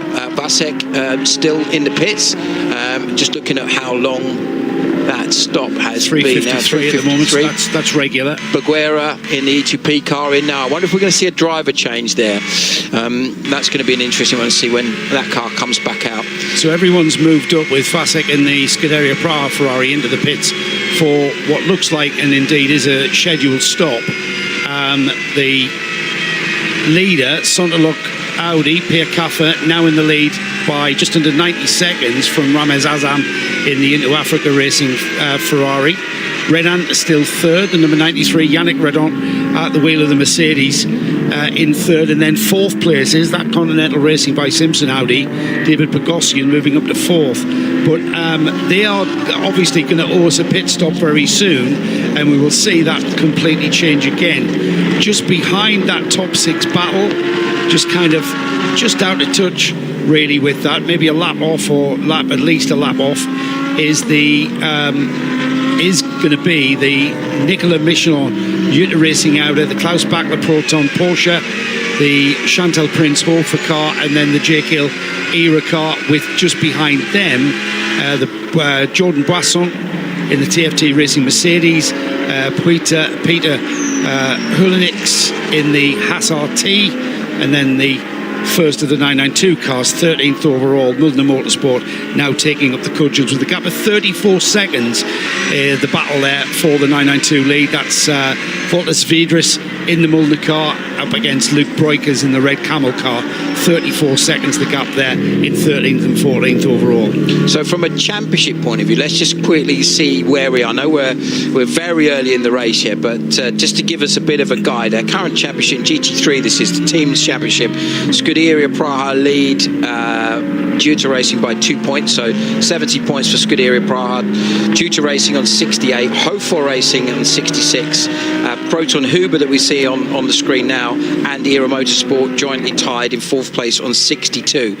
So if you look at how we're sitting at the moment, the advantage would still be very much with the Scuderia Praha team. They are the furthest up of the leading contenders. Due to Racing there, we're seeing just behind them, interestingly, then Proton Huber, then Hofor. So our top 5 teams are all running very close to one another in terms of the championship. Now in the 992s, as we said earlier, that RPM Racing are our championship leaders ahead of Red Camel Jordans and Seb Lajou, the 888 car. But they've got a much bigger lead. They've got a lead of 12 points over Red Camel Jordans. So at the moment, when you look at where we sit in the 992, Red Camel Jordans are going to be taking a chunk out of them if it continues on this way. Anyone would think we're halfway through the race, Joe, but we're not. We are getting that point of a championship, mentioning championship, Simon, where time is running out. Yes. Wherever you are in the championship going into this penultimate round, you need to score as many points, maximise your points haul going into the final round of Barcelona at the end of September. So, you come into the season and before you blink, the season's almost over here. We've got, a round and a half left. And, we've got the Scuderia Praha team leading the team's championship. Their drivers leading the drivers' championship. They've only had one podium. They've only had a third place in the second round. And that, with a win here, that would absolutely put them in a very solid place going forward for, all right, it's 24 hours at Barcelona and anything can really happen in over 24 hours. But what they need to do here is continue in this guise and get themselves at the front of this field and maximise their points haul going forward. Yeah, absolutely. So then Azam in the lead car, the red 98 into Africa, Dragon Racing. Very decisive in traffic there. Coming up behind the Jordan Boisson car that's in 9th. A couple of cars in for fuel. Pierre Caffer was from the lead in the Santaloc Audi. Jake Hill also in the Era car. Not sure whether there'll be driver changes or if it's just fuel. Caffer is now in the pits having done the fuel stop. Jake is still having fuel put in that car. As we know, depending on whether you do driver change and tyres or just driver change, that can save you between 20 and 30 seconds. Yeah, it looks like Bulgara has stayed in the E2P Aston as he is showing on his outlap. So obviously, just a reminder for those of you who might not call it earlier, what the situation is with driving time, minimum drive time for the various different categories. If you have AM drivers in the car, if you have a Pro-Am car, then you need to have 50% of the drive time has to be done by AM, so it has to be 6 of the 12 hours. If you have a pro driver in the car, the maximum they can do is 4 hours. The semi-pro drivers have an unlimited drive time, so you could argue that if they're quick enough, much like the Red Ant Racing team have got pretty much a whole car full of pro-am drivers, or semi-pros rather, then they're going to have a very strong across-the-board performance. They're now sitting in second place. Yannick Redal is up into second behind Ramiz Azam. There's a 47-second lead that Azam has. This is taking a little bit of while for Azam to get through this traffic. And let's think back to the conversation we had not that long ago, Joe, about being decisive but not reckless in traffic. Yeah, caution being the better part of valour, I think, is the discretion being the better part of valour here as the Into Africa Ferrari comes up to lap the Mercedes of TFT, which is down in 9th overall. They're already 2 laps up on this car. We're about to put it 3 laps down and not having a very easy time to get by. I mean, it's not down to Jordan Boisson just to move over and let him through. The leader does have to find his way through, and Azam, very experienced, as you mentioned, Simon, this driver. We've not seen much of him in Europe, but he's certainly established himself, certainly in the Middle East, as one of the quick drivers coming out of that region, and flashing the lights there to let the Mercedes driver know that he's meaning business. Boisson just maintaining his pace, and the pace isn't that much different, is it? It's very tricky. It's interesting because if you think about it as the overall race situation, yes, of course, at this particular point in time, Azam has got the advantage. He's got, what's he got, a couple of laps or a lap and a half, 3 laps, in fact. 2 laps, my mistake, on Boisson. this could change very easily, couldn't it? You only have to have a drama for the Into Africa car, or they put their slower driver in and they lose time that way. Any of those factors could mean that actually, although you're not at this moment in time racing directly, over the 12 hours, there's not really let's call it a blue flag situation where you'd have to move out of the way to let lap traffic through that you would in a Formula race, for example. The Nova had to take to the escape road there as he had the two GT3 cars barreling down. He's just going to resume. I would like to think he won't incur a penalty moving out of the way of these two cars. Now the Ferrari down the inside, out of the Nord chicane, down the inside of Boisson, and this time it's a Ferrari on the inside of Boisson to be lapped and put that TFT Racing Mercedes another lap down off the lead lap, as Ramez Assam will be. And I've got to say, Simon, he used his patience in the correct way there. He didn't lose patience, he didn't become frustrated, and he chose that by maximising his exit speed out of the Nord chicane, he was able to go down the inside of the Mercedes there and just waited and picked his moment after following that Mercedes for a good part of a lap and a bit. Yeah, good use of awareness there by the GT4 Merc there, the venture car really sort of was aware of the fact that the GT3 cars were coming through, gave them a bit of space. Again, if you think about it from their point of view, they've got one other car that they're fighting for in their category. So it goes back to what we're saying earlier. No need to take any silly risks at that point. Some driver changes during those stops. Andreas Las Garotos has got back on board the Era Motorsport Ferrari.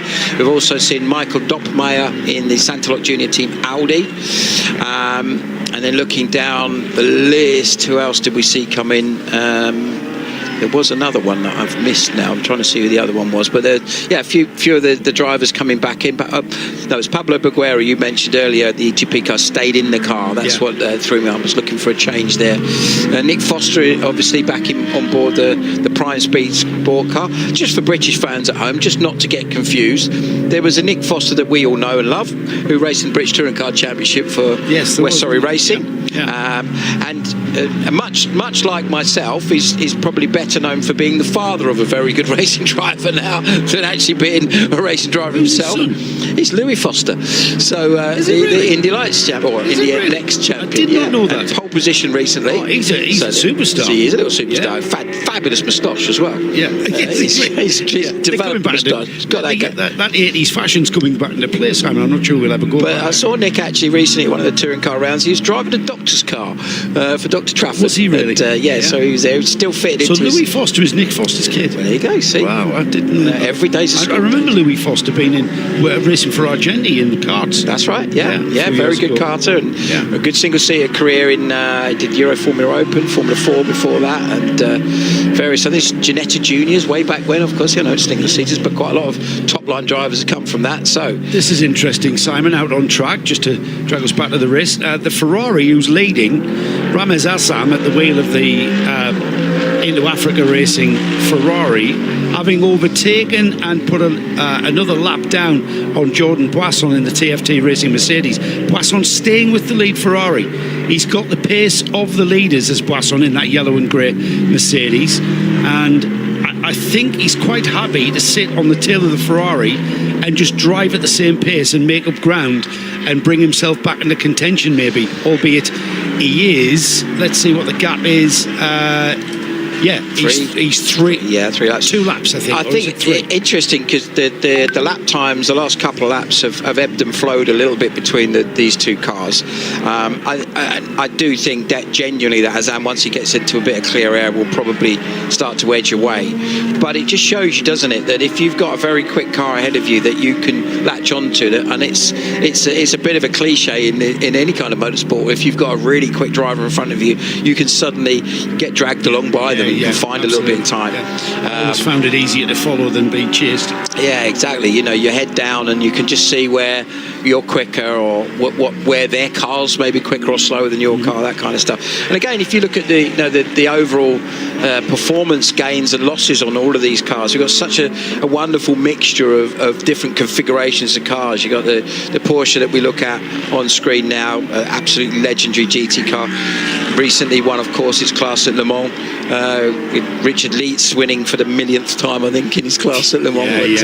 What a legend that guy is. And Bachelor, of course, success in that championship. So we now look at our Vladimir Zvedris in the 921 car.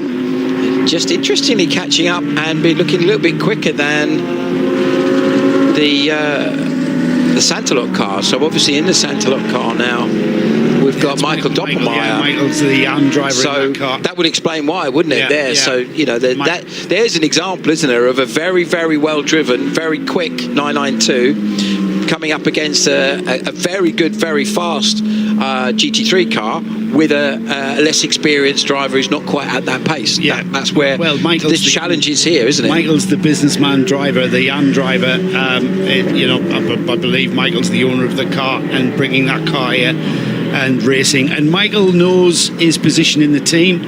They use Michael tactically. He does what he has to do.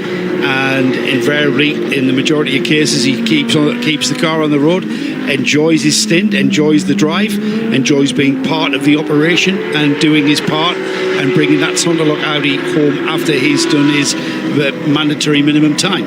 Absolutely. Job done. But I mean, he's not on the pace of the pro drivers. He's probably our age, in fairness. So he's lost a bit of pace, but he doesn't purport to be as quick as the pro drivers in his car. But again, job done. And this is what we mean about the Pro-Am racing and the Pro-Am nature of the 24H series. We do get this variation. It just adds another element to the competition aspect of the race and makes our job even harder to predict who's going to be where towards checkered flag time. Absolutely. Absolutely impossible. Doing a good job here in the lead of the 992 class 921 car, Mauler Motorsport. Such a strong team, Mauler, and various different levels of racing that we've seen them in, things like ADAC GT and things like this championship especially. But Zvedris, I'll get the words out in a minute.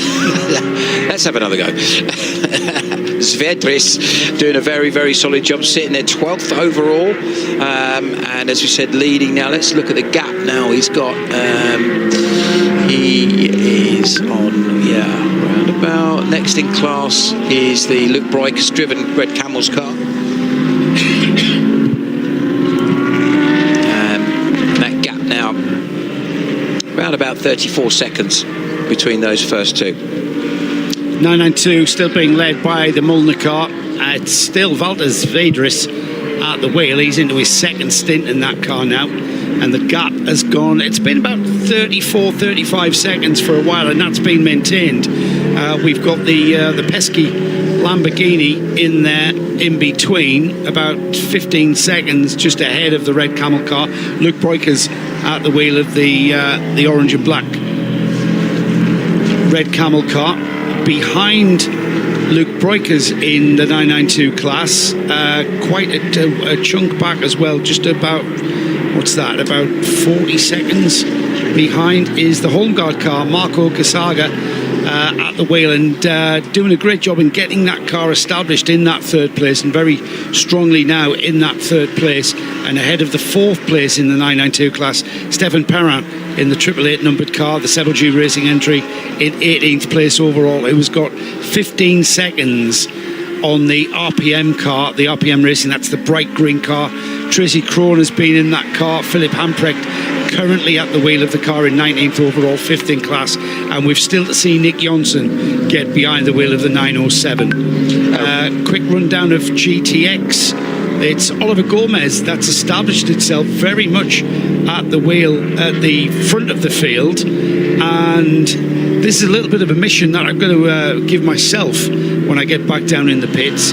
Sebastian Page in the Graf Racing Nova, that has dropped a chunk of time and has gone to the back of the field and is 10 laps off the GTX leader, and that's gone unseen by us at this stage from our camera positions, but that's more like a bit of an investigative work in the pits when we get down there. The Graf Racing car, the little prototype that we saw just avoiding action, I'm wondering why that's dropped off the pace so greatly and has dropped 10 laps when it was so strongly in the lead of GTX. Yeah, we saw the problem obviously with the 701 car in the pits for quite some time with what looked like it might have been an electrical problem. Now, we've been watching on screen for the last lap or so the Venture Mercedes GT4 class leader in GT4, Matthew George, on board of that car. And as always with this team, a British run team, very, very professional, really doing a great job of delivering high level of performance. In a lot of cases in the past, they've had minimal, if any, competition, but they've always done a very professional job of really working themselves hard to get the maximum performance out of the car. And it's always been a pleasure to see the delivery that we've got. We've seen Matthew Higgins in that car in the past as well, son of David Higgins, the rally driver. So some good drivers and a very, very professional job being run by those guys there. At the front, still Azam on board the Into Africa Ferrari. Pogosian now up into second place. Lap difference between them. Klaus Bachler now worked his way into third position in the Proton Huber competition, Porsche. So now we're starting to see some real interesting mixtures of drivers and teams. Miroslav Weibo now on the Scuderia Praha car, the car that's been leading earlier on in the hands of Dennis Vasek, and that's going to be interesting because Weibo is currently lapping at 2:12s, so that's 9 seconds slower than the quickest lap that was in fact the fastest lap of the race set earlier on, as we're joined once again by the wonderful Ben Constantouris. Hello, Thank you, Ben. Yeah, good. Ready to get back to it. It's all been getting really interesting, and we've got, especially 992 has been a very close battle, and the GT3 really sort of ebbing and flowing between the Into Africa car and Scuderia Praha and the Santalok team. Now, both the Praha and the Santalok team have got their amateur drivers on board now, so that's where we're going to see potentially advantage going back a bit to Into Africa. Have got their probably, I think, their second quickest driver after Axel Jeffries in the car. Yeah, so expecting pit stops in the next couple of laps from those at the top of the timing screens, the likes of Inter Africa, Hoffer, Proton and Continental Racing by Simpson. Yeah, just looking, you can see if you on our timing screens, it tells you how many pit stops everyone's had, and it's the 1, 2, 3, 4. The top 4 teams have all only had 2 stops. The first car that's had 3 is the car in 5th position, the Miroslav Weibo driven Scuderia Praha Ferrari. So you would expect that car to scroll its way back to the top once the others have made their stops. However, Weibo, as we were saying, is the amateur driver in that car, and is quite a long way off of the ultimate pace. Likewise with the Santalok Junior team and Michael Doppelmayr now aboard that car. He's got plenty of experience in GT3, Doppelmayr. He's done lots in Creventic over the years in his Audi, then moved away to drive an Audi GT2 car in the GT2 European Series. We've seen him in LMP 3 in the Michelin Cup, which of course is this weekend in Imola. So much motorsport happening this weekend with, obviously, yes, the starring Formula One at Silverstone, but actually that doesn't really matter in this world. What matters in this world is the European Le Mans Series at Imola, the Le Mans Historic as well, with, what is it, nearly 700, 800 cars, therefore 700, 800 drivers, therefore 16, 1700 plus mechanics and all the rest of it. And there is a correlation between historic racing and this style of GT3 racing, because an owner of a GT3 car will also be potentially an owner of a GT40 whatever. So I'll give you one example in Era Motorsport. Well, yeah, there we go. Regularly have Kyle Tilley, who's obviously the team principal of Era Motorsport. He's at Classic Le Mans racing an absolutely gorgeous 1971 Chevron B19, as well as a Lotus Elite with his brother Kane, which I think they took class pole yesterday, as well as the Blue Coral Porsche 993, which is a sensationally beautiful car. So there's a great example. In fact, we talked a little bit about Jake obviously driving for them. That's where the relationship with Era came from, historic racing. He shared a car with Kyle Tilley last year at TVR Griffith at the Masters Historic event at Donington. They won the race together, and the rest, as they say, is history. Yeah. So you're absolutely right. That correlation with GT racing historic's pretty common. You know, you look at Alex Lynn, pole position at Le Mans this year for Joe to Sport in the Cadillac. His dad Sean, of course, is absolutely intrinsic part of historic racing. And yet you very rarely see Alex in an historic car. But you see his brother. You do his brother Max, don't you? So we've got Lascaratos back on board the Ferrari here. So interesting the tactics with Era. Now we've seen Lascaratos at the start, then Merriman, then Jake Hill, the quicker of the drivers there, and then back to Lascaratos. Remember, they've got to, between Lascaratos and Merriman, they've got to do 50% of the drive time. That's 6 hours. So it's a huge amount. It appears that they're trying to get quite a lot of that done early. Which makes sense. I know from a conversation I had with the team earlier, the plan is for Jake and Kyle, Kyle, because we're talking about Kyle Tilley. Let's start again. Ryan Diel to do the latter part of the race. Yeah. Certainly into when it potentially gets a little bit darker later on. Is it though? I mean, 10 o'clock in the evening. Dusky. How about Dusky, I think. We're not going to see full dark, but I think it's going to be that time where it's hard to adjust your eyes and low sun and a different challenge altogether.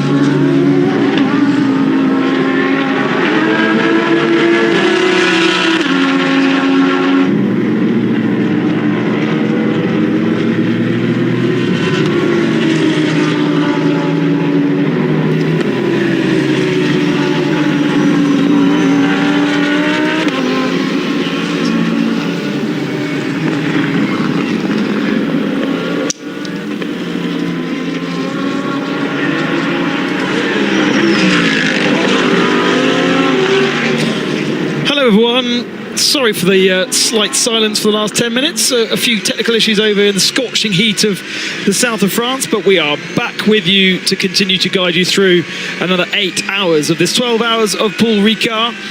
And we will endeavour to make sure we fill all the gaps, which, to be fair, haven't been a lot. We've had a couple of pit stops since we've been off air, but you were seeing all the pictures and hopefully, therefore, up to speed with what's going on circuit.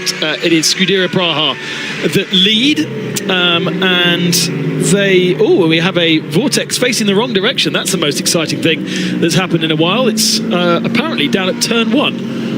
Which is, yes, it is on the exit of turn 1. And then this is exactly why Paul Ricard is going to be a race where we're not going to see very much in terms of code 60s, because look at that, he had a spin, he didn't dip a wheel into the gravel trap and get stuck or anything like that. He was able to continue on his merry way. We have at the head of the field Scuderia Praha, but Miroslav Weibo is mid-stint there, so we've got lots of different strategies playing out at the moment.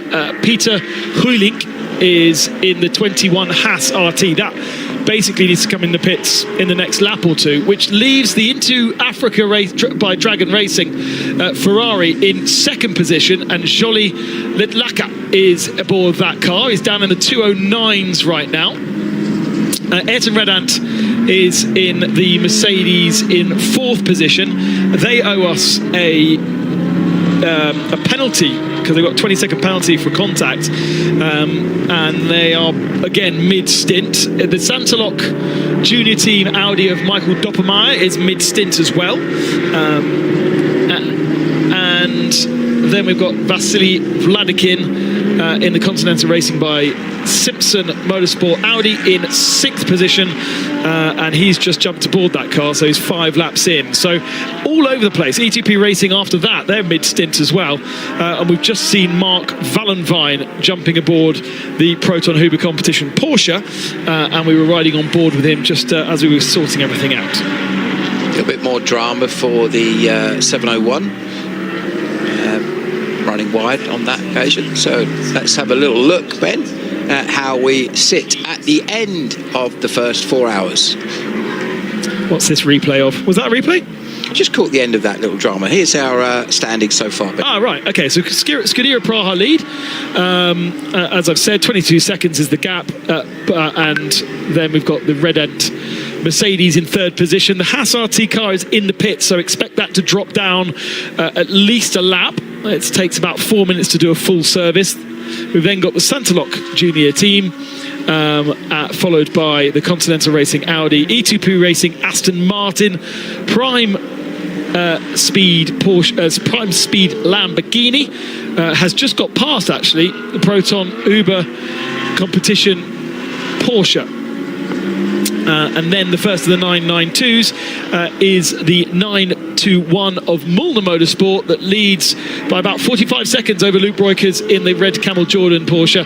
The first 2 992s are the Pro cars. The third is a Pro Am for Holmgard, and they are the first AM competitor, which means we've lost Lion Speed. That's the big change since I've been out of the commentary box. Lion Speed are back down into 8th position in 992, and they've lost about 3 or 4 laps. So let's see if I can find out in the history as to why that is. But of course, we're cycling through different drivers, we're cycling through different levels and performances of drivers, and that always shuffles the pack.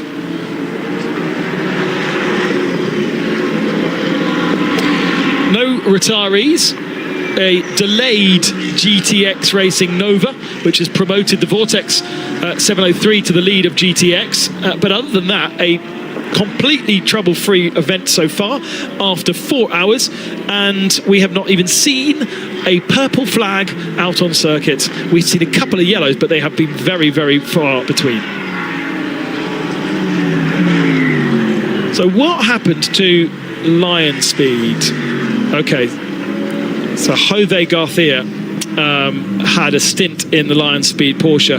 His average lap time a 2:18 compared to a 2:10 from Patrick Kolb and a 2:8 from Patrick Niederhauser. Possibly explains all you need to know. Just a 23 lap stint for Jose Garcia. It was a short stint compared to a 39 for Patrick Kolb the stint before. But as we did know, we spoke to Jose when we were in qualifying, and he was saying he was new to the car and new to the championship.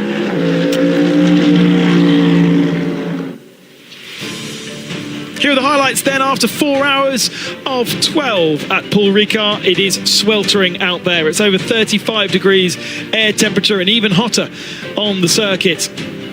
Drivers and cars all getting ready for a full 12 hours straight from 10 o'clock in the morning to 10 o'clock in the evening. A little bit of feistiness at the beginning through the first couple of corners. It's always a bit tight through those corners here at Paul Ricard. The Vortex deciding to miss the first couple of corners and got a penalty for missing turns 1 and 2. The pros in the cars early doors were really getting their elbows out, and it was very, very entertaining in the first hour before pit stops then came. Mostly everybody changed tyres, mostly everybody changed drivers, but some decided to try and do the double. We haven't seen many doing the double since. Off sequence, certainly the 72 in a completely different sequence to the rest, and keeping cool is absolutely vital. Keeping your head. Patrick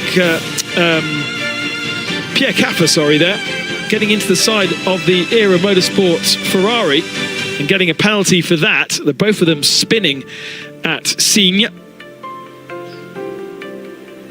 And we are not even halfway through. A little bit of a problem for the Vortex with some rubber build-up inside the car.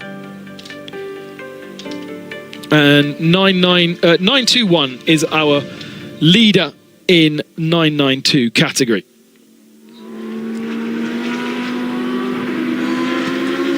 A beautiful drone shot of the facility here at Paul Ricard, the airport just alongside, to be able to fly your private jet in and jump straight into your high-performance race car and then fly back out to...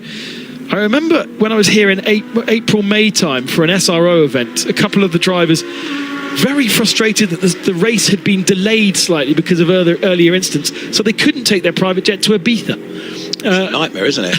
And it really was. It was like, I'm not sure we're going to go racing. Why are you not going to go racing? Oh, because my gentleman driver has a table booked at so-and-so in Ibiza, and it will be late if we don't go racing soon. Well, that's the whole point of having the mixture of drivers, isn't it? You've got these drivers that are racing as a wonderful hobby. They're in a position that they've been very successful in their businesses, and they could afford to do that kind of thing. As we see the 11 Hofer Racing car making its way through and just getting a little bit further ahead with Partel on board that car now, just passing Las Carretas. I think that changed for position. I think that may have been actually. So yeah, let's have a look. Where are we? Yep, that's for 15th place overall, and for 13th and 14th in GT3. E2P into the pits. Paulo Buguera has only done 19 laps on that stint, so you can do a full 34 laps if you want. And he had done a full 32 laps. I wonder whether that's the team trying to double stint Paulo and him just saying no, absolutely no way. Yeah, I think that's what they were doing. Let's have a look here what's been going on for our friends in the GTX class. A little spin for the 702. No harm done. As you rightly alluded to earlier, Ben, the wonderful thing about Paul Ricard is it has such an amazing array of runoff area that you have to be very unfortunate to get anything other than a spin which allows you to rejoin. Really is a day here where the human element is having a massive effect. I'm surprised that E2P have chosen to try and double stint all their drivers. Obviously, we saw in the early part of the race, Oliver Campos double stinting. He handed over to Paulo Buguera, and now Paulo is trying to double stint, but Paulo is the am in that car. Oliver is the fit young pro. The two of them can't do the same thing, and it was quite a good pace actually, the second stint for Paulo Buguera. I wonder whether they've been trying to do double stinting on tyres as well, but ultimately What was their pit stop in between the two? Yeah, I reckon they double stinted the tyres as well. And they've just decided that's not possible. Now, is there a strategy, and this might not necessarily be the question for you, where that still works out, where doing a stint and a half with a stint and a half's worth of tyres is still better than... Oh, that's one for the highlights reel. Landed very well. Can we have a replay of that, director? It's beautiful. Is there an argument whereby you can say a stint and a half is our plan? Yeah, potentially. I think that's the thing with this kind of event, isn't it? Is you've got lots of different. You sit there as a strategist and you go, okay, so if we do with this driver on these tyres and this fuel load at this various point in the race, looking at what we think the track evolution is going to do, looking at what we think the other teams and drivers are going to do, then there's inevitably going to be some fairly, what on paper look like quite out there strategies that actually could be quite a clever one to use. The one thing that I think most teams in endurance racing will be factoring in normally is that there's usually, and certainly we've seen it in the 12H series so far, all the events, both the European events and previously the Middle Eastern events, is there are usually a fair amount of code 60s. And as we said, I literally cannot remember the last time we've gone over 4 hours without any kind of a significant incident, other than a few spins and a couple of people running wide. A couple of technical dramas in the pits. We've seen some people with issues, particularly the GTX class cars seem to have some dramas, but generally speaking, it seems to have been pretty simple and straightforward, isn't it? It's only our comms that have been a bit all over the place, haven't they? Yeah, we should have had a code 60 for the comms. Yeah, exactly. Don't do anything, don't touch anything. Although actually, when we do have a code 60, it's always the most kind of chaotic moment, isn't it? to try and work out what's going on. Interesting, just looking at the head of the pack, Miroslav Vibo in the leading Scuderia Praha Ferrari, currently lapping at 2:10.590 was his last lap. Ayrton Redin, one of the quicker drivers in that Red Ant Racing Mercedes AMG, 2:08.023 last time, so a couple of seconds a lap quicker. 12 seconds the gap between first and second.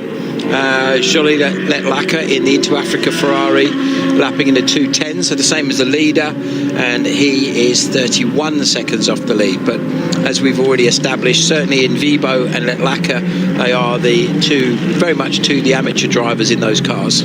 Yeah, so watch out for Ayrton Redon, because it's going to be a change for the lead, I would say, pretty soon. In fact, there it is, right on our screens, sooner than I imagined. No, it's not. No, it's not. That's the Hoffa car going past. Lapping, I think, or unlapping himself. Unlapping him, I'd say, wouldn't it? Yeah. That would be another timing screen suggesting something completely different to what's happening in reality. Yeah, so Vibo, as we said, is quite steady at the moment. You see just coming up behind in the Into Racing, what I'm talking about, the E2P Racing. No, but I think they were called Into Racing. There was a team called Into Racing. Yeah, Nick.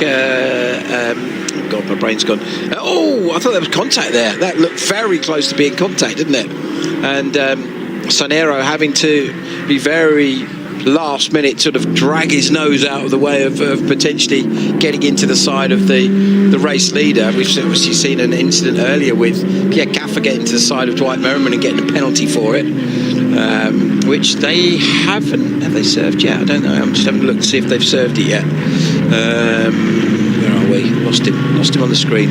Santalog. Yes, they've taken their penalty, so they're actually net where they will be, if that makes sense. Yeah, whereas Ayrton Redon owes us 20 seconds the next time they come into the pit. So yes, he might move into the lead. Yes, he might then make a gap, but he's going to lose 20 seconds for, I think that was contact, wasn't it, last time? So a few different cars owing us penalties, including, I didn't follow the TFT. Why have they got a penalty?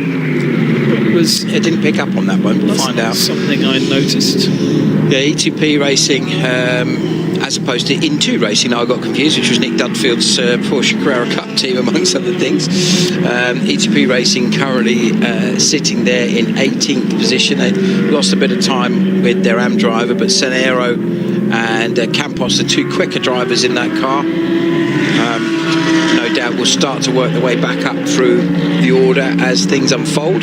So the TFT have a 30-second penalty for an unsafe release in the pits. Okay. That's why they've got 30 seconds on them. Viper Nisa have got 10 seconds, which is going to be probably track limits, I imagine, not respecting refueling regulations for the 72, and that's a 30-second penalty for them, and that's all the penalties that are still sitting there. Hello, chat. It's not something I usually come across, but as you're there, thank you very much for joining us. And just a quick question from Carl 10, asking about that's an interesting bit of damage to that Porsche. Have you seen a Porsche with that's like a pout? A pouting Porsche? There's a pouting Porsche. I've never seen it pouting fold purple like that. Porsche. If we go for alliteration, Ben, let's throw them all in there. Look at that. Yeah, well, that is a well and truly bent bonnet, isn't it? And that's literally the air getting under it and just bending it? Yeah, because it doesn't look like there's been contact. Because if you'd had contact, it would have damaged the splitter and the bumper. Yeah. So that, to me, looks like, for whatever reason, either one of the brackets has broken. Oh, wow, that is not an easy fix. Very... Okay, so they've had damage already because there's tape all around it. That's what it must have been. They must have picked up some damage. Maybe there was a damaged bumper before, they put a new bumper on. And then now, what would we do without race tape? But Joe Bradley's going to be very upset because that's not the correct colour. It's not the correct colour. And I totally agree with him as my OCD. You're just mucking up the livery. I know, pink stuff. Purple's such a cool colour as well. So, I mean, that sort of pinky purpley kind of super cool colour that they've got on there. I love that. I know that I remember when I used to actually. Well, we're talking purple. I used to race a purple and lilac single-seater once upon a time. And because, to go with your OCD point, there is a point to this. We had what's called helicopter tape, which is the clear tape that we would use, which F1 teams use. Coincidentally, I'm not suggesting that it fills the gaps between the joints. Fills the gap, but it also acts in a similar way to tank tape without upsetting the aesthetics of the car. Everyone's a winner. Except me in that case. It wasn't that competitive, but there you go. This is not pretty. That's horrific, isn't it? I mean, yeah. There's a great shot of way back when the Sunoco entered Ferrari at Sebring at Daytona in I think 1970-71. Mark Donoghue, the great Mark Donoghue. Roger Penske run in that beautiful dark blue with the yellow livery Sunoco Porsche. But have a look at that picture of that car, and that was literally held together with tape and good. It was mainly, and I would suggest in 1971 there wasn't many choices of colour for tank tape or race tape or duct tape or whatever you want to call it. I think it was a blue car with lots of silver tape on it, and it looked well and truly tatty is the word I would use, as this one does. But 10 out of 10 for the boys and girls in the team, working very hard to get that in an operational state, shall we say. Off he goes, the 888 Seb Lejou Racing. Remember that car was wrapped into a ball in April at this circuit. Mammoth accident that Seb Lejou had in what I think was GT Open or Ultimate Cup, one of the two. And they rebuilt that car to race at Spa in 3 weeks and has been part of the championship since. They didn't somehow write off the chassis, but Google that shunt if you haven't seen it, because it was incredible. He vaulted over the concrete barrier and catch fencing here at Ricard. I mean, I don't know how you do that. Chat, just going back to you because I got interrupted by the duct tape scenario. A question from Carlton about the car that should have been in the entry list. We're supposed to have 33.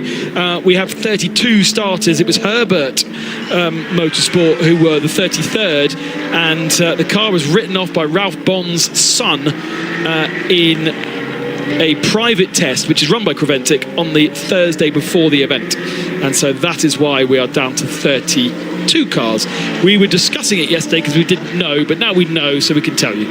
And if you do have any other questions on the chat, do let us know, because now I'm looking at it and it's a long race and it might help us get through it together as a team. As fans and comms team unite. So Ayrton Redan in the lead now, ahead of Miroslav Fibo. As we surmised, the lap time difference now 8 seconds, 2:06.7 for Redan in the leading Mercedes, and 2:14.6 for, so almost 8 seconds difference. Now that sounds to me, or looks to me rather, like maybe some sort of a drama or an issue for Fibo. So even on on his quicker part of the stint, he's been lapping in the sort of 208s, 209s. So to drop to a 214 would suggest some sort of a, maybe running wide or getting really, really hampered by traffic could have potentially been the drama there. Yeah, because it's actually consistency has been really good for Vibo. If you look at his stint, it averages of a 213, but pretty consistent at that pace, with a couple of starring performances a bit faster. Greg Camel Jordan comes into pits. Comes in from second place in class. Luke Breukers on board at the moment, out of the car. Who's going to be jumping back in? We will see in just a moment. New slicks going on. Very well-oiled team. Another great livery. There's some really ace liveries in this championship, aren't they? Yeah. All of the classes there, yeah. I know, let's be honest, that the livery doesn't make the car go faster, but as motorsport fans, there's been debates over the years of the greatest liveries of all times, and there's some very simple ones and there's some very classic ones. I know a lot of it has been dictated by the team sponsor.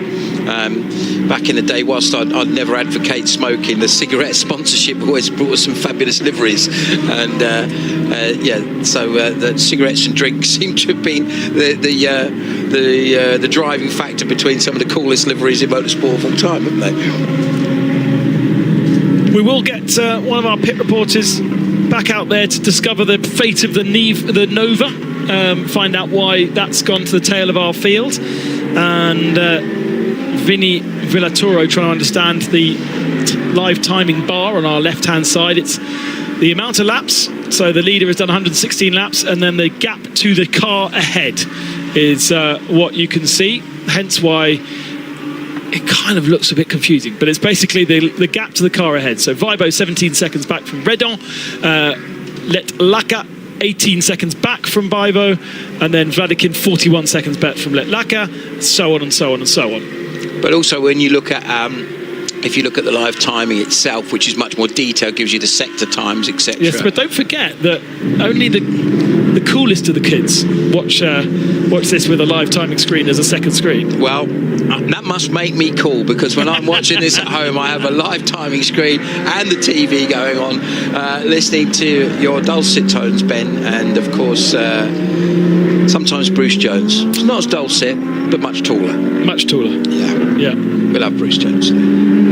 Bruce did all 3 24-hour races, but he did the Nürburgring from home. Did he? And so that's cheating. Did he have some bratwurst and beer whilst he was at it? No, I do know he went to a school reunion halfway through. Did he? Yeah, in London. Might have had bratwurst and beer there. So I'm sure there was a little glass of red consumed. Exactly. Go with his hair. Did we have? No, we had lots of Frankfurters. Bratwurst is from the south. Frankfurters closer to Nürburgring. Okay. And I had a lot of sausages. Yeah. I'm a big fan of the sausage in Frankfurter, and just to get me through. And why not? 3 24-hour races on site, the only English voice to do it. And then guess what I chose to do? Come here and do a 12-hour race and drive here to make it even harder. Al, don't start with the driving thing, because I'm sorry that you can't possibly beat me on that one. So let's just put this to bed, folks. Thanks to the wonderful world of French air traffic control, all of the team that you hear on the commentary and pit lane team have been affected by air travel disruption. So my good friend Joe Bradley and Diana Binks were originally supposed to be flying direct to Marseille from Stansted, and that then ended up with the only option was to fly to Geneva. Was that right? No, that wasn't the only option, but because I live close to Geneva, it made sense until it took 4 hours to get from Geneva to where I live, where it should take 45 minutes. So Joe and Di went to Geneva, went to basically near where you live, and then you guys as a trio drove 6 hours. Was that right? I would say not as a trio. I drove 2 passengers for 6 hours. There were 3 people in the car. There were 3 people in the car, yeah. And also hampered by the fact that it's an electric car, so you had to stop about 700 times. Not hampered. Right. No, hampered is completely the wrong word. Well, that's a matter of opinion, obviously. It created a wonderful driving environment. We stopped once, and everything was fine. How long did you have to stop for? We stopped. We should have stopped for less time than it took for us to eat our coffee and croissant. Okay, that's right. So, in fairness to the electric car, then that's okay. That's not so bad. So that was about 6 hours. Is that right, from Switzerland to Paul Ricard? So they made it okay in the end. So for me personally, I'm just going to, if anyone's got a violin out there, just for the sympathy at this point, you could maybe take this. Well, so did you see the Bentley that's parked outside with an English plate? Like, somebody's done it as well. Lives here, Ben. Come on, an English plate? Yeah, it's probably got a house in the south of France. I've got a friend of my son's has got a house down this way. So yeah, it's not uncommon, is it? And a Bentley's a very dirty, rotten scoundrels kind of car, isn't it? You know, that's the sort of thing that you have. Anyone who knows the film reference I'm talking to a wonderful film with Michael Caine and Steve Martin. I had to think for a minute. So anyway, my journey, however, was supposed to be a fairly simple flight from Gatwick Airport on Friday morning to Marseille, pick up a hire car and drive roughly an hour from Marseille to Paul Ricard. Unfortunately, thanks to the same air traffic control situation, I got advice at about 10:30 on Thursday night that my flight was cancelled. Trying to find an alternative was not really working. Couldn't find one that was either the right times or not the 7 million quid that were trying to charge us for it. Profiteering at its best. So the only option we came up with was for me to jump into my car and drive from Kent to Paul Ricard. Something I would not recommend to anyone. So you're measly 6 hours. Mine was 13 and a half hours. So yeah. I did have to stop a couple of times. Cause longer than the race itself. Longer than the race itself. So, but there you go. Man, the things we do for you, people. Things you do for you. I bet there's probably people I'm going, we wouldn't have really cared, Simon, if you'd have just not bothered. So, but sorry, folks, you're stuck with me as the era car from Las Queretos. It must be getting quite close, I would suggest, the era cars are coming back in, and I wouldn't be at all surprised to see Ryan Diel on board that car fairly soon. He's the fourth of the four drivers who's yet to drive the very distinctive purple, blue and black era motorsport car. Well, a few more questions coming on the social media, trying to understand the classes. Quite easy on our timing screens. Would be easier. You've got the colours on the left-hand side. They're not really very bright, but they're easier to see on your screen than on ours. The white is effectively GT3. The blue is 992s, and then the greens are the GT4s and the oranges are the GTXs. So the first of which is obviously a first in class. A class is a different spec of car, so you can't race you can race the 992 against the GT3, but GT3s are going to be faster than 992s and GTXs such as the Vortexes. So we split the field into effectively 4 different races, and they're all happening at the same time. So at the moment, the leading 992 car, which is a cup car from Porsche, is the 921. Also, the 992s all they have 3 numbers and they start with a 9, so that's another way you can see it on that timing screen. Martin Rump and Ivo Brukers are the top 2 in 992, 16th and 17th at the moment. So that is exactly kind of how we are able to decipher who is leading what race. If we use a different word, not use class, but use race, that's how we decide who's leading what race on that left-hand side. And we can also see by the gaps that are presented there that there's a race on for 10th position at the moment, because ERA are only 0.8 of a second ahead of Viper Nisa Racing. You can also see there's a 5-second gap between 15th and 16th, for instance. So actually, yes, it's confusing and it's different to how you see MotoGP and Formula 1, but it does help you establish each individual sort of space between each individual class and car. But when you then also put a little bit of context into what the ultimate lap times, if you look at the fastest lap of the race overall, set by Joseph Kralv early on in the race when the tyres were in good shape and the fuel load came down, 203.429. So you then look down to our 992 category, and to give you a little bit of context, the fastest lap in that is a 207.042 set by Patrick Niederhauser in the Lion Speed GP Porsche. So you're looking at roughly 3 seconds just under 3 seconds of difference between the fastest GT3 lap and the fastest 992 lap. You then look down into the GTX category, and obviously the GTXs are pretty quick, especially the Nova, 204.807. So that's just over a second slower than the fastest lap of the race. And then finally the GT4 category, which of course is the Mercedes and the BMW, and the fastest lap in that is set by the Mercedes of a 213.812. So the GT4 cars are about 10 seconds a lap slower than the GT3 cars, and the GTX cars are about a second slower than the GT3 cars. As we said, the Porsches around about 3 seconds slower. So that gives you a bit of a spread on lap times. It explains also how you've got such a difference in where they are, like the positioning laps completed. The leading 992 car, which is the Martin Rump-driven Mullner Motorsport Porsche. As we look at the 911 car in the pit line, Ben's favourite livery. We'll say that again and again. I did, I'm not. What's your favourite? What's your favourite one? My favourite livery? Yeah. Or in this race, or of all time? No, in this race.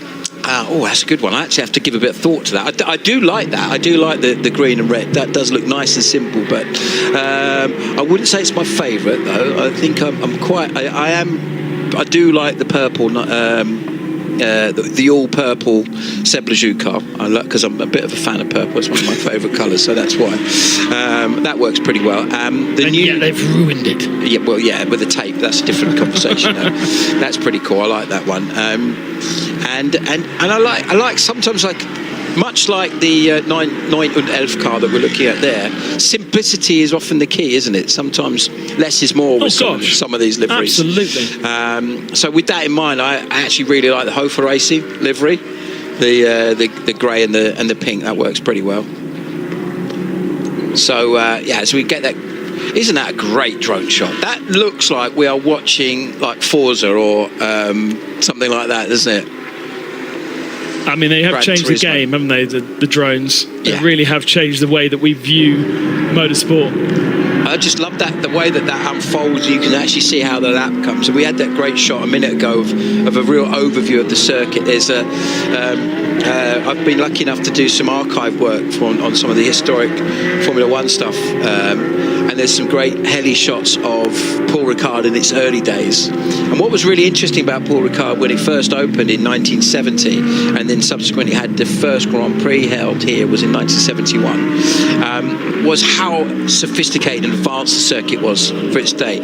When you look at contemporary shots of paddock areas, they were literally paddocks. They were just grass areas or dusty areas. Yeah, that's where the name comes from. Yeah, there were no garages. It's a horse paddock. You would see teams literally doing engine changes or whatever in the open, not even an awning above it. They just sort of came along early 70, like 72, 73, and eventually Paul Ricard really set the benchmark in terms of, okay, now let's have some proper garages and proper pit lane areas and proper tarmac paddock and all that kind of stuff. But when you actually look at the facilities that Paul Ricard had back in the day, it was proper, like, wow, this is taking it to a new level in terms of what we had. And there were a few other new circuits that came along in the early 70s. There was Zolder, for example, although it wasn't brand new, but it was evolved. Nivelles was another one in Belgium, which was very short-lived, but held the Belgian Grand Prix for a couple of years. And then obviously you ended up with some tracks new to F1 that were a little bit different, like some street circuits like Long Beach and such, like, as we watch the Santaloc car coming in. Got our pit reporter and our camera back down there so we can say hello to Joe Bradley. Good afternoon, gentlemen. Yes, Sandalock car in for a driver change. Ellie Earhart about to step in. It's Michael Doppelmayer's shift over. And a good job, because Michael's primary objective is to do his stint time, enjoy his stint time, and bring the car home in one piece. And it very much is in one piece. High five from Pierre Caffer, his teammate.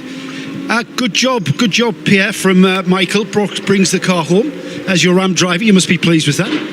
Yeah, at the minute we are quite pleased with everything. So it's a very hot race today. So we are all try to keep concentrated, which is not easy in these heat circumstances. Are you expecting the track to get slippery like it was in qualifying yesterday by the time we get to 4 p.m? Yeah, but this is for everyone the same. So, of course, you need to look for the tires and also for the car. Right now, we are in a good shape and we are continuing. We have a plan, and in the end, we will see what we get. Great stuff. Thanks, Pierre. Pierre Caffer there, just congratulating Michael Doppelmayr, getting the car home. I'm going to head off to Graf Racing, guys. I'm intrigued to know what is happening with the Nova. That car dropping out of contention in GTX after leading by what was a considerable margin.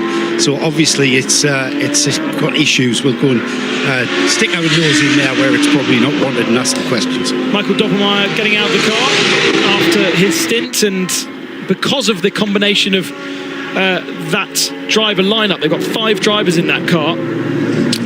We have not yet seen Ernst Indebitzen or Philippe Chatelet inside the car. Chatelet is an AM, although he is a driver coach, so he's going to be a fast one. But between Philippe Chatelet, Ernst and Michael, they have to do half of the race.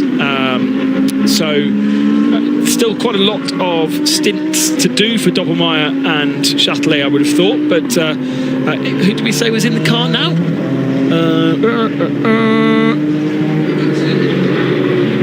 So Elia Earhart back in, okay, and he's the semi-pro. Doppelmayr, part of the Doppelmayr family that builds ski lifts. If you've ever been skiing, you'll notice that there is the Doppelmayr ski lift, and Michael part of that effectively Austrian family. Yes, not effectively, he is Austrian. I sometimes think he's German. It's not in the car though, so you can ignore that graphic. He has got out because I think a double for Doppy. I don't know if he's called Doppy, but that's kind of a... Doppel is double, isn't it, in German? Yes, so a doppel for doppel. Don't know what Meyer means, unfortunately. I'm not my German's not very good. Isn't Meyer master? No, Meister is... Because like Jägermeister is... Oh yeah, Meister is master. Master, yeah. Exactly. Like champion is Meister, isn't it? Meisterschaft. Meisterschaft, yeah. I know. So me sitting here talking to a man who speaks fluent French.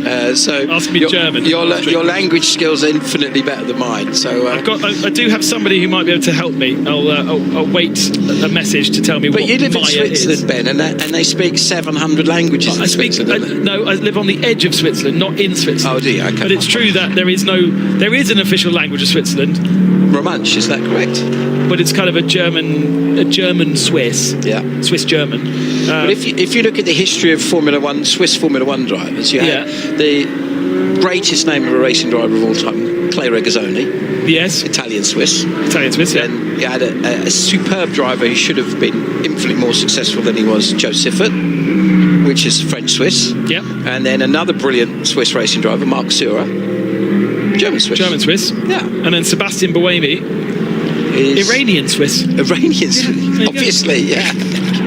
Is there any other mixture of Swiss that you'd have? Maybe that's why they make so many interesting things in Switzerland, because there's all these wonderful mixtures of different backgrounds and nationalities. Right, Vipanese are in there. Can't get used to seeing that in a plain black livery. I know they found a sticker to put it on. They did put a little sticker on the back, but just a reminder, if you missed earlier on what was happening, is these guys had a shunt in qualifying yesterday in their lead car, or in their regular car rather, which is normally that wonderful gunmetal and vibrant green livery, and unfortunately was beyond repair. They managed to rent another car, get it prepped overnight, a fabulous amount of work. Great credit to the team for getting everything done. So hence they have this fairly plain looking car, but it's working and it's going okay, and they're doing a pretty decent job. They're sitting there currently in 15th. Do we know where the car came from? I don't know if we know who gave the car to them. Well, we heard an interview earlier, and he didn't actually say where. He said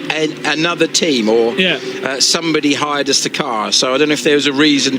I think it was Douglas Koo was talking to Joe earlier, but I don't think he actually said who it came from. So Joe down there, is he wanting to...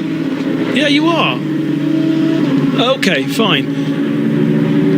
The office of air-conditioned splendour. So I'll go and Did you chase say it that down. on the door? This is the Office of Air Conditions. It should do. Yellow flag. It absolutely should do. Do you remember those? They used to be a rage once upon a time, yellow flags. So I wonder what that's for. Let's have a look, see if we can understand why there's a yellow flag. And is it just a minor, somebody stopped? Well, it's gone again. It's gone again. Yeah. Don't sound so excited about a yellow flag, Ben. You know, we don't want yellow flags. We want it to be a nice... I would be so pleased if we did this whole race under green. Why? I just think it'd be a real... The only problem I have with Code 60s is you don't gain or lose by a Code 60. So, well, no, you do. You can. Well, realistically, what I meant is like, so if you're leading by 20 seconds and a Code 60 comes out, you're still leading by 20 seconds at the end of the Code 60. The only thing that changes is if you use your pit stops. But my point is, with a traditional safety car, you could have just done the most fantastic strategy call, and then the safety car comes out and it can completely unwind what's happened. There is white flags now being shown. And if you don't know what a white flag means, it means it's a slow car and it's a vortex. And I'm slightly worried that vortex is heading back to its factory rather than around the circuit. It's a 702 or a 701. One of those, a 701's in the pit, so it's Selen Amarouche in the 702 going slowly on track. Meanwhile, whilst that limps its way back to the pits, let's go down to Joe at Viper Nisa. Yeah, Viper Nice, the car 65 is the number. Quite a fairy tale story here. With your car being damaged, Dominic, you've got a brand new car or a different car. I don't know how new it is, but are you finding any difference with the car that you're now driving? Yeah, of course, this car is not our car. It's the car from, we managed to get it from Redan. So thank you for them for offering their car. So we are just running on their setup because we didn't have time to test the car after the damage from our car. So we just put in all the necessary electronics to race, and then we just run with whatever setup we have. Are you happy with the Redan setup? Yeah, okay, not too bad. Just a little bit on the under and stuff, but not too bad. I think because of the track time that's being too hot, so I think everybody is struggling as well. Yeah, it's hard to judge, isn't it? Just you think it might be the new car, but it's like everyone's in trouble. So how disjointed did that make the team and your drivers feel when that car was written off and a new car was brought in? Does it kind of unsettle things? Yeah, of course I didn't feel good. I was the one in the car that went off. Yeah, so thank to Douglas, the team owner, who said that it's okay as long as I'm safe, and also to the team who spent the whole yesterday evening tonight to prepare the car. So really thank you to Douglas and the team as well to my teammate Melvin and our engineer Duat. They're more understanding, and they just move on for tomorrow and then get the next car and go to racing. Yeah, and it looked like a big hit against the barrier. Are you okay? Yeah, I think it was okay. I think unfortunately that section was concrete barriers. Yes. So I think we saw on the V-Box the video, the speed wasn't that high, but because of it being concrete barrier, it's just a hit. Yeah, it was the tire barriers. Maybe it wouldn't be so bad. Yeah. And you're okay? Yeah, I'm okay. Yeah. The neck hasn't taken anything. Yeah, I'm still okay. 2 stint already, I'm still okay. Yeah. So the team's approach to the race, all the pressure is off. Let's just see what we can get. Is it? Yeah, we just we get another car. So I think the key is just to finish, because Misano we didn't finish. So I think just to finish and then score as high as in the championship. Yeah. And enjoy the drive. Yeah, thank you so much. Yeah, thank you, Dominic. Dominic Ang, who's just got out of the car, I've got to say. Thank you for talking to us, Dominic. Just Dominic and his drivers who are from Malaysia. It's the whole team. The whole team fly out every single race from Sepang, Kuala Lumpur, over here to run this car. The car stays over in Europe and is transported around Europe thanks to Tockwith. But it's Red Ant that's rented them a car, so thanks to Red Ant and a competitor. I speculated earlier that the car was probably from the Technopark, but actually it's not. It's from one of the teams that are already here with their spare car. And so often you see in the garage a second car just parked up. And that must have been the car, therefore, that Ajith Kumar tested on Thursday, because he said in an interview earlier, I tested the Mercedes GT3. So that would make sense that is his the car that they tested. Yeah, exactly. Yeah, I mean, there are a few teams that did it. Era Motorsport have got 2 Ferraris that they bring, and they regularly run both the cars in the test days. And that's actually, if you're in a position to do that, it's a great strategy to develop your AM driver, give them as much track time as possible.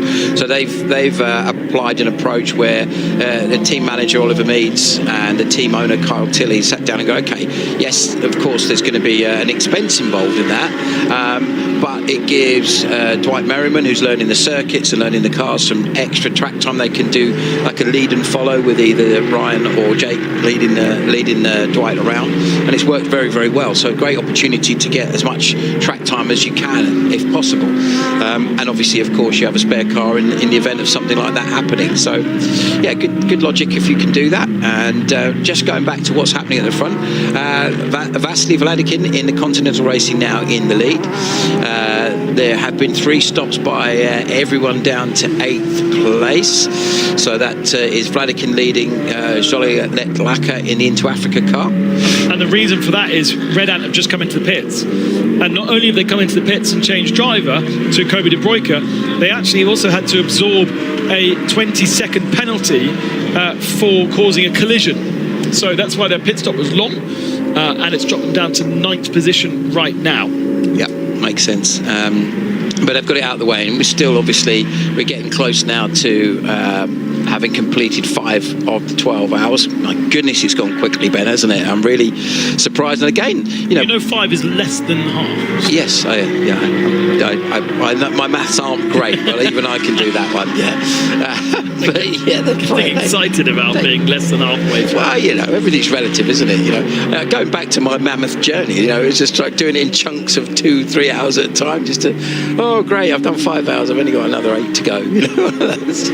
Timing screen says Michael Doppelmayr is in the 18. He's not, but also Joe Bradley said that L.A. Earhart was in the car. He's also not. So it's the first opportunity we get to see Philippe Châtelet's lap times. And even though Philippe is an AM driver, he's got huge experience. We've seen him racing for Signatech, for Santalok in GT2 Europe, and also in GT3. So what's his lap times right now? 2:05.8. Yeah, 2:05.8. It's not bad. Good. Yeah, it's decent. Yeah, very good. I mean, certainly when you look at some of the AM drivers who've been lapping in the sort of the 9s, 10s, even down into 13s and 14s in the case of some of them, there's been a huge difference.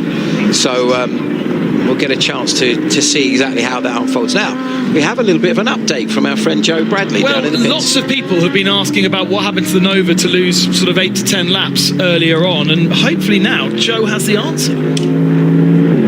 Steering belt cost them 28 minutes in the pits. That's equated to about 10 laps. They are still plugging on, and they are very much hoping that attrition becomes a factor in the GTX class, which is invariably usually does. So they're not out of contention for a podium. They're still 4th. There's only 4 in class, so there's very much a need to continue on. But it was a bit of an unfortunate occurrence there. 28 minutes for a power steering belt. So I suspect it was in a place that was pretty inaccessible on that mid-engine prototype. Yeah, I mean, when you design a new race car, that is one of the things to consider, isn't it? Making sure that it's easily serviceable. And it's amazing, these GT3 cars now, the way that you sort of service the rear end of that Ferrari, for instance, or even the front end, it just comes off as one piece. And the serviceability of the GT3 car, just as important as the pace on circuit. We spoke about the Mercedes being a very comfortable car to get into, to go racing in, but is it actually very easy for the mechanics to work on, for instance? Yeah, exactly. I mean, I know small things, for example, I looked very closely at the back of the Ferrari. They were showing me around that, and how things like the alternator and things are mounted, they're so easy to get to now on the newer generation cars, whereas the original, like some of the early Porsche GT3 cars, it was all very much like a road car with stuff with a lot of the ancillaries in quite difficult places, and that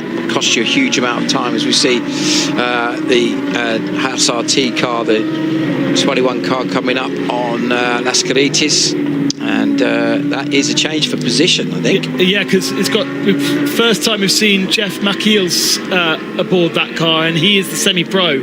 in the Haas RT, and he should be. You see, he's semi-pro, right? But he's running a similar speed to Philippe Châtelet as an AM. But Jeff is definitely the fastest of those three in the Haas RT car. They're not really here, as we spoke to team manager at the start of the day. They're not really here to do much more than just go round and round and round and see what happens. But with Jeff Machiels aboard, we can expect that car to climb up through the rankings over the next couple of hours. Yeah, going to be interesting to see how that one plays out in terms of, as we've said a few times now, just understanding what the difference is. I mean, Jeff Machiels, of course, racing in the GT World Champion, GT World Challenge with his dad. With his dad, in an AF Corsa Ferrari 296. So, as you'd expect, his dad, Louis Machiels. A lot of experience, and a lot of experience at very high level as well. So you would expect that level of performance to be there. If you can run competitively in GT World Challenge, then there's absolutely no doubt that you are really one of the top line drivers in GTs. Now, back in the Scuderia Praha car is Josef Kral, currently sitting in 11th place. Remember, they have just had Matthias Fibo in the car, who's their AM driver, who's the least competitive of the drivers. Look at that, attacking those curbs there, as we see the 701 Vortex in the pits. Looks like that's been a longer stop. Isn't this just the sort of thing we've been talking about with regards to the GTX class? The 701 Vortex just being pushed out. You guys can tell us how many or how much time this car has lost in the pits, but clearly a bit of a 10 minutes, Joe. It's been in there 10 minutes, right? Unfortunately, they're about to get a visit from Selene, so Lionel's daughter, who is in the 702, and she's taken about 10 minutes to get. Oh, that sounds horrible. Oh dear. I think that's the Limmy diff kicking. I think that's the diff setting. It was really struggling to turn right there, wasn't it? It's probably the diff just grabbing onto that rear axle, giving it the. Let's see if I can find a problem now. I don't speak French. Say bonjour. I can do it. I can be your puppeteer. On Saturday Night TV, where you've got the celebrity in the ear of somebody else. I'm not sure this is going to work, Ben. But what was the problem? Philippe Bonnell is who I'm talking to. It's another belt. What is that? Is that a belt? I don't know the word in English, but I think you can say the word in French because Ben speaks fluent French. La courroie. We work the courroie of alternator. Yes. Yeah. Cooling belt. So the alternator belt. Yes. Yeah. Philippe, that was perfect English. Oh no, très bien. Almost. That is the extent of my French. Do they know that Selene's coming in with a problem as well? And Selene is into the pits now with another problem. I think Selene is in the car. Yes, she's into the pits now. She's in the pit now. Yes. Oh yeah. More problem. I don't know. I don't know. Yeah, because she took a long time. They just changed of driver, I think. Am I getting confused, Simon? I thought she was really slow back to the pits, and she was the white flag. Well, maybe it was. Thank you, Philippe. It possibly could have, because all we saw was a reddish car. It could have potentially been the Nova. It might have been. Okay. You couldn't really see what it was. So then heading back out, no problem. Yeah, so maybe it was a Nova. Just looking to see where's that's disappeared to. Yeah, that's Trier. He's a long way down as well. So Vladikin leading by 21 seconds from the Into Africa car, still driven by Jolie Letlaka. Mark Vollenvijn in the Proton Huber car sitting in third, a further 20 seconds behind. Still some pit stops to unfold. The first cars down to the first 7 cars are still on 3 pit stops. So it's the Continental Racing Audi from the Ferrari, from the Proton Huber car, TFT Merc, Duta Racing Audi, Hope4 Racing Merc, and then the Haas RT Audi. I think there's another stop. Yeah, Las Carretas in Era Motorsport car is in.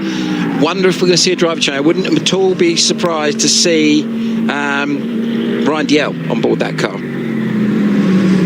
Well, fastest lap of the race for Josef Kral, 2:03.17. That's about 2/10 quicker than he went previously. He had the fastest lap before. Yeah, okay. 2:03.3, I think it was, he'd done before. And here he is with Nick Foster just ahead. Now, we haven't really had a chance to talk very much about Nick Foster and Jono, long-time partners across racing in Australia, New Zealand and Asia. First ever GT World Challenge champions, Nick Foster and John O'Lester, and I think possibly the first time we've seen them here at Creventic. Great to have a New Zealand-based team. Obviously, the Lamborghini surely hasn't been flown all the way from New Zealand, but as we get into the quieter parts of this race, it will be a nice extended interview to chat with those guys and find out exactly how it's going. Now, Nick is a fast driver, so even though Joseph Kral's closing in on him, this is not going to be easy pickings, as Kral has to go around the outside of Letlaka, and those two were fighting for the lead of the race a few hours ago, but Letlaka, it's still second. Kral, thanks to his teammates, down in 10th position. Back to Joe.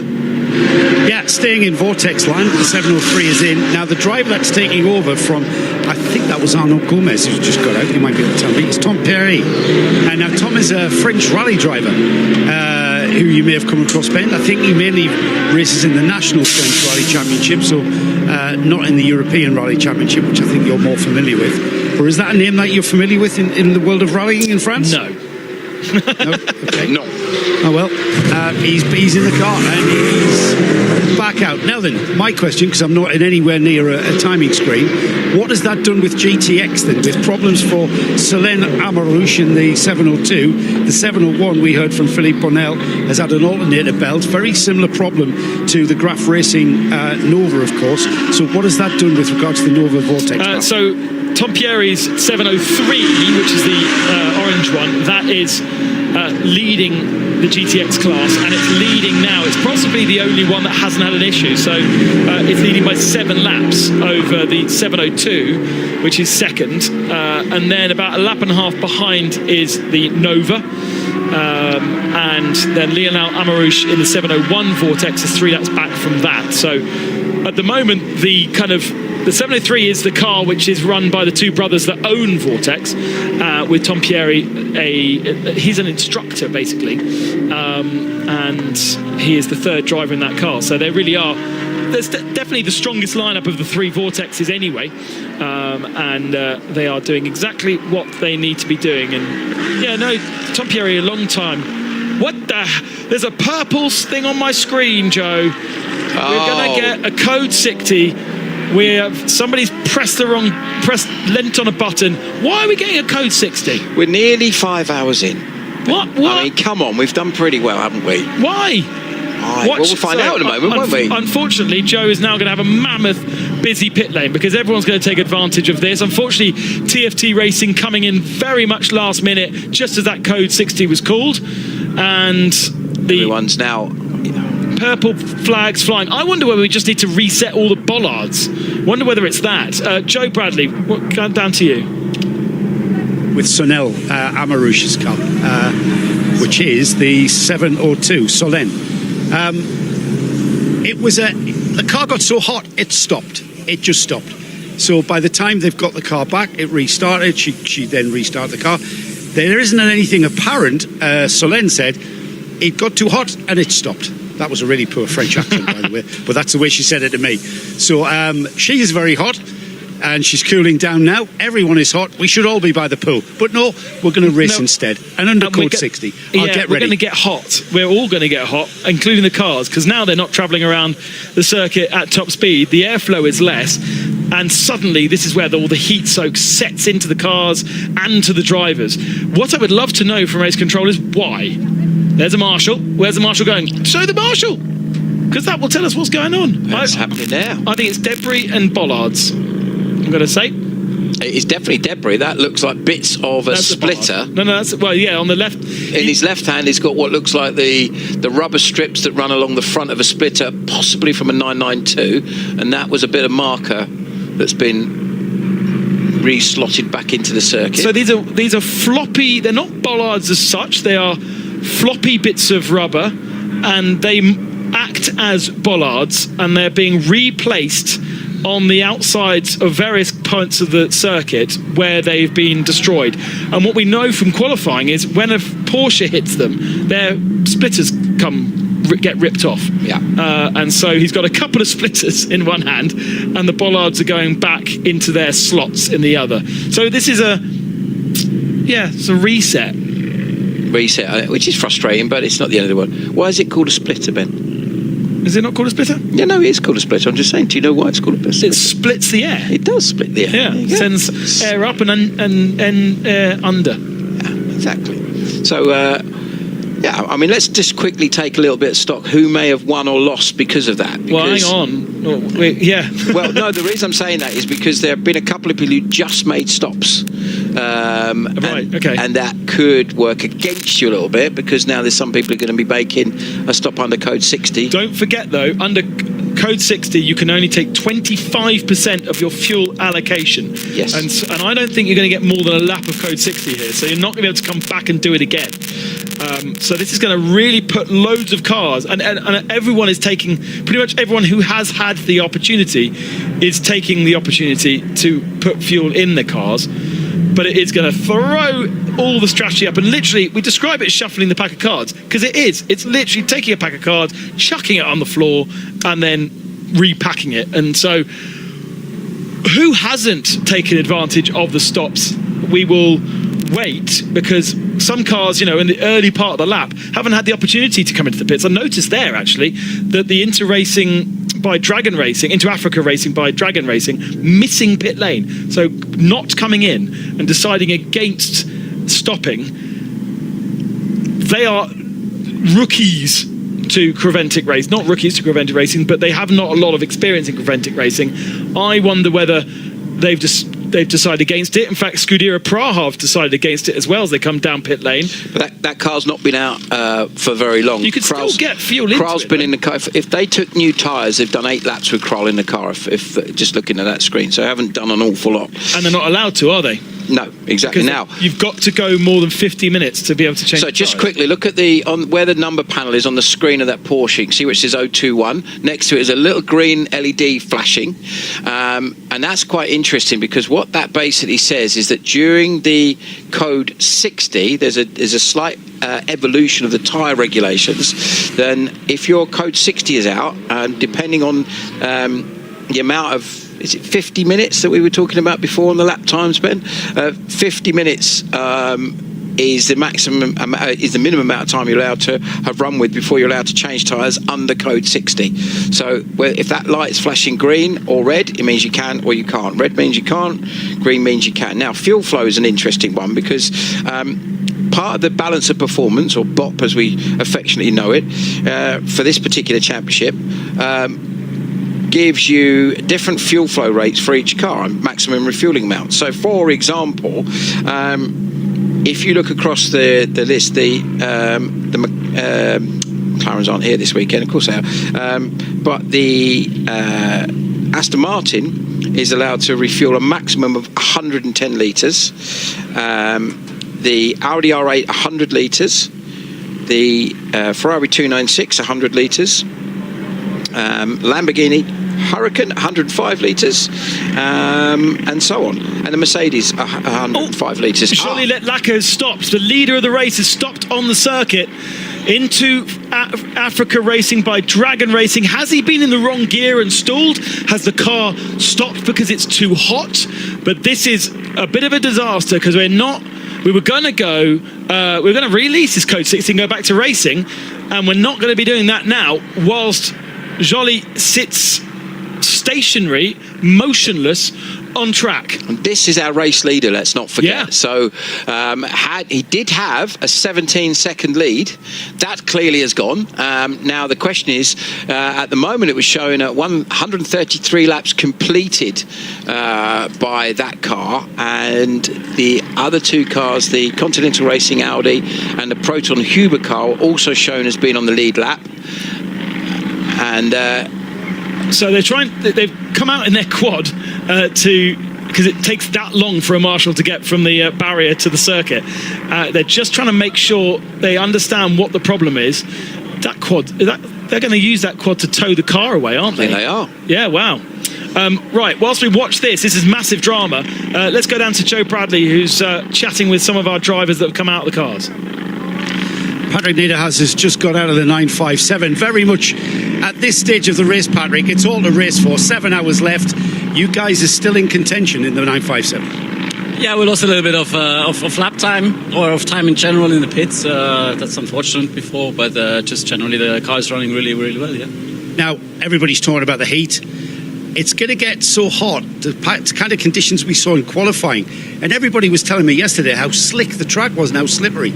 Is that what you guys are thinking? It's going to get slippery and slippery as the heat continues?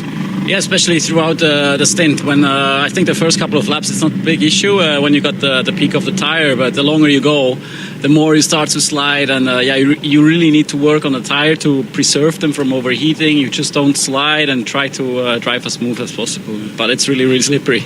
Right. Now, it's our job to talk about the race and you guys racing within that race. But from a driver and a team perspective, what is your focus on at this stage? What is your focus as the team and driver at this stage?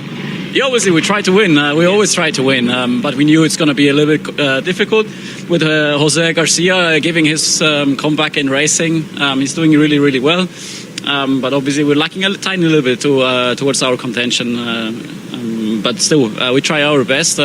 We try to have a trouble-free race, and then we see where we end up.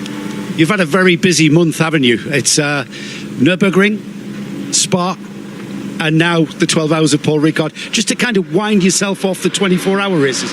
How are you finding it? Is that a challenge in itself, just keep plugging away every weekend? Yeah, a little bit, but unfortunately, obviously in Nürburgring I didn't really do the race. We could not start the race, but yeah, Spa was super tough. Just generally, it was, I think for me, the most physical race I've ever done in my life.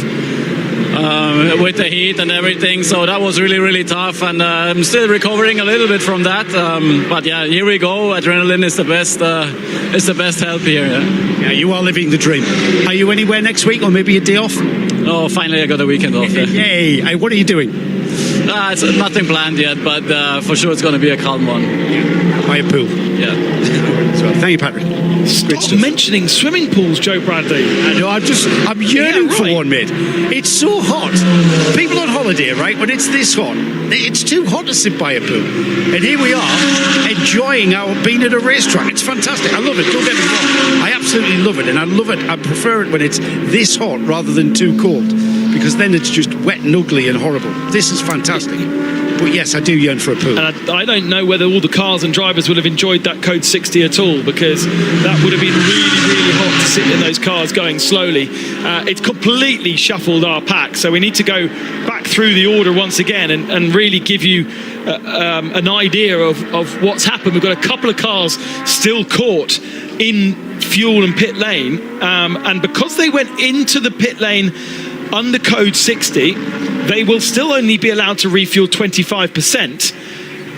And Proton Uber Competition are one. Now, actually, I think they're so late into here. Surely they came in under green flag conditions, so they're going to be able to get the full tank in, and they've chosen to do that under green flag conditions. But yes, absolutely. Is that right? Yeah, absolutely. Yeah, because they were sitting there in third whilst the safety car, the Code 60 was out. So they've been in a minute, and we've not been racing. It was very close. Do you know what? It's very close. Green flag at 3:03:47, and now we are at 3:05:47. 2 minutes later. How long have they been in the pits for? 1:40. No, so they were just afterwards. Yeah. So that was very, very close. Some have come into the pits and refueled. Some have changed tyres. The refueling would have only been 25%. We don't have any kind of information on our timing screens, on your timing screens, as to who did what, I'm afraid. So this is where the guesswork comes in. What we can tell you is what we see in front of us. The leader of the race is this car, Continental Racing by Simpson Motorsport. Audi, Vasily Vadikin has been in the car for an hour and 17 minutes, so they chose to ignore the Code 60 and to inherit the lead of the race. Nico Bastian came in to the pits under Code 60, and they've ended up in second position. Nico Bastian jumping aboard that car. They've got brand new tyres on that car, but they came in just as the Code 60 began. Did they put a full tank in? Did they only put 25% in? Actually, their pit stop was short, so I would say they did 25%. Jutta Racing Audi of 71 is in third. No pit stop from them under Code 60. Jeff McKeels, no pit stop for him. And still going on is the Proton Uber competition. So they're taking a full tank of fuel into that car, which does explain they just decided they came in just afterwards. Whether they were choosing to try and come in during or not, I'm not totally sure. But the order's been shuffled. Maxim Partel in Hoffer Racing Mercedes is now in fifth position. That was another car that did not pit, and Vortex facing. That looks like it's got a problem. That looks like it's stopping because it has to stop, as if you see what I mean. So, and this is the leading car. This is 703. So yeah. So is this another hot Vortex? Very hot. I mean, we heard that Selene, yeah, she said it was too hot. The car stopped because it was too hot. So I wonder if that's a similar sort of problem this time. Could well be. That is, as you say, our leader. So amazingly, in the last few minutes, we've had our overall leader and leader in GT3 stop, and now our GTX leader stop. So really, it's got quite dramatic. Looking down in the pits to understand the Vortex team looking very concerned. So then they're looking to get some hydration on board. So let's wait and see what unfolds here. Excellent. Little cheeky wink from Solen. But this is not good because this is the leading car in GTX. This is the star car, really. This is the two owners who are not in the car right now. It's the driver coach that's in the car. And if it doesn't get going soon, we might have to do another Code 60. And suddenly, well, what do they say? Code 60s breed Code 60s, maybe in a different sense today. As finally Proton Uber competition trundle down to the end of pit lane and get back out onto circuit. How long was that stop? Let's have a look. Where are we? Manuel Lauk on board now. That's not that long a stop, is it? It's 4:53. It's as it should be. Yeah. It seemed, I think, because we caught them just as they came in and just as they were being finishing the fueling process, it seemed to be an extremely long time. But obviously, when you then looked at the overall times, it perhaps wasn't as bad. Fastest lap for the car sitting in second place.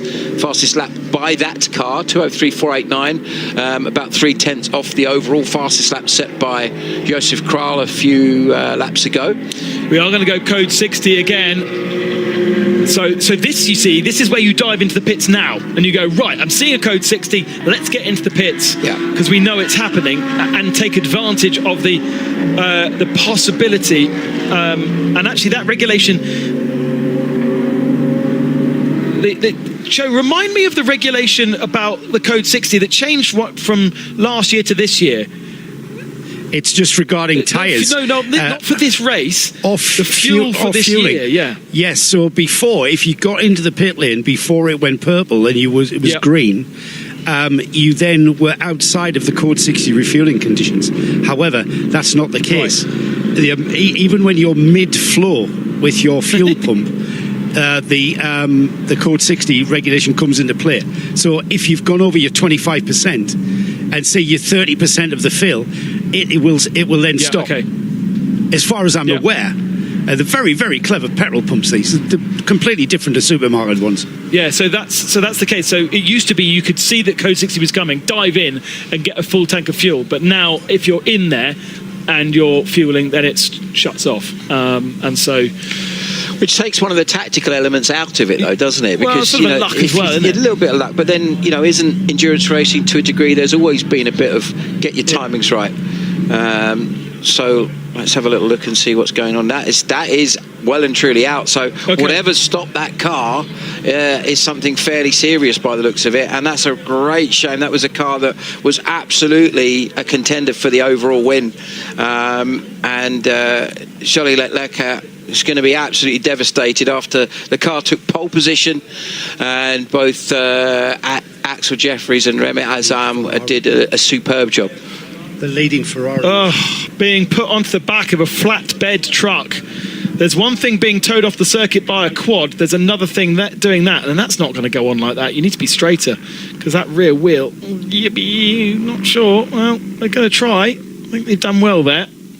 It is absolutely at the capacity of the flatbed. There's not much space to put even a snail. Whereas the Vortex 703 is stopped in the final part of the lap. That stopped at round 12, turn 12, turn 13. So it won't take long to get that car back to pit lane if they are able to fix the problem.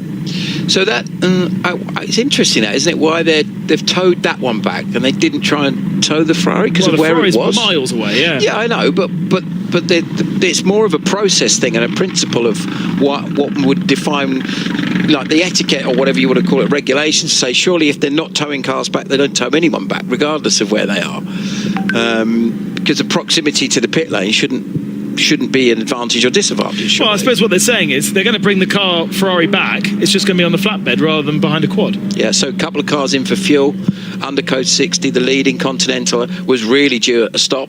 Also, the Arūnas Gestiaukas due to racing Audi, so two of the Audis in, as is Antonio Cenero in the E2P Aston and Philippe Châtelet in the Santalok Junior Audi.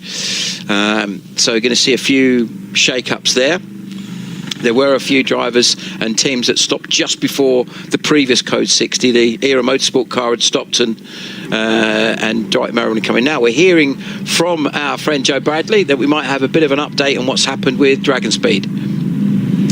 Yeah, it's a high pressure fuel pump failure on that car.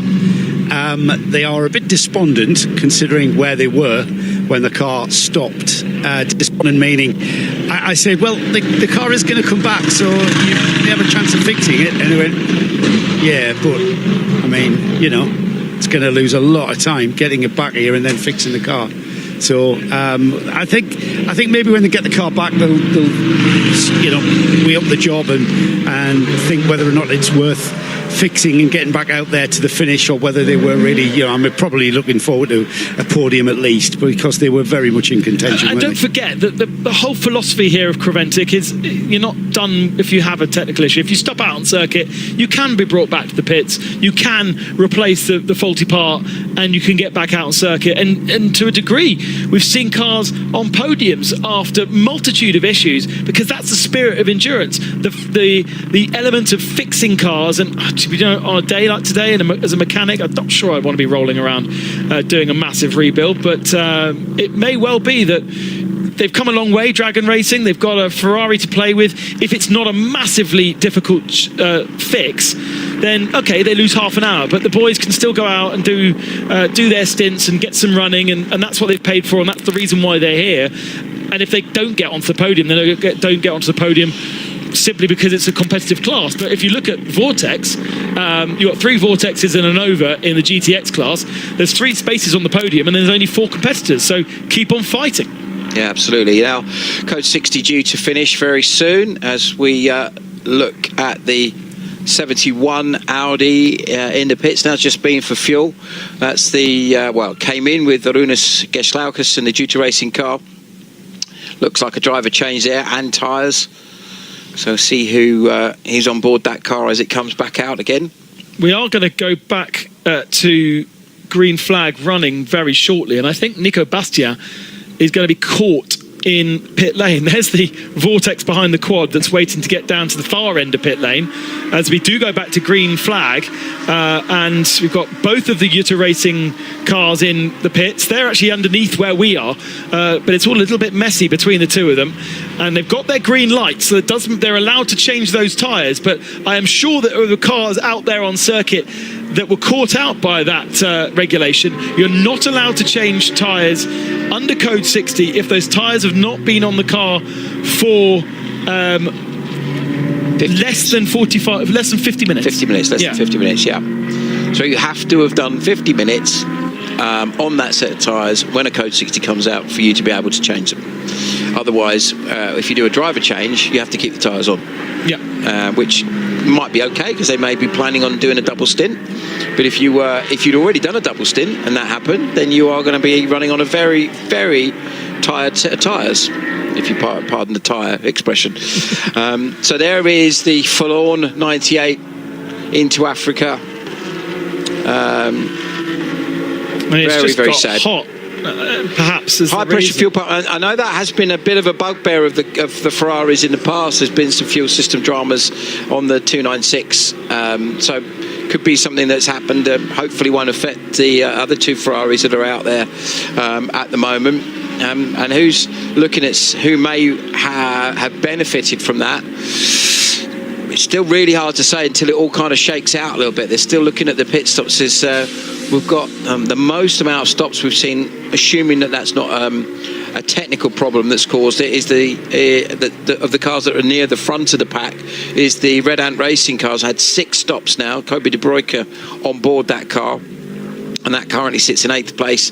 And then other than that, most of the stops have been 5. But interestingly, Haas RT car is showing only as 3 stops. Yes, because it hasn't stopped under either of those last Code 60s. And so it's artificially high up with Jeff McEels doing 30 laps. It's not going to be long before it needs to come into the pits. Yeah. What's interesting is they just didn't do it under Code 60. Yeah, and I guess there's an interesting dichotomy there as to, because as you explained in Ben, that you can only take 25% of your fuel allowance on under Code 60. If there's a theory that when you look at what's caused the Code 60, like if you've seen a big accident, which we've had in the past, where it's obvious going to be some time to recover the car, repair the barrier, etc. Whereas there you could see cars that had just stopped, which are going to take a relatively short amount of time to tow them out of the way and allow the racing to resume. They could be looking at it going, well, hang on a minute, if we make a stop now, we're only going to put 25% in, which means we're going to have to then do a short stint, 75% of what you would normally do, and therefore that could actually throw our strategy out. So, yeah, interesting sort of way of thinking about it and looking at what they're doing. Bastien is in the pits at the moment in the 28 car, so that's the TFT, the yellow and black Mercedes that we saw being driven very quickly early on. So interestingly, the Continental Racing by Simpson Motorsport 69 car pitted under both Code 60s and retains the lead. Now, it was on a 33 laps stint before the Code 60, so that was perfect timing. It needed to pit after 33 laps, came in, and they would have done a full service, I would have thought, but only got 25%. Then the second Code 60 comes out after just 4 laps, and they get another 25%. So now they can do, Vasily Vladikin can do a 50% of his stint, as long as the tyres can do them. And that could be potentially a master strategy, and it's jumped them right up. Yeah, and they're now leading by on the screen by over a lap at the moment, so that could be an incredible benefit for them. Let's not forget, without stating the obvious, that we've still got more than half the race to go, so there's an awful lot of potential changes, tactics, etc., and dramas. Of course, commentators curse well and truly in evidence of Ben Constantura saying, we've not had any Code 60s. And we didn't have a Code 60. It was the race direction who decided to put the floppies up again. It was nothing to do with the car or the race. So, right, let's go back down to Vortex again. I think Joe might as well just set up shop there for the rest of the afternoon. It's been incredible, hasn't it? That code 60 just cost. It seems, Philippe, that the Code 60 has brought a lot of problems. What is the problem? I don't have any details, but the result is that the gearbox is broken on this one. Yeah, I saw them cleaning up some sort of fluid. Was that gearbox oil? Yeah, exactly. That's gearbox oil, yes. That's bad news. That is bad news. 2 more cars left. This one was in the lead. You guys still fighting? 2 still on the tracks. Fighting. Thank you, Philippe. So I think the gearbox casing's cracked, because that is the only way the oil can get out the gearbox, and the way that the engine cover came off, and the mechanics were kind of getting the paper towel, handfuls of paper towel, and mopping something up there, and the area of the car where they were mopping it up from, I'm thinking it can only be oil from around that area of the gearbox and the where it attaches to the motor. So yeah, as predicted, as described by Philippe Bonnell, it's a gearbox issue. So the car has actually been pushed to one side in the garage. average, leaving enough room to get maybe another 2 in if needs be, but hopefully unbelievable battling going out on circuit. Manuel Lauck has got his elbows out and sharpened. Really defensive on the Haas RT Audi, which wasn't even racing him. He's 1 lap behind. And now Kobe de Bruyke has just got past Lauck. But Lauck is really not happy about it as a piece of something comes off the Audi. Lauck is all over the back of de Bruyke now. But yeah, big defence and now big attack from Lauck. It's for 6th position they're fighting. But sort of unnecessary for halfway through the race, in my opinion. Yeah, this time it looks like the Mercedes, the Red Ant car's just pulled away a little bit, hasn't it? Just dropped him coming out of the chicane, as you can see. Absolutely no respect to track limits for Jeff McKill's in the 21 car there. Obviously, all that GT World Challenge stuff where you see every single car exceeding track limits. It seems to be the case there. Now looks to the inside, tighter line from Lauck. He really is very attacking, and so he's already massively defended on the Audi and lost the position there. Here comes Kobe de Bruyke to the inside line and gives him a little bit of a squeeze, and then he comes back over. Okay, in slow-mo it doesn't look quite as dramatic, but it felt quite aggressive, the move from Lauck, and now he tries a different line to go back at him, because the Mercedes a bit hot in there. De Bruyke went in a bit too hot, didn't he? Trying to outbrake the Porsche. As we see, that's Joliet Lacco has just been escorted back to the pits with the car, and you can just see by his body language how unbelievably distraught and devastated he is. Absolutely not his fault. If it's a high pressure fuel pump failure, there's zero he could do about that. It's clearly absolutely nothing to do with the driver. But I get the feeling that whole rear end comes off. You can see actually where the clip is on the wheel arch. That whole rear end comes off, giving access directly to the engine. I imagine the fuel pump is not going to be in a particularly awkward area, and it's not going to take very long to service that car to get it back out if they want to. Yeah, because as I was saying earlier, with the design of the Ferrari, this is one of the latest generations of GT3 cars. They've very much made it as accessible as possible. Things like the alternators and the fuel pumps and all the other parts on those cars are easier to get to. We saw the Era car at Spa. They had a gearbox change mid-race, and it was amazing how quickly they did that. I think it cost them about 4 laps or something like that. So, relatively speaking, it puts you out of the race. I think they were running in a podium position. Oh, that was remarkably close with the Continental Audi. That was down the inside of the Ajith Kumar car, I think. Let's quickly run through what happened over those last 2 Code 60s. Now it's sort of settling down. We know Vladikin pitted under both, and so took 50% fuel, and this will be effectively therefore his 3rd stint in the car. Haas RT with Jeff McKill's ignored both, and so he owes us a pit stop pretty soon.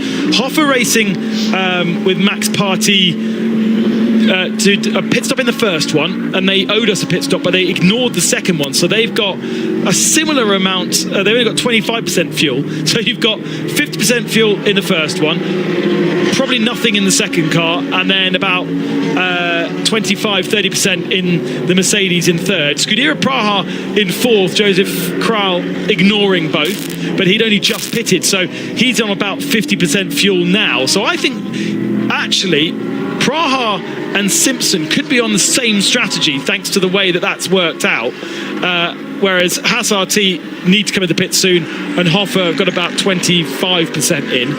The Jutta Racing 71 pitted under both, but changed drivers and tyres on the second, so Tim Müller is now in the 71 car. And then in the 93, which we were seeing with Red Ant, they pitted under both. Kobe de Bruyke stayed in the car, but they had already been in the pit 7 laps before, so they had a pretty full tank of fuel. Then they got 25%, then they got another 25%, so they are absolutely full to the brim, and presumably got fresh tyres on for Kobe de Bruyke to do a mammoth stint here in the 93, and it's no wonder he was trying to get a wriggle on. The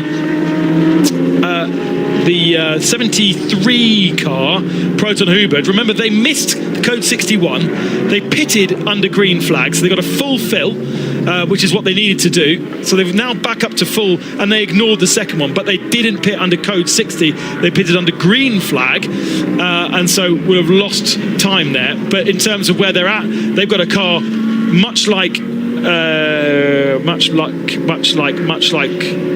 nobody. I think they're probably fuller than anybody else. Looking at that, no, sorry, much like Red Ant. So 7th, 6th, and 7th. I know this is really confusing if you're not looking at the graphic that I'm looking at. 6th and 7th positions are the healthiest in terms of the amount of fuel they've got in their car. They can go the longest out of that top 6-7 spots. Did that make sense if you weren't looking at the screen, Simon? Yes, it did. Okay. I understood that very well. Thank you for explaining that.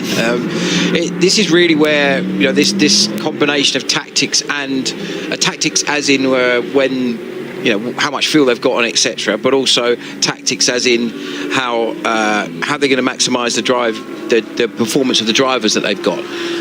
As we've said before, obviously the trick is to try and get the most out of your high performance drivers in terms of giving them the best tyres, the best fuel, etc., to really get yourself up the order as well as you can. And where it's has been as nip and tuck as it is, literally you look at it at the moment and there's, I would say, one of only 10 cars in GT3 that really are still in contention for a potential win. That's how easily things can change, because there are so many things to play out in terms of the driver combinations especially. And a pit stop is so long, a conventional pit stop around 5 minutes, which is 2.5 laps. Dragon Ferrari on our screen. Joe Bradley observing what's going on down there. We've already been told as to what's happened. What are you seeing now, Joe? High pressure fuel pump failure is what they said. Car fired up on the button. You can probably hear it. They've switched it off. Of course, when the car's just ticking over in the garage on the stand, it's not needing any high fuel pressure. So it would be a completely different thing, say, down on the Mistral, where it's needing every bit of fuel it can be given. So I think they're going to probably download some data from the ECU, etc., and find out exactly what it was. But they could see straight away on the telemetry that it was the high pressure fuel pump. So I'm going to leave Di down here to maybe get a view on whether or not they feel that there is a requirement to fix the car, get back out there. I mean, we're not quite at half distance yet, so there's still 6.5 hours of racing left to go. So it's, in my view, and I know you guys are the same, it's the spirit of endurance racing, isn't it? Hashtag this is endurance, fix it, get back out. The challenge is to do the 12 Joe, would you not be able to limp home on with just the normal fuel pump if your car fires? Oh, that would be just like, can you imagine tootling round here? No, but you were under code 60 anyway. They were under code 60. Oh, well, no, the car stopped. This is the anomaly, isn't it? So the car stops and the driver won't restart. By the time it's got back here and you fire it up, it's the simple thing of, the frustrating thing is it fired up off the button. They are getting a driver ready. I'm not sure whether they're happy with what's happened here. You know what? It could be fuel vaporization. Yeah, that's what I was thinking. In this heat. So the high pressure is asking a lot of it. If the fuel starts to vaporize, that high fuel pressure pump would look and tell everything and say to itself, we're not working here because we're not feeding enough fuel. However, once things have cooled down, the nice ride back on the truck has cooled everything off, and that might be the fuel problem. I'm going to leave Diana down here now. I'm going to hand over to Diana, and she can maybe find the answer. There's a Ferrari engineer that comes with the car, of course. Axel Jeffries just walked past me to get into the car, so I'll leave you with Diana. Wow, the car is back on the apron. There is a driver getting ready, and they haven't changed a thing. That's even more heartbreaking. Do you know what's interesting is Joe mentioned about the Ferrari engineer. As with all of the manufacturers that have these cars in the series, there is a real-time telemetry back to the factory, so Maranello will be able to see what's going on. Sorry, let's hear from Dyer down with Dragon Racing. So we need to go forward. Sorry about that. We need to move forward. Let's go down to Diana then. Just need to get at the front of the garage so that the microphone works. And let's hear what's going on down there. Okay, we're still here with Interlopers Racing and Dragon Racing. Brad Fincham is the team principal of the team. Brad, we can see the team working working pretty hard on the car there. Just sort of tell us from your perspective what you've found and what the sort of strategy from now is. Yeah, so unfortunately we had a mechanical issue with the car on the code 60 when we went to code 60 on the in-lap there. We were due to stop 2 laps after that. So unfortunately mechanical issues. We came back in and managed to fix it with some of the settings within the car. So now we're back out and off we go. But unfortunately we've lost 10-12 laps from what was ultimately really the race. So big shame. So. Yeah, I mean it is frustrating, but weirdly enough we still got more or less half of the race still to go. This heat is obviously causing a number of issues as well. What are the predominant if I could talk, predominant ones for you? Most importantly is the drivers get very hot. Thankfully the Ferrari has really good AC, so they keep it nice and cool in there. And then for the rest of the crew, I mean the limits on everything on the car are as high as they'll go for the temperatures. But it's nearly 40 degrees. Track temperature is nearly 55. It's just very warm today. What's the feedback on the tyre management? Because we're seeing and hearing from a number of drivers, that it's just like sliding around out there completely. Yeah, so we're not too bad. I think the actual pace of the car over a stint is actually pretty good. The drivers haven't really complained too much about it. They're pretty happy with the car balance. They were super happy with the car the first thing this morning. As the hot temperatures increase, obviously it gets a bit harder to drive. We've only obviously seen the first code 60 then, which was a shame that we couldn't capitalise on a pit stop on the next lap. Let's see, it's, as you say, a long way to go still. Just a shame that we out from the leader of the race. Was that problem that you had, was it in any way linked to that code 60 at that time? We're not sure. The error happened about 30 seconds before the code 60, and then when we slowed down, we were trying to play with the functions of the car, and ultimately the car just cut out with a power loss. So we've now fixed that, and hopefully the car can continue now for the rest of the race. It looked like a good slick job by your crew. Yeah, unfortunately it took a few laps to get the car back here, but yeah, the job's done now, so now we look forward to the end of the race and making 10 o'clock tonight. Thanks, Brad. Cheers, thank you. Great that they're back out on circuit. Sounds a frustrating problem. You kind of wanted to come into the pits and pull a piece out that looked broken and then put a nice shiny new bit in and send the car rather than tic-tac-toc on the laptop.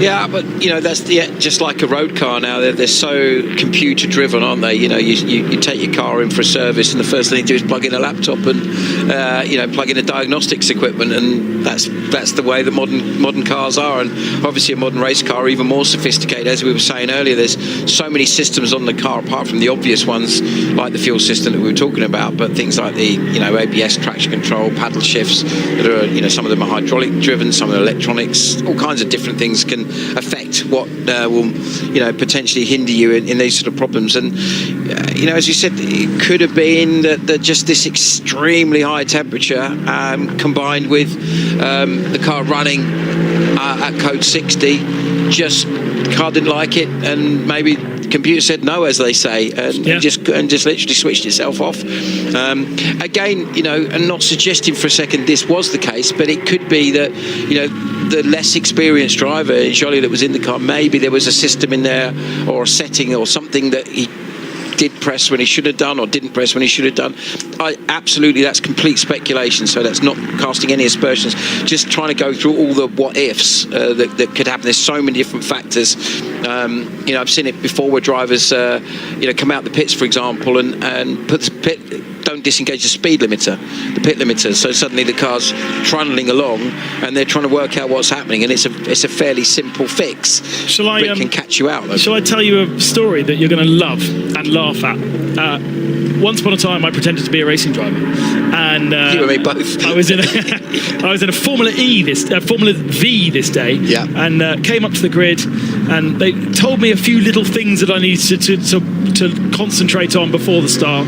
Came up to it was a standing start. Came to the grid, and they said you must get your revs at exactly this moment. So, put my foot on the clutch and put my foot on the accelerator to get to the revs, waiting for the lights to come out. Drop the clutch and go. Didn't go because I hadn't put it in gear. I just went bah! So just a lot of noise and no action. A lot of noise and no action, which is my life. Well, it happens. so drivers even more experienced than yourself. I've watched enough races. Last year, at the end of the season, at the British Touring Car Championship awards ceremony, they had I won't use the exact words, but mistake of the year. Yeah, okay. They didn't actually call it mistake of the year. They called it a something up.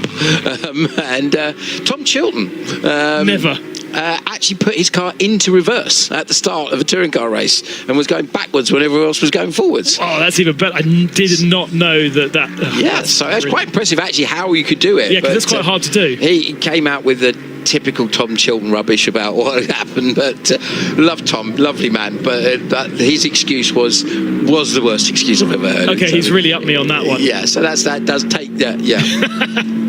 It looks like a slow-moving vortex once again. It's missed the chicane on the Mistral, and this is the 701 this time. Lionel Amarouche back at board that car, and it's going slowly. The 702 is in pit lane and has been in pits for 15 minutes.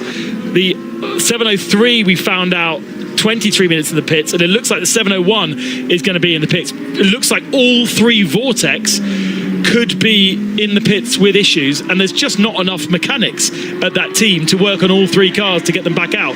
Gearbox cracked, casing cracked, probably was going to retire the 703 car, but Diana must be down that end of the pit lane. 702, we don't know why that's in the pits, and 701 is heading her direction as well. I can't believe that they're going to end up with a triple retirement, but it's one of those days it's going to take its toll on all the systems. Yeah, again, I know we keep going. If the fuel level is low, again, going back to other teams, I know that ERA had a situation with a fuel pressure situation in the Abu Dhabi race earlier in the year, and the only way they could get the car to the end was to stop every 15 minutes or so and just keep topping the fuel tank up. So they had to keep the fuel level really high. Right, okay. And that's the sort of thing that can sometimes happen in extreme situations. Back in again for Jeffries. Now that is clearly not a scheduled stop. Or back out again. He's obviously been in, so... No, he's just driven straight past his garage, so that he has come in and put fuel in that car. Right, okay. So let's have a look at where is it? Where's his 20? Because, of course, it stopped out on circuit, went onto the low loader, came back to the garage, and past the fuel station. Last pit was 4:23, which is basically what you'd expect, isn't it, for a fuel stop? Let's have a look at because he then says... What was his pattern? Time in pits 46 seconds, which is just driving through the pit lane, which is what we've just seen. Yeah. So he's obviously done a fuel stop and then just driven back out again because he'd already come out with tyres and drivers, so there's no need to do anything other than just send it down the pit lane. That's about right, isn't it? It's about what it would take to do that. Where is the... Okay, so they had done... Right, so Joly had done 33 laps before he stopped on circuit. 33 laps is about maximum. So you're right, Simon, that car had very little fuel in it. It then got brought back to the garage without going to the fuel bay. It's done one lap, and now they've got the car not completely filled up because it was only 4.5 minutes. This is, again, massive hypothesis. As you've just said, they were right on the end of the fuel. Yeah. Could it be they ran out of fuel? Diana, any more? Yes, I've got Jeff McKeels from Haas RT that's just come in with that car. There was a slight delay during the changeover and pit stop, but first of all, Jeff, you were putting in some really strong times there. How satisfied are you with that run? Not happy enough because we still need to be a bit faster, but it's very hot on track and it's very difficult to manage to keep the tires cool. But it's very nice to be back with Haas. Last time I was here was in Misano and we won together with Peter again and Matthias Diesmont. Now it's someone else. Now it's Nicolas, the son of Peter. Very happy that I can be the pro, let's say, to be the one driving with the father and son, because I drive also together with my father and I know how fun it is. So I'm very happy that I can be part of it. It's Nicolas, his first time in the GT3, so it's tough for all of us, but the goal is top 3 in the M class. Now we're P5, we're trying our best, and I have 2 more hours to go, so you never know in this race. It's very nice. That's, like I said before, it's to keep the tire school and go as fast as you can. So we're trying for a podium for Nicolas and Peter. Yeah. You said it's Nicolas's first time in the car. What advice or what discussions have you been having? This weekend it was only testing, driving, and keep improvement because he's gaining a lot. He's going very well compared with 2 days ago. We were too slow. It was just now we're a bit competitive for a podium, so you never know. We saw some damage at the front where the vent is. Is that causing you any issues? No, not yet. No. Luckily, no. But it happened with me, and unfortunately with the Porsche just before the Code 60. I was very close behind, and he braked very hard. Unfortunately, I'm very sorry for the team, but I hit the car in the rear. I can imagine that it's not nice. Also not for us now. So what's your plan now? A bit of a rest, a bit of hydration before you get back in? Now resting a bit, and then after go full power and maximum attack again. Yeah. Thank you so much. Thank you. Jeff looking pretty fresh, I have to say, considering he's just come out of the car. But plenty of racing. The Machil's family, very well known in Belgium. Jeff named after his grandfather, who founded the gravel extraction company that has made them an absolute fortune in waste management. So effectively extract the gravel, make a big hole, and then use it as a waste deposit facility in Belgium. And from Hasselt, just the town where Zolder is based. And absolutely big characters, the Machil's family in the world of motorsport. Nico Bastien is really struggling here. He's got Oli Campos all over the tail of him. This is a battle for 6th position. And I need to let me quickly have a look at where we're at. Nico Bastien is pretty heavy on fuel. And actually, okay, so Nico Bastien's just past Oliver Campos.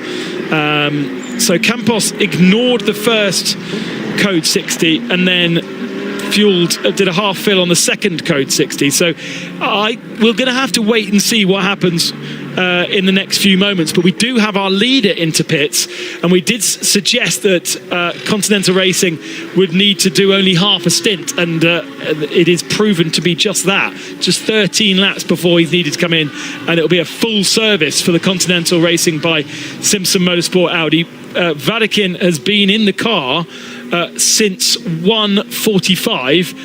It is now 3:45. 2 hours in that car with Code 60s and those little changes. And back out the pits comes which one is that? The 701. So it was just a fuel thing for the 701, and that's the only lonely Vortex left in GTX. And it means that the Nova has taken back the lead in GTX. I remember only a short time ago that Nova, Ben, was 10 laps down off the lead of GTX. That's because 703 hadn't had a problem yet. That's right, because no one had a problem in GTX, and it's become a bit of a race of attrition. Is it me, or did that attrition start becoming a factor after that first Code 60? Well, interestingly, the team Dragon Racing mentioned that the problem occurred 30 seconds before the Code 60. Okay. And then when the car started going slowly, then it stopped. But we're reading in more between the lines that they must have not had a lot of fuel in that car. Well, yeah, there is that factor as well. I'm not just talking about that one, though. We certainly had a lot of Vortex attrition. Yeah. And I'm just wondering, it was you who said, this is where the cars are going to get really hot, running at 60 Ks.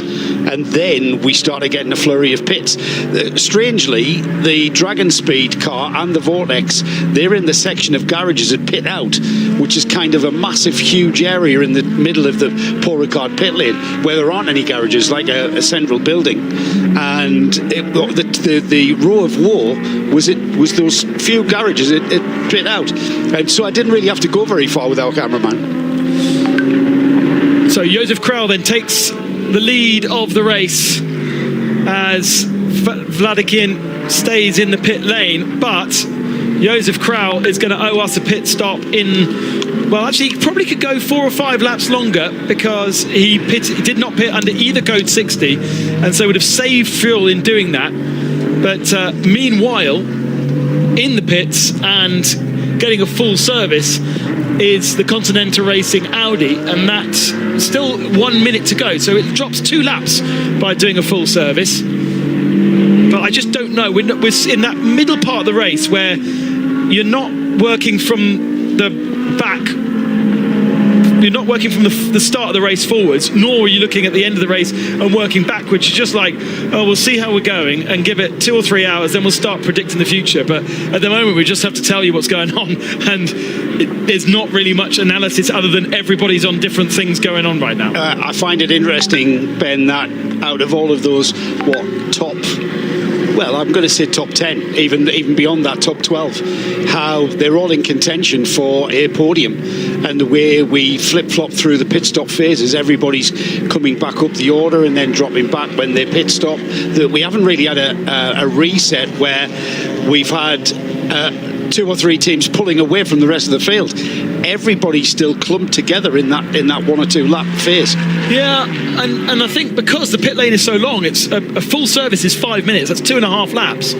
So you're dropping 2.5 laps from the leader of the race is down to about 10th position. And so it really is mixing everything properly. We'll find out exactly where the Audi comes out of the pits. We're looking for the 69. At the moment on your timing screens says he's 3rd, but he's going to drop down to 7th or 8th. Meanwhile, a car that's been off strategy since the very beginning, to be fair, is the 72 Jutta Racing Audi. It's a new car, new combination.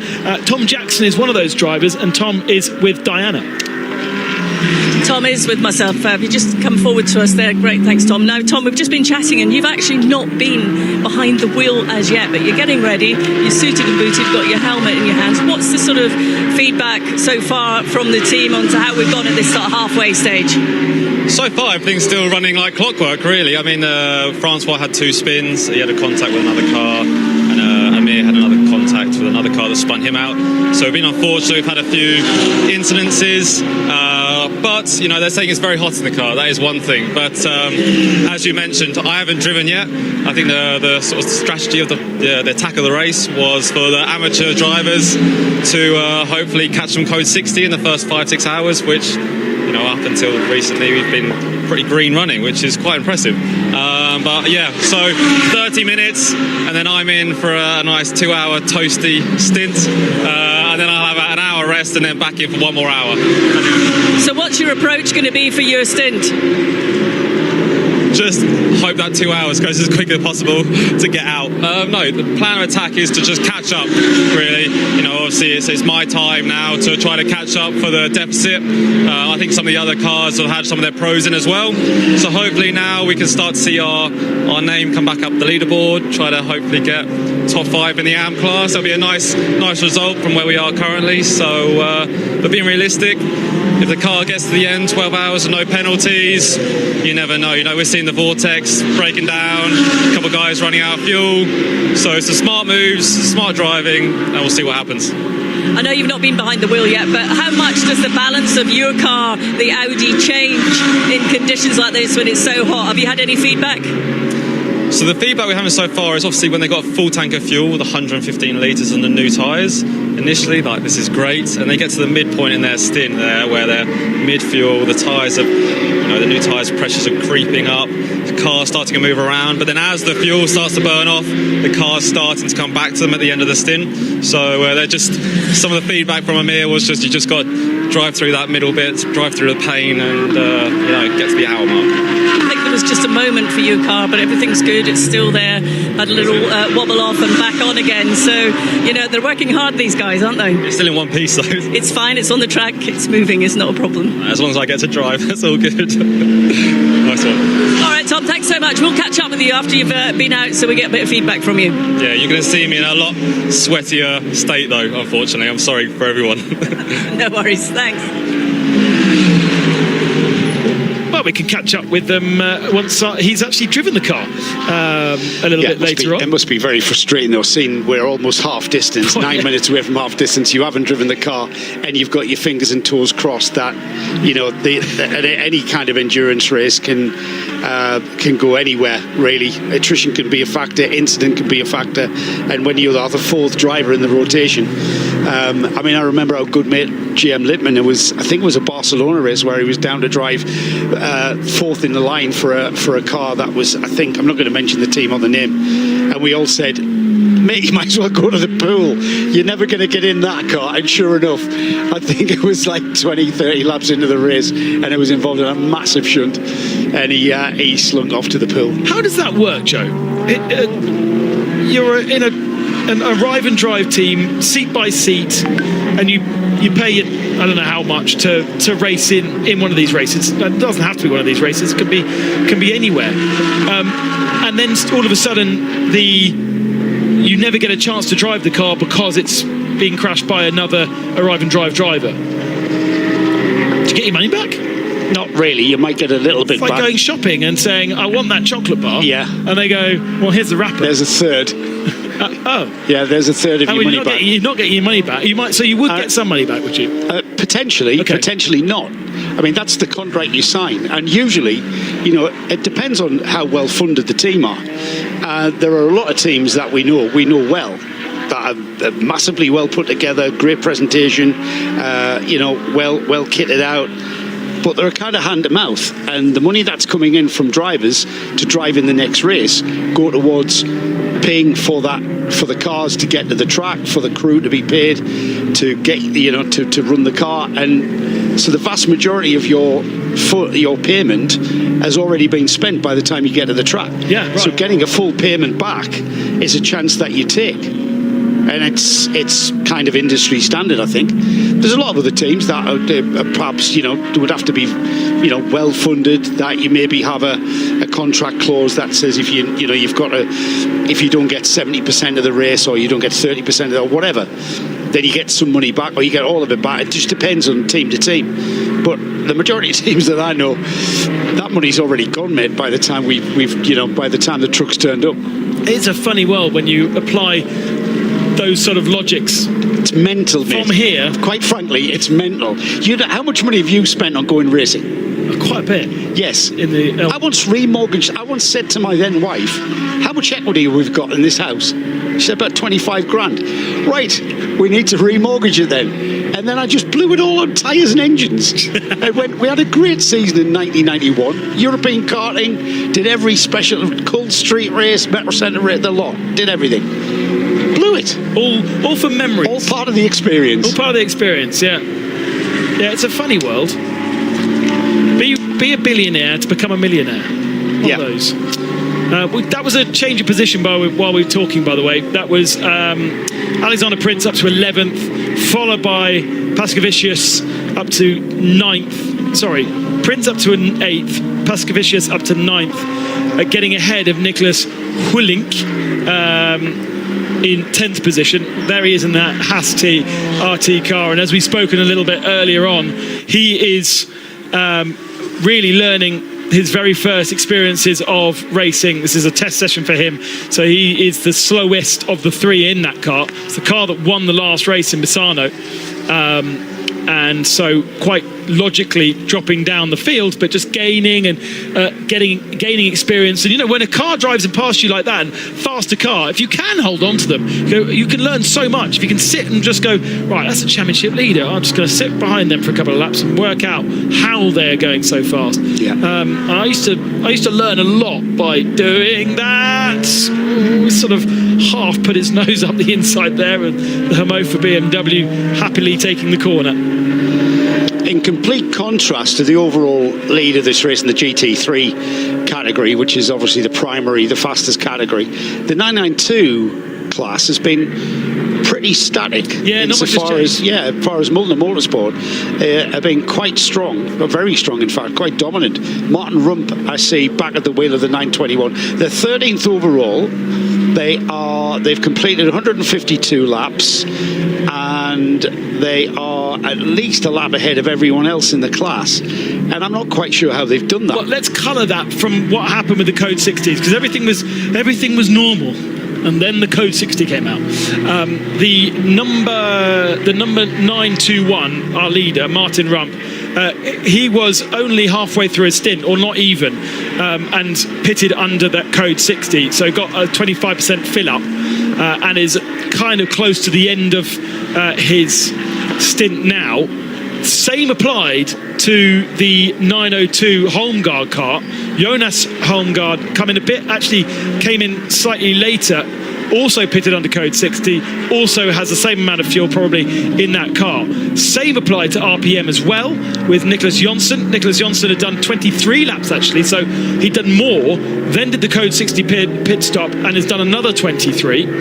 And where I was wondering where Red Camel had gone in that. The difference is Red Camel, similar strategy beforehand, but they pitted under code 60 number 1, changed driver, changed tyres, put Ivo Breukers in the car, and actually came out of the pits just as the code 60 went back to green, and then so they took a 25%, but they then came in for the second code 60 as well, so they put another 25% in to the car. So they are fuel richer than the 3 cars ahead of them, and probably also better with their tyres than the 3 cars ahead of them. So it's so when the 3 cars ahead of them come into the pits for fuel, it's a fuel restricted stint this for the 3 cars in 992. It's already been in after 16 laps, did you see? And it's come in again after 16 laps and changed to Rick, so that's why they're really far down. But why did they need to do that? Why did Ivo... Well, Ivo's done quite a chunk of time. Okay, so Ivo 17 laps, then 3. Came in under purple. I was wondering why they did a 3.5 minutes. They must have got caught in the fuel bays or something, because there's no reason why their pit stop should be 1.5 minutes longer than the others during that same code 60. But yeah, they've done a lot more pit stops, and having to change to Rick recently has really hurt them under green flag conditions, because it was a short stop. They haven't fueled up there. Exactly 1 minute. Standby caller.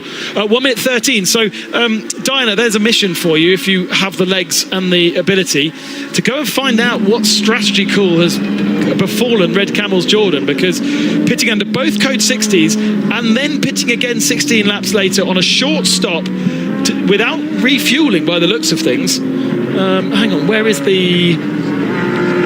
Yeah, they didn't go to refuel at all. They they came in and changed Ivo out for Rick. So I wonder whether that is another driver going, where it's too hot here.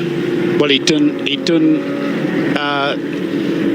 17 laps plus 3 with a little bit of a break into the pits. Yes, and then he'd done another 16. Just so over. he'd done a lot of laps. Yeah. And so it might have been. But yeah, Di can maybe have a chat to Ivo, who's now in the pit garage. He'd be in the air-conditioned splendour of the office. Go and say to Trussers, what are you doing? You can't interrupt Trussers during a race, mate. Ben Constanduris has suggested your strategy's out. Yeah. I'll go and criticise him for once. Yes. Rather than after yesterday, him criticising me about using the wrong tyre graphics or tyre data, and then actually it turning out not to be correct anyway. Leader in the pits, Joseph Kral, Scuderia Praha in pit lane, so has already done fueling and hasn't done a long fueling, has he? What is going on here? So he was due a fuel stop because he'd done 33 laps, but he is, unless that is wrong, and it's unless he's still in fueling, you mean? I think he's still in fueling in the sense of saying he's in pit lane. The big P there on your timing screen suggests he's in the pits. It goes to F when he's in fueling, and that would be weird if he was not in the pits after 2.5 minutes when he would need fuel. Sorry, not in fuel when he needs fuel. Yeah, he definitely needs fuel. All of the questions, I don't know if I'm going Doolally or just everything's going Doolally because the heat. No, it's probably you. we'll see when he appears on pit road. Answers on the postcard. Yes. We know for a fact he needs fuel, so he's been in the pits for 3 minutes, so I think we're speculating correctly.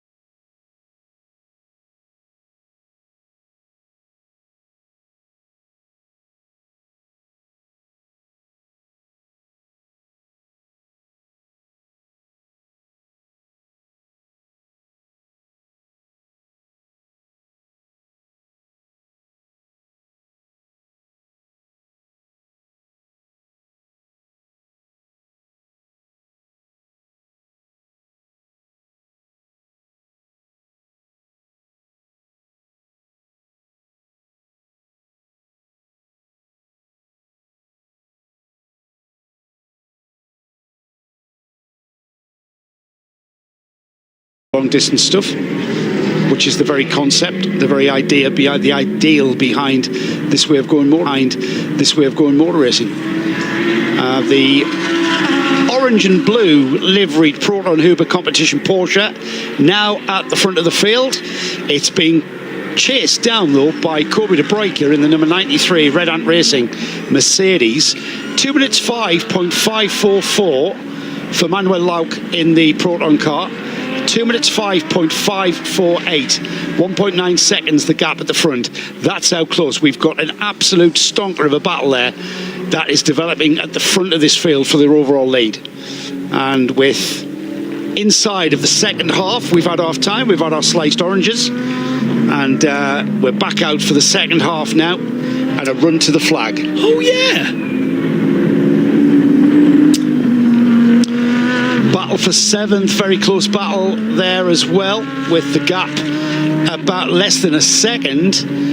Paulius Pesavicius in the RD Sainz Lamborghini with the Dennis Vashek Scuderia Prague after the pit stop, coming out of the pits and now trying to get back through the traffic. I mean, yes, it's a battle, but Pascavicius is on 47 lap old tyres, if the tyre graphic is working, and he himself has been on those tyres since 2:15. So he's nearly coming up to a 2-hour stint. So he's a bit knackered. Tyres are a bit knackered, and he's got a Scuderia Praha with brand new tyres chasing him down. So it's not a surprise that Ferrari looking stronger. Yeah, he's fresh, isn't he? He's fresh. What we do, here they come across the start-finish line. What we do need to try and work out is what's going on with the 71, because Tim Muller is just underneath us, literally is underneath our commentary position, has been in the pits now for 8 minutes. That is longer than you should be if you are just doing a normal service. And that 71 car has been really in the thick of things and right in the mix. So problem for Jutta Racing Audi. And very much one for Diana and our RF cameraman, if it's working, to head down and find out. Only 0.2 of a second at the line. We'll keep an eye on that 7th and 8th place battle. It seems to be a matter of time before Vazek in the Scuderia Praha Ferrari finds a way past Pascavicius, and there it is. Tries to get down the inside and not quite coming off for the Ferrari. He waits to fight another corner or two, following the Lamborghini onto the back straight now, onto the Mistral, and down towards the Nord chicane. They are nose to tail, heading down to the Nord chicane. Let's see if he's going to wait for the slingshot out of the chicane. Vasek looking for a way by and into. He doesn't want to hold himself up. It's a fight for position here. As they continue on then. Still no change. Still the battle at the front continues, with a little bit of a cushion now being created by Manuel Lauck. And still the Ferrari trying to find a way by towards Sing corner, through Sing into Beausset. Using all of the curb and more, the Ferrari looking down the inside. And they are now through Beausset. And the Lamborghini, if anything, is just holding that tighter line, making the job ever harder for... And as we come out of the final turn and across the line, the Ferrari's gone for it and will come across the line ahead of the Lamborghini. So Dennis Vashek lost about, what do you reckon, Ben? About 2 laps, just being held up slightly. I mean, I'm saying held up. It's with the Lamborghini, Paulius Pascavicius is quite within his rights to hold up that Ferrari as long as he can. He owes us a pit stop. And to be fair, the pass sort of looked half like he just missed the apex and understeered really wide, and half like, okay, come through, I've held you up enough. Well, maybe the tyres on the Ferrari allowed him to kind of do that, the tighter switchback kind of thing. But expect the Ferrari to disappear now. Diana's down in the pits. No, I've got the wrong pit box, unfortunately. Sorry. It's hot, isn't it, Di? Di's got heat stroke.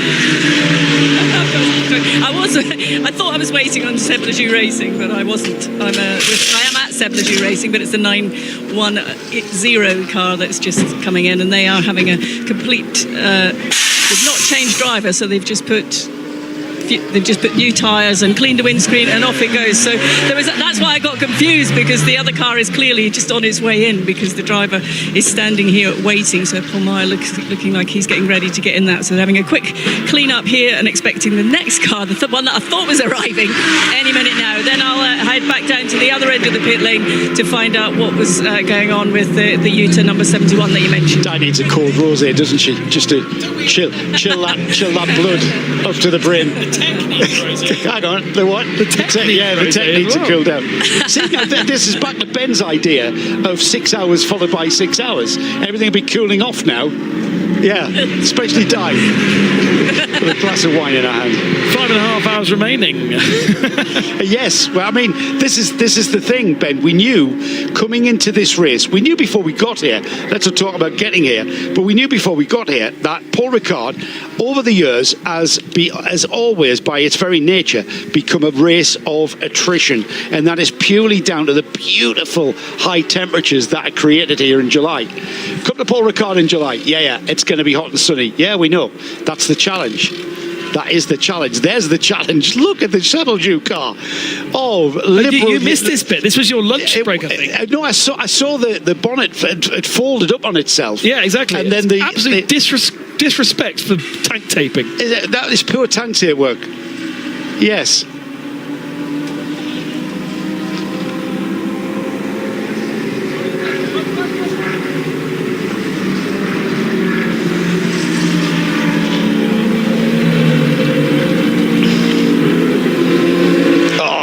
No! Oh, lads, you've done it wrong. No.